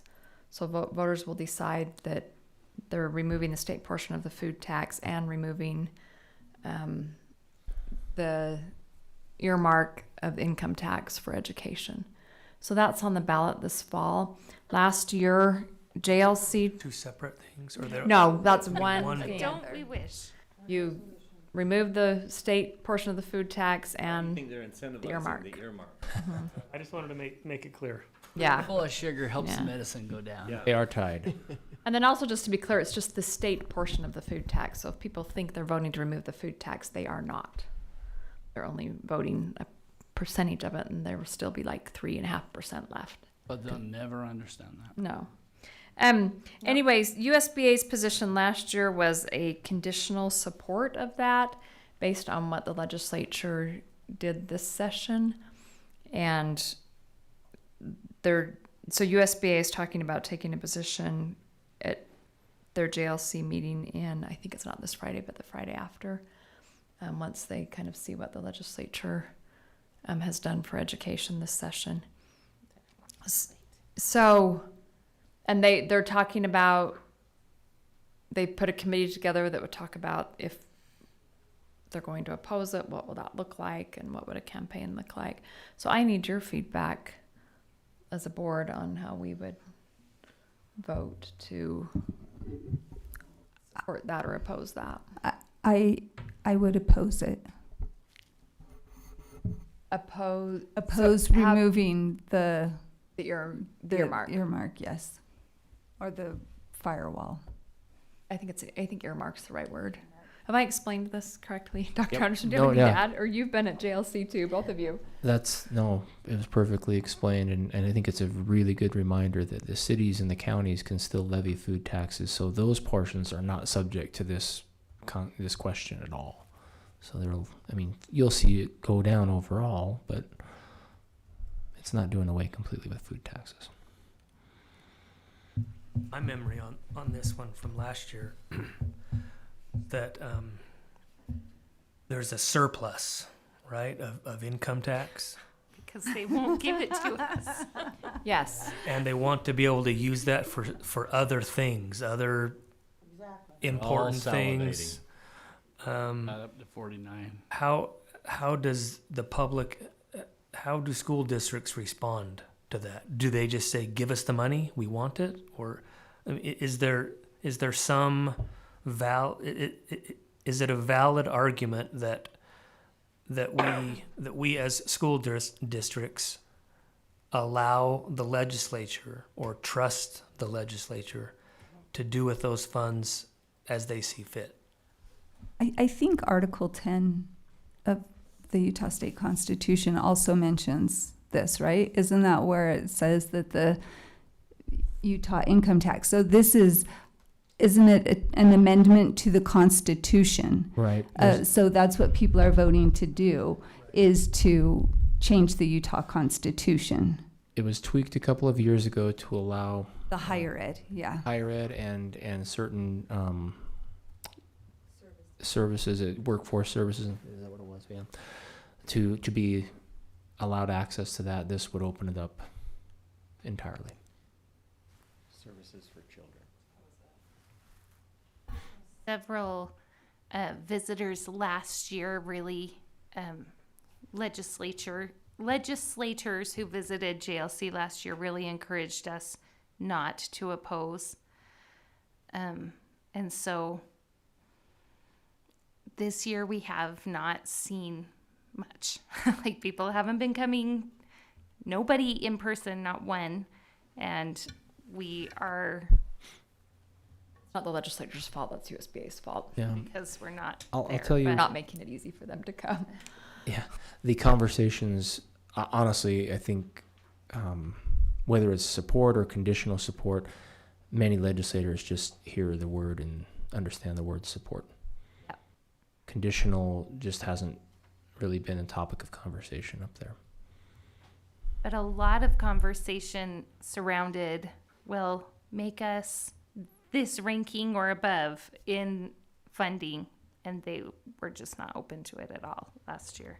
I understand the arguments that school districts can make on some of these other bills, like removal of fees. We can make a good argument. Referendums, we can make really good arguments. I don't understand our argument for this one, for basically allowing the legislature to determine how best to use those funds. I mean, what is our argument? The Constitution puts them, the Constitution requires them to fund it through a certain mechanism. So our argument is, take that away, where are they going to fund it?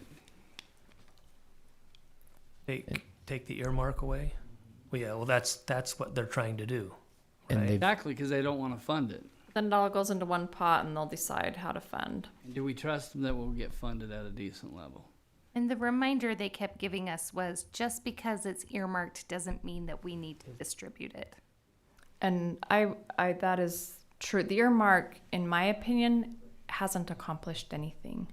They still fund us at whatever level they feel like they should fund us. And a case in point, last year, there was a ton of extra money that they could have given to the schools, and instead they put it into the school trust fund, which is great because that goes to the school eventually over the next 100 years, when it could have been used last year. So just because we have the earmark doesn't mean that they have to distribute it to us.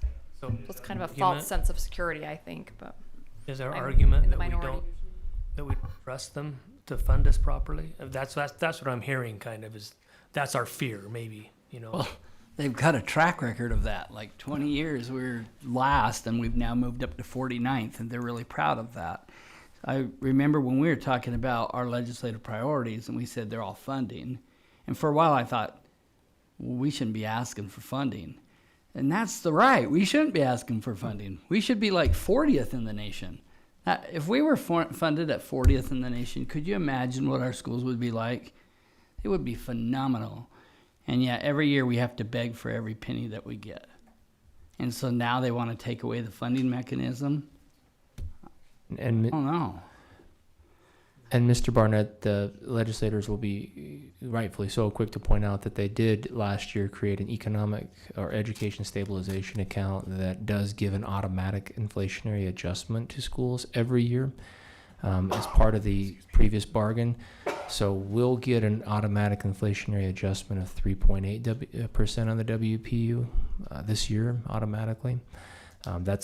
That's the kind of the answer that they give to saying, well, we're going to fund you and we have taken care of you in previous years. Please don't take this as an endorsement or defense of the legislature. It's just that's what the argument from the other side is in terms of what their justification and rationale is.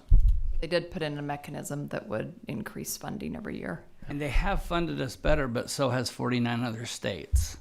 Is there still an extra 1% WPU bump if it passes? That's the carrot that's hanging out there. That upon passage of SJR 10, there will be an increase bonus of 1% additional on the WPU when it does pass. That's kind of What? Yeah. That's just a one-time thing. it is. Yes, it's a one-time, but WPU is an ongoing. So it's a 1% increase to the WPU. That's an ongoing funding mechanism. 3.8. Would become 4.8 plus whatever else they added on this year. Did I say all that right? Yes. Does Mr. Larson have anything to say about it, about this income tax fund? The earmark? The earmark. I am curious if I can ask a question. I think the discussion's all been good. My question is on the removal of the sales tax. School districts receive no sales tax, which is a common misunderstanding among the public. I run into that frequently. The removal of the sales tax, just doing some quick math, I think is a reduction of a 0.6%.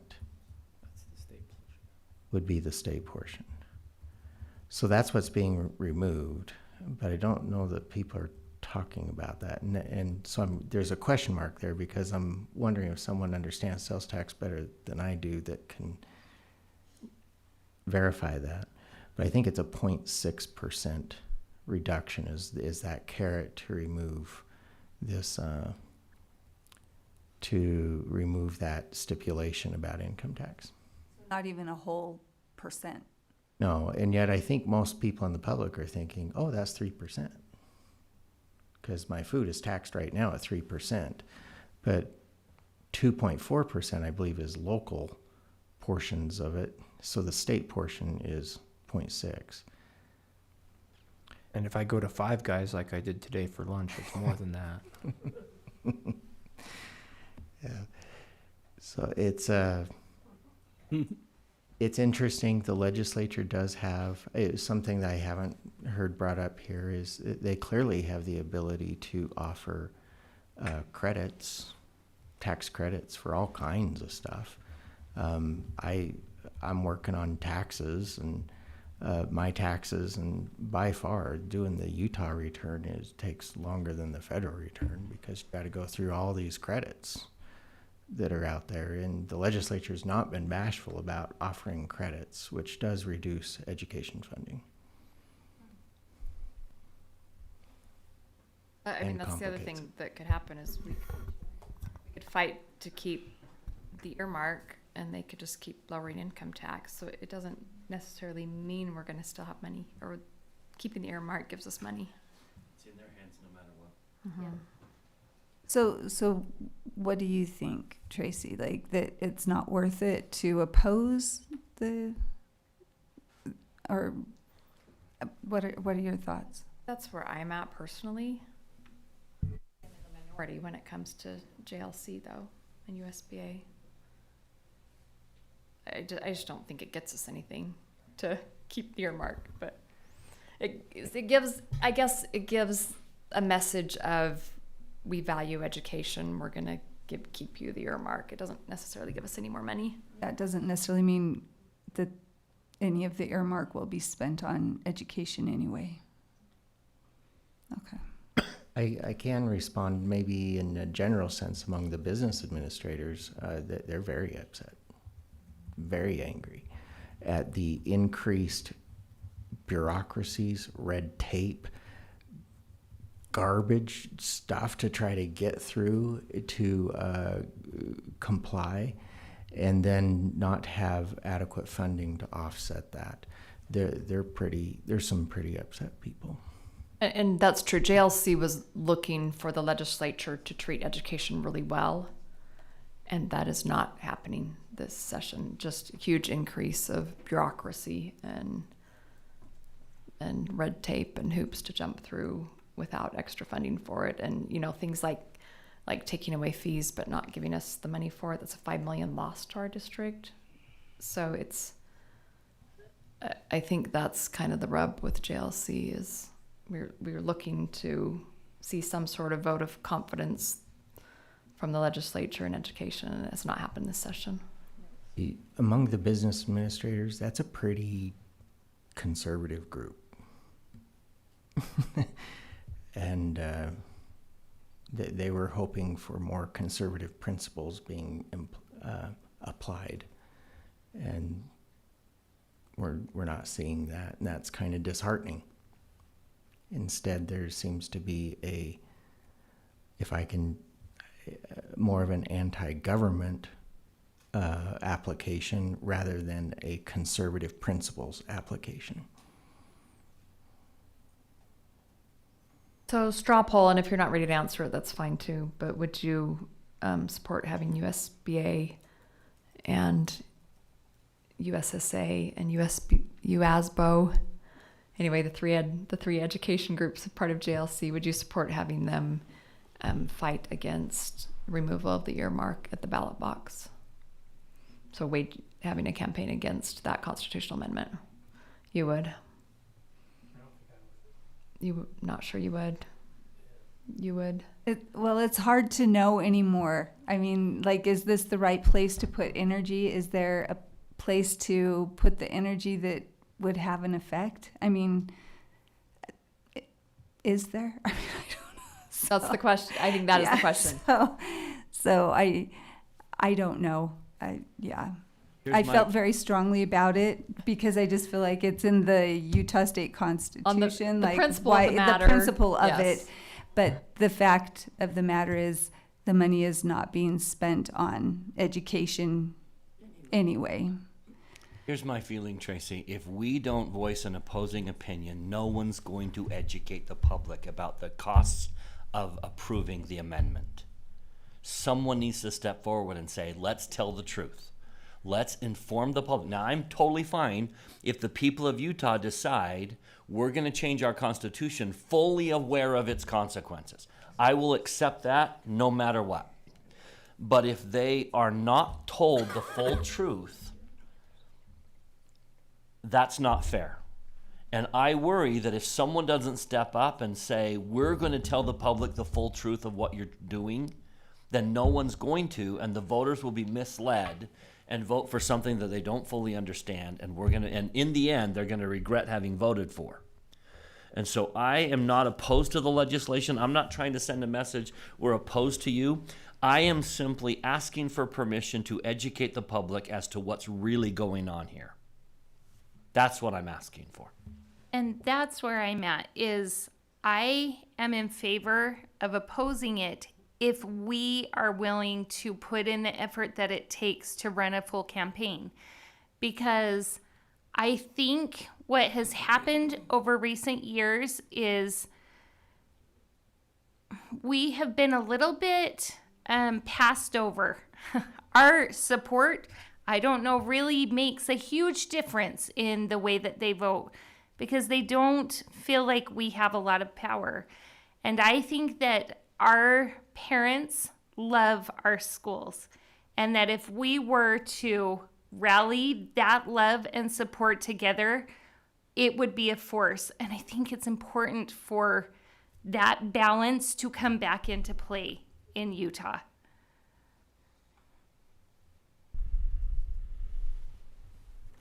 Yeah, good points. Anyone else want to weigh in? I support fighting it.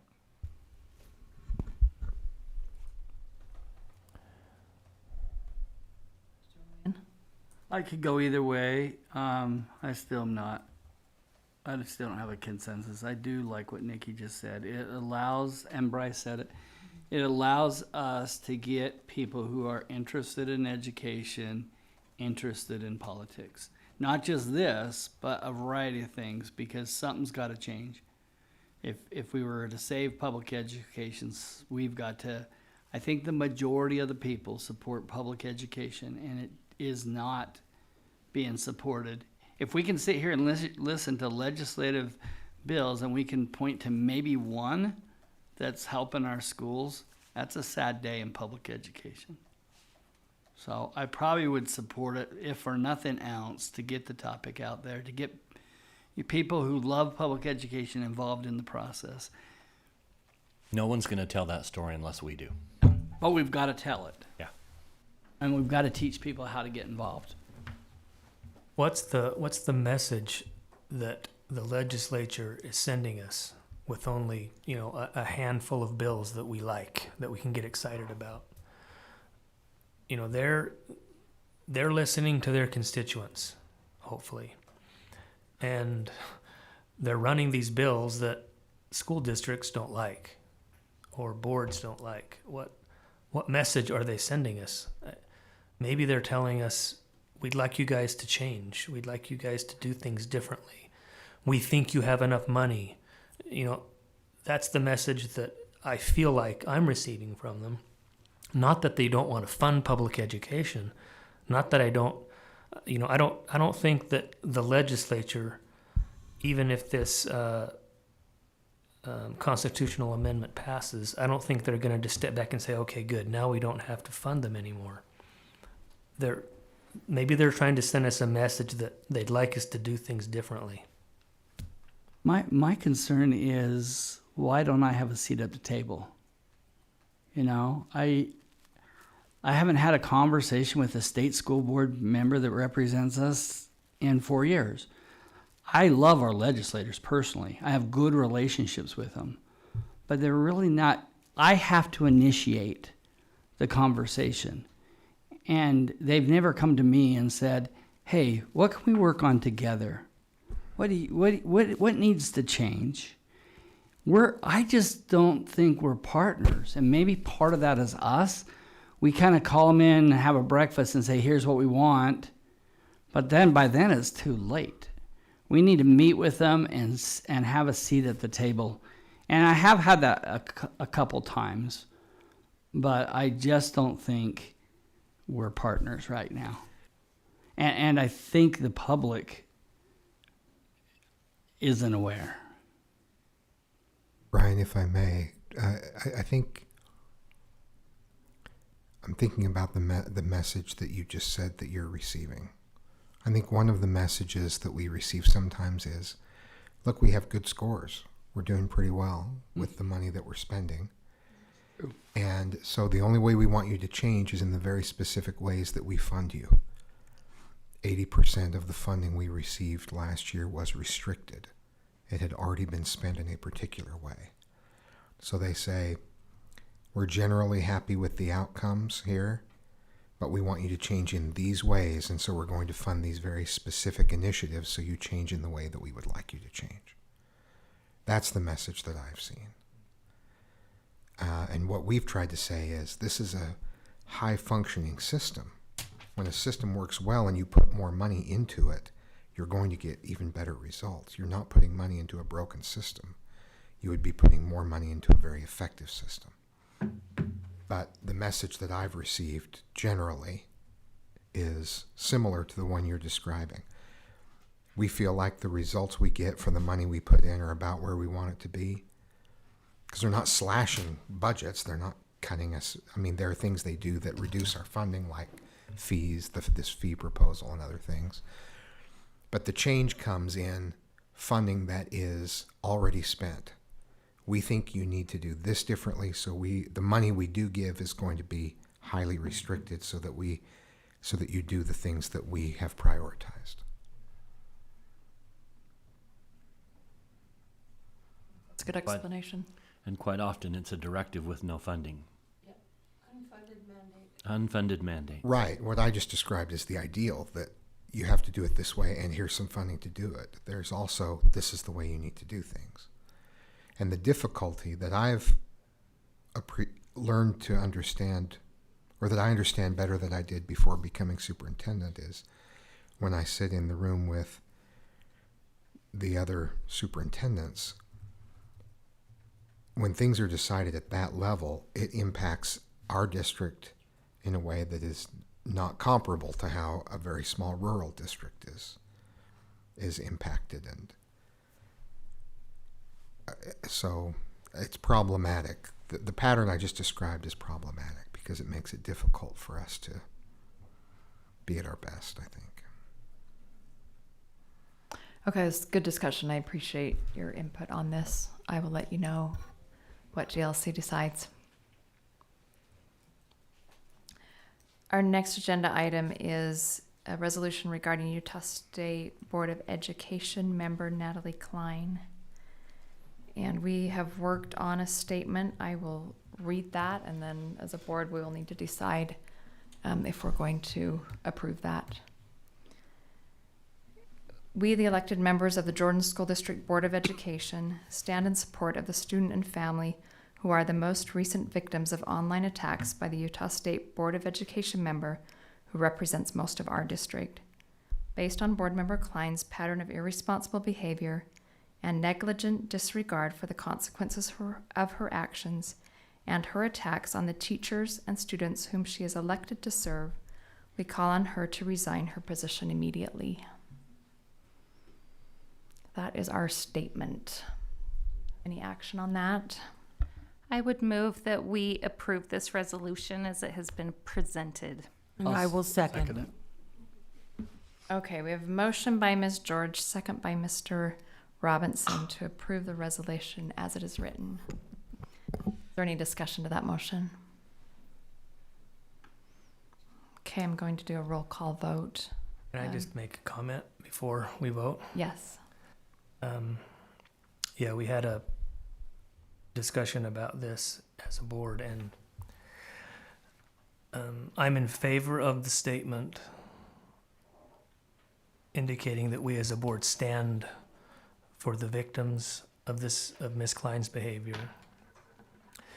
And I agree with the board that her recent actions were irresponsible, negligent, as we described in the statement.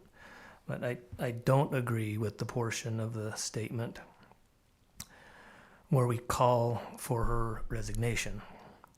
And you know, there's already an established way to get rid of someone that you don't agree with in a public office, and that's through an election. And calling for her resignation or demanding that she resign, you know, as an elected body, it just seemed, it didn't seem appropriate. It seemed kind of outside of the responsibilities of us as a board. Stating our disapproval of her actions and stating our support for the victims does seem like an appropriate statement. But with the statement including a call for her resignation, I'll be voting no on this one. Is there any further discussion? Okay, we will, all in favor of approving this statement, please say aye, and I'll do a roll call vote. Mr. Dunford? Yes, aye. Mr. Barnett? No? Ms. Dean? Aye. Ms. Richards? Aye. Ms. George? Aye. Mr. Robinson? Aye. And I am also an aye. So that passes 6-1.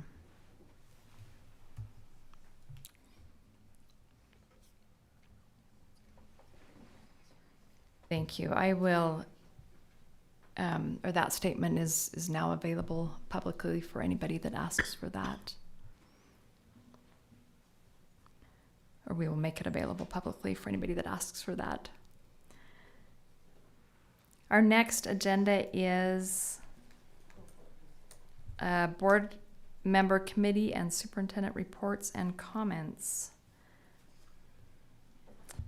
Facilities committee, do you have anything to report on? So it's been almost a couple hours, hasn't it? Break? I really do. And maybe just a little break. Okay. I'm so sorry to interrupt. We will take a 10-minute break and then we'll come back and do committee reports. I can do something about it. It's Bruce picking up.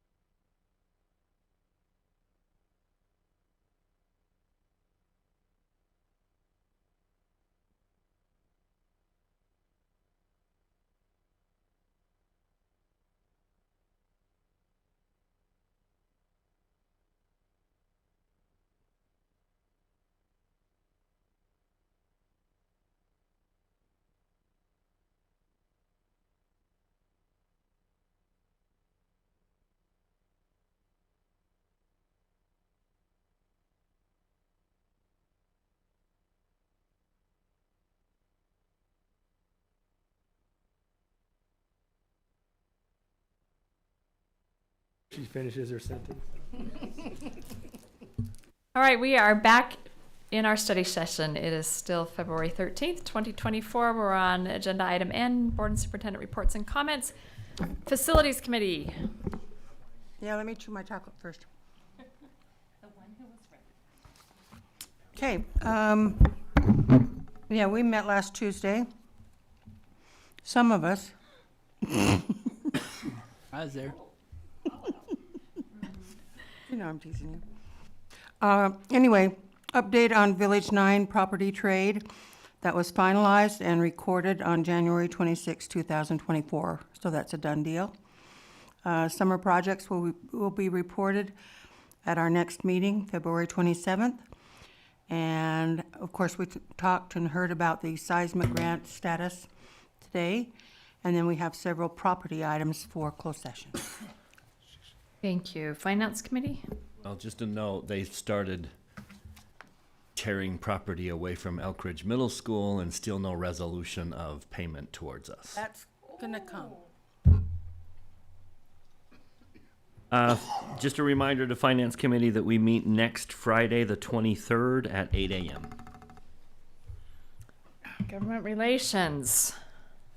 We have already had our legislative Yeah, update. we just had it. This will just be fast. Just a quick reminder, if you're interested in a Zoom call on Thursday nights before JLC, there's a quick run through of all of the bills that are going to be discussed the next day. So if that time works better for you, it's a great reduced time to get a little information. So anyone's welcome. Can I say something? I really have enjoyed that, but I teach that night, but I've been able to try to jump in for segments of it, but I wish, don't change the schedule for me. I want me not being there, count me as there as. Supportive of the idea. Yes. 7:30. And it's the same link every week. Last week I was digging because I was trying to find it because it was sent out a few weeks ago. So maybe I'll see if they can send it out again. Julie Llewellyn sent it? Yeah. Yeah. It's really good, parts I've heard. Okay. Joint relations. Nothing to report, I'm assuming. GIAC. Lisa. Oh, thank you. So the GIAC is having an open house for people who don't know. GIAC is the Jordan Ethnic Advisory Committee, and the open house is for employees, parents, and students. And if you are interested in what GIAC does, please come. And it is Wednesday, March 6th. Here at the JATC South Building from 4:30 to 6:30. And you can come anytime. So there will be some things that are set, but you can come anytime. There will be a student panel discussion, and there will be roundtable discussions, and board members are especially invited too. So, yes. I came last year, and it was really interesting and informative to hear what I was in a round table discussion with a group, and it was just really interesting to hear people's thoughts and concerns and things that they liked that were happening in the district, and so. That's the same night as the USDA regional meeting. Yes, it is. Is that something that you could choose to go to another night of, or does it need to be the one that? I usually go to the Grub Hub up at Park City. You can go to any location Not Grub that's Hub, what's it good called? for you. Grub steak. That's the one. Thank you. Is it better food or? They have both grub and steak. Okay, And JPAC. steak would be in a small circle in the middle if it was a Venn diagram That's of correct. grub and then steak. Within grub. Thank you very much. Well done. I am a Venn diagram fan. Yes. We recently met, and I think since our last meeting, and it went really well. We talked about AI and legislative bills that were out there, and we had a pretty good attendance. I think we maybe need to be a little bit more assertive that, hey, if they can't come, they can send a representative. I would say about half. Yeah, and it was actually, I think, better attended than the previous one, actually. Yeah, so.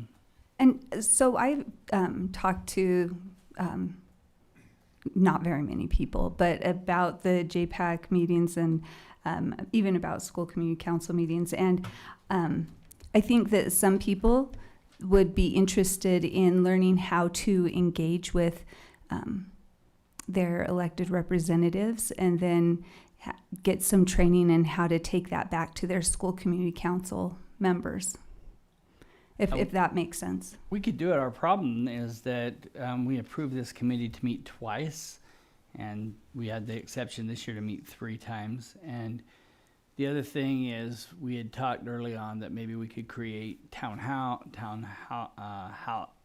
halls or parent university, which we used to offer, so we could do some other things with it. We just at this time, we hadn't had that desire from the board, but the board would like to consider that. I mean, I think those would be really good topics. We just don't have enough time to cover those topics in 2 meetings. We tried to cover legislative in this last meeting, but it was cut pretty short. Was that our second meeting? That was our second. We're going to do a third because the first one was Portrait of a Graduate. So we have a third one in, I don't have the date up, March. Or is it in April? March 20. Let's see, where was it? I have April 2nd. Sure. April 2nd it is. Because we have a spring break and stuff. Hey, Liak. Given where we are with Portrait of a Graduate and we should have final documents, I'd like to start moving forward with a LEAC meeting in April and present to them Portrait of Graduate and ask for their input on implementation.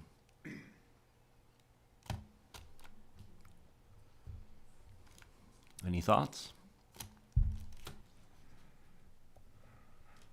I do, yes. I think we do need to get the YAC involved in that. Let's take, before we settle on a date, let's take it back to our project committee and see what date would be good, falling in line with when it's going to be introduced to principals and other groups also. Great. Is that fair? Okay. Yeah. I have a question about LEAC. Last year, I really enjoyed the LEAC meeting where we were able to sit down with teachers, and I was wondering if something like that was going to happen again. It really gave me some perspective on. That's what we're going to do with Portrait of a Graduate. Okay. So that's all I'm asking is that we begin to look at when can they meet, when can they, and I would really like to just this meeting be less of a presentation and more of a let's hear what you are thinking in terms of implementation. So they would have to have a copy of it prior to read through it, and yeah, okay. So anyway, you let us Okay. know. But I'm Okay. thinking sometime in April, so I want to bring it up now so that we're prepared. Oh, very good. Okay, board bulletin. I did get a couple thank yous from the board bulletin that went out. One from a business owner in the area that just said, hey, this is great to find out what's going on in Jordan District. I thought that was good. I did as well. So is there any topics that we want to have on our radar for the next board bulletin? Elementary. I'd love to tell the story about how it came about, why we're using it, how we're using it, what the vision is. I'd love to tell the story of that flex building. What its name's going to be? Who our principal is. I think they would be very pleased at the use of tax dollars in that case. I think that's a great idea. And include all of that in this much space. Yeah. Yep, you got it. That's right. Anything else? Okay. But since it goes out electronically, I can always have a link to more information. Okay, JLC. We've had a discussion on JLC already tonight. I feel like we've got that covered. Oh, and I just had a thought about board bulletin. I don't know if it would be board related, but it might be, because didn't the board decide to have the wellness day? Maybe something about wellness day in the board bulletin.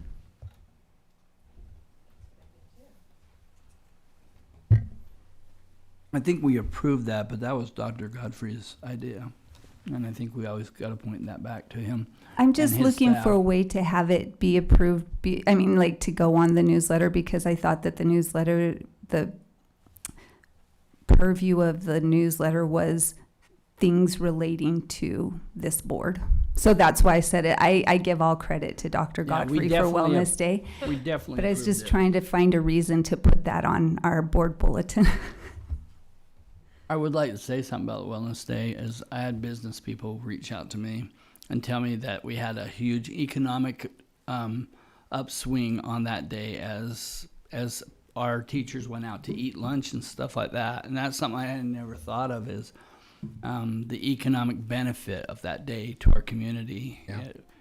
Economy. It was packed at many places, which is really, really good. And I know people that went to Swig or whatever wasn't just buying the free drink; they were purchasing other things. And so, anyways, it's definitely a great thing that we're all doing. That'd be great for the bulletin. Yep. Yeah, great idea. Okay, I don't have any more updates for the foundation either. PTA. Nothing new since last month. I'm trying to think. Like Academy, Nothing. Parks and Rec. I have some stuff for Parks and Rec.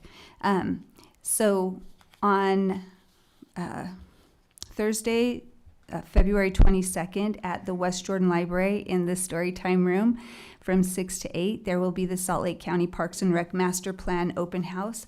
Those are really interesting. If anybody has thoughts or ideas that they would like to contribute to a county master plan.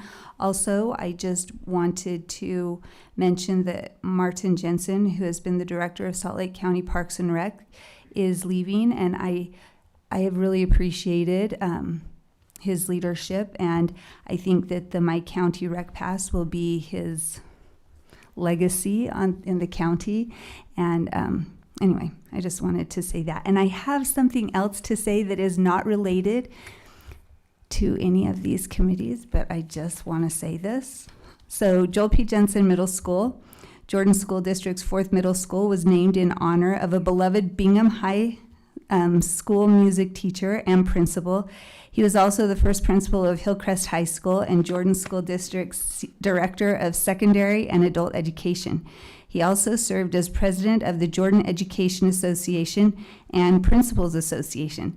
And the reason I'm saying that is because Joel P. Jensen's 40th birthday party is this Thursday, and I think Joel P. Jensen Middle School is one of 2 schools that is named after somebody in the district.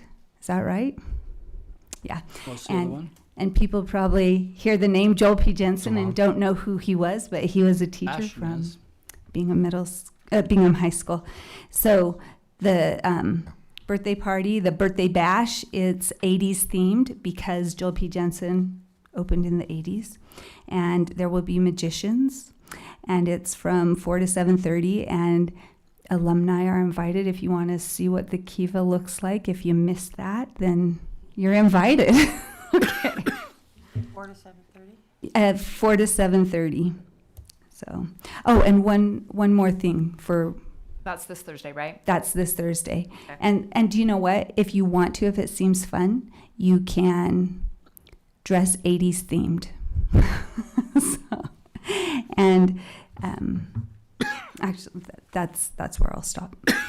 Lisa, can we apply for the all-county pass yet? No, it's in June. Oh, and I have one more thing too, and this is kind of a PTA thing, but the district final for Battle of the Bands will be at Harriman High School on Friday, March 8th at 6:30. So put that on your calendars if you love live music, especially played by secondary students. The Battle of the Bands district final will be at Harriman High School Friday, March 8th at 6:30. And I believe our own Dr. Godfrey will be the MC of the event. That is correct. Sorry. Oh, did you mention that? Just last meeting. I didn't this time. I should have. Sorry. Thank Last you. time you mentioned it at 7, though. Is it at 6:30? It's 4 to 7. Oh, At least I had it at 4 to 7. 7:30 at Joel P. No, I'm talking about bands. Battle of the Bands. I mean, that was my last meeting with the PTA. They gave me that time. So Okay. Lisa may have what more time is updated it? information. I might have not updated information. I don't know. I got mine from a PTA meeting, either a middle school or a high school PTA meeting. What time did you say? I just had it on my counter at 7 from our last meeting, but I could have wrote it down wrong. Maybe I wrote 6:30 because I just want to get a good seat. When I was in there, I was like, and what time is that? And they were like, ooh, looking at each other. What time should we? So it is very possible that my time was wrong. But I actually have it at 6 o'clock. Oh, it's 6 Yeah, it's o'clock? 6. I have it at 6:30, and I'm at Let 7. me hurry and email our region PTA president. I'm sure she can straighten this out. I'm I sorry will to email stir the all of pot. you with the correct time. No, I'm glad you stirred this pot. We want to get there on time. Okay, Utah High Schools. Sorry, we did meet, but really nothing to bring to the board. Thank you. Okay, and then Utah School Boards Association, you should have all gotten an email as Ms. Richards already mentioned about the spring meeting. It's the closest one to us is the Sandy office, March 6th at 6 p.m.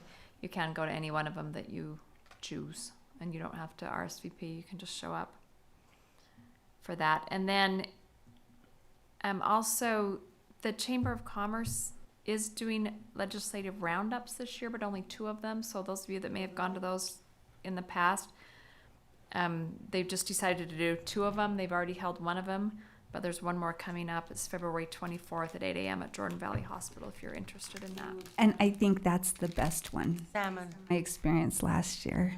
Salmon. February 24th, Saturday, February 24th, 8 a.m. Jordan Valley Hospital, and legislators come and report.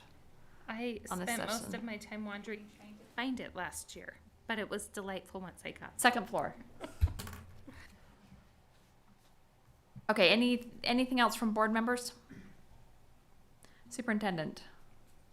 I would just say that next time I'll talk more about Health and Wellness Day, but it was a tremendous success. The board's support is essential to Health and Wellness Day being what it is, and heard a lot of positive and some very touching stories. So I think it went very, very well, and we already have some ideas on how to expand even further. So thank you for supporting such an important day for our families and employees. Okay, thank you. That is the end of our agenda item. Thank you to all of those still with us in person and those that are listening online. We do have several closed session items. Sorry to cut in. Our amazing Sonia Delaney was listening and emailed me. Battle of the Bands is at 6:30. Good job, Lisa. And thank you, Sonia. She is great. Can I get a motion to go into closed session? I move that we go into closed session for character and competence of individuals, property, potential litigation, negotiations, and security. Second. Motion by Ms. Dean, second by Ms. Richards. Roll call vote. Mr. Robinson. Yes. Ms. George. Yes. Ms. Richards. Yes. Ms. Dean. Yes. Mr. Barnett. Yes. Mr. Dunford. Yes. And I'm a yes, so we will now go into closed session.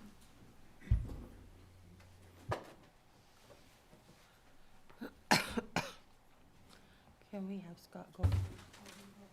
Yes, we will have Scott go first.